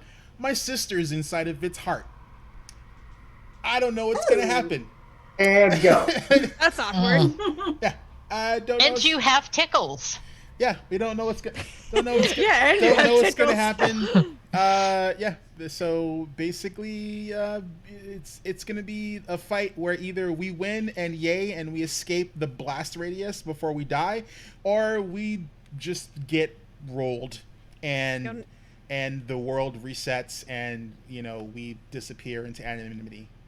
So we tune in on Friday and see if we are victorious or if we just fuck everything up. So all sorts of crazy. And then alternating Saturdays.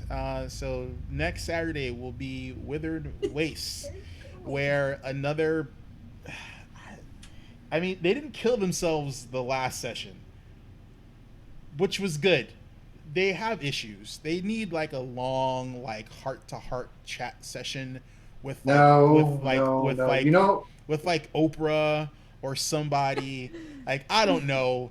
No, you need to put Minako on Jerry Springer. That's what you need to do. Erosion, bring in Oprah. So I have no idea. Like, they're basically trying to prevent or fix a magical calamity without undoing the positive effects of the magical calamity. And then, the youngest person in the party is now like, basically the arch druid for her tribe. She has issues with that responsibility. We'll see what happens. And then there's us here with Wayward Wanderers with our crazy ragtag group of performers. This was a special episode for Halloween that I was planning, and thank you so much to Zorro for helping me pull it off. I wanted to do something fun for Halloween because we didn't have something planned normally for it, so I wanted to surprise my players with something, so that way we'd at least have something as a Halloween thing. You mad lads. Jeez. Yes. So I do like tossing in things from time to time just to break up the monotony. because we are running a box set for Extinction Curse. But we are in a very good part of this box. We're in the last chapter of this particular box of the campaign. They're in the Aaron Tower. They have to kill a bunch of stuff and defeat a bunch of demons, and hopefully not blow up the Ion Stone that's keeping the land from deteriorating even further. So we'll see. Good luck with that.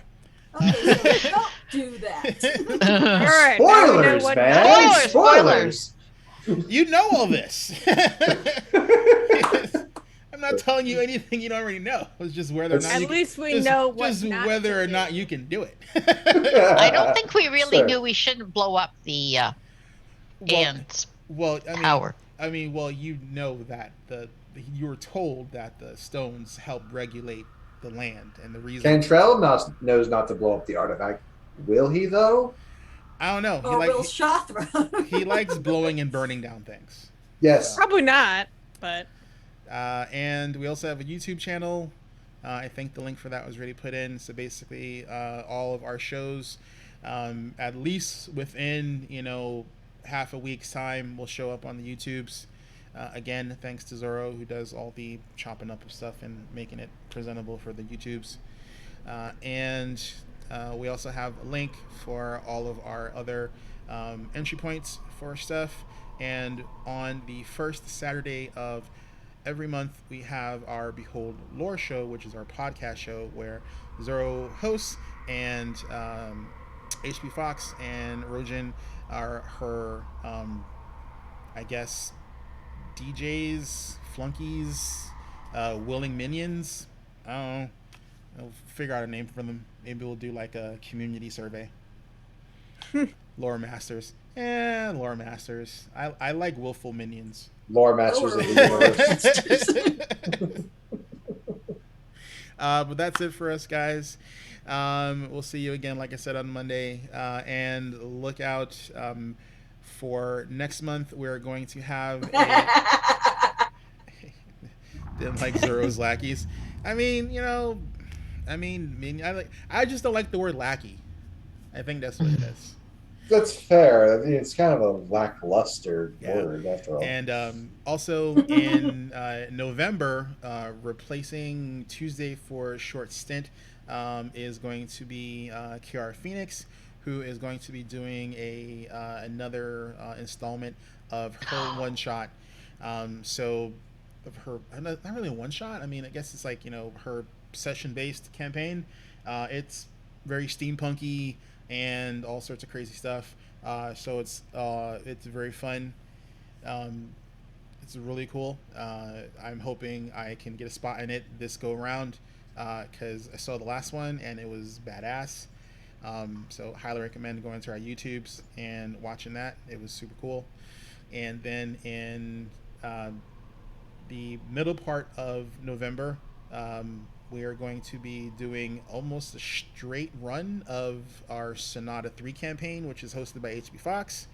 That's going to be all sorts of crazy because we're trying to stop some unknown shadow thing that wants to F the universe. And one of the characters just really kind of doesn't give a shit. He's kind of just doing it because he's told to. And we don't have any plans for it, well, I'm sure there's plans for it, but we haven't had any announcements yet because I'm pretty sure Erosion is still mapping it out. But in December, we normally have a Christmas campaign, and if you have not seen the Christmas Kobolds from last Christmas, I highly recommend you watch that because, oh my god, Chaos.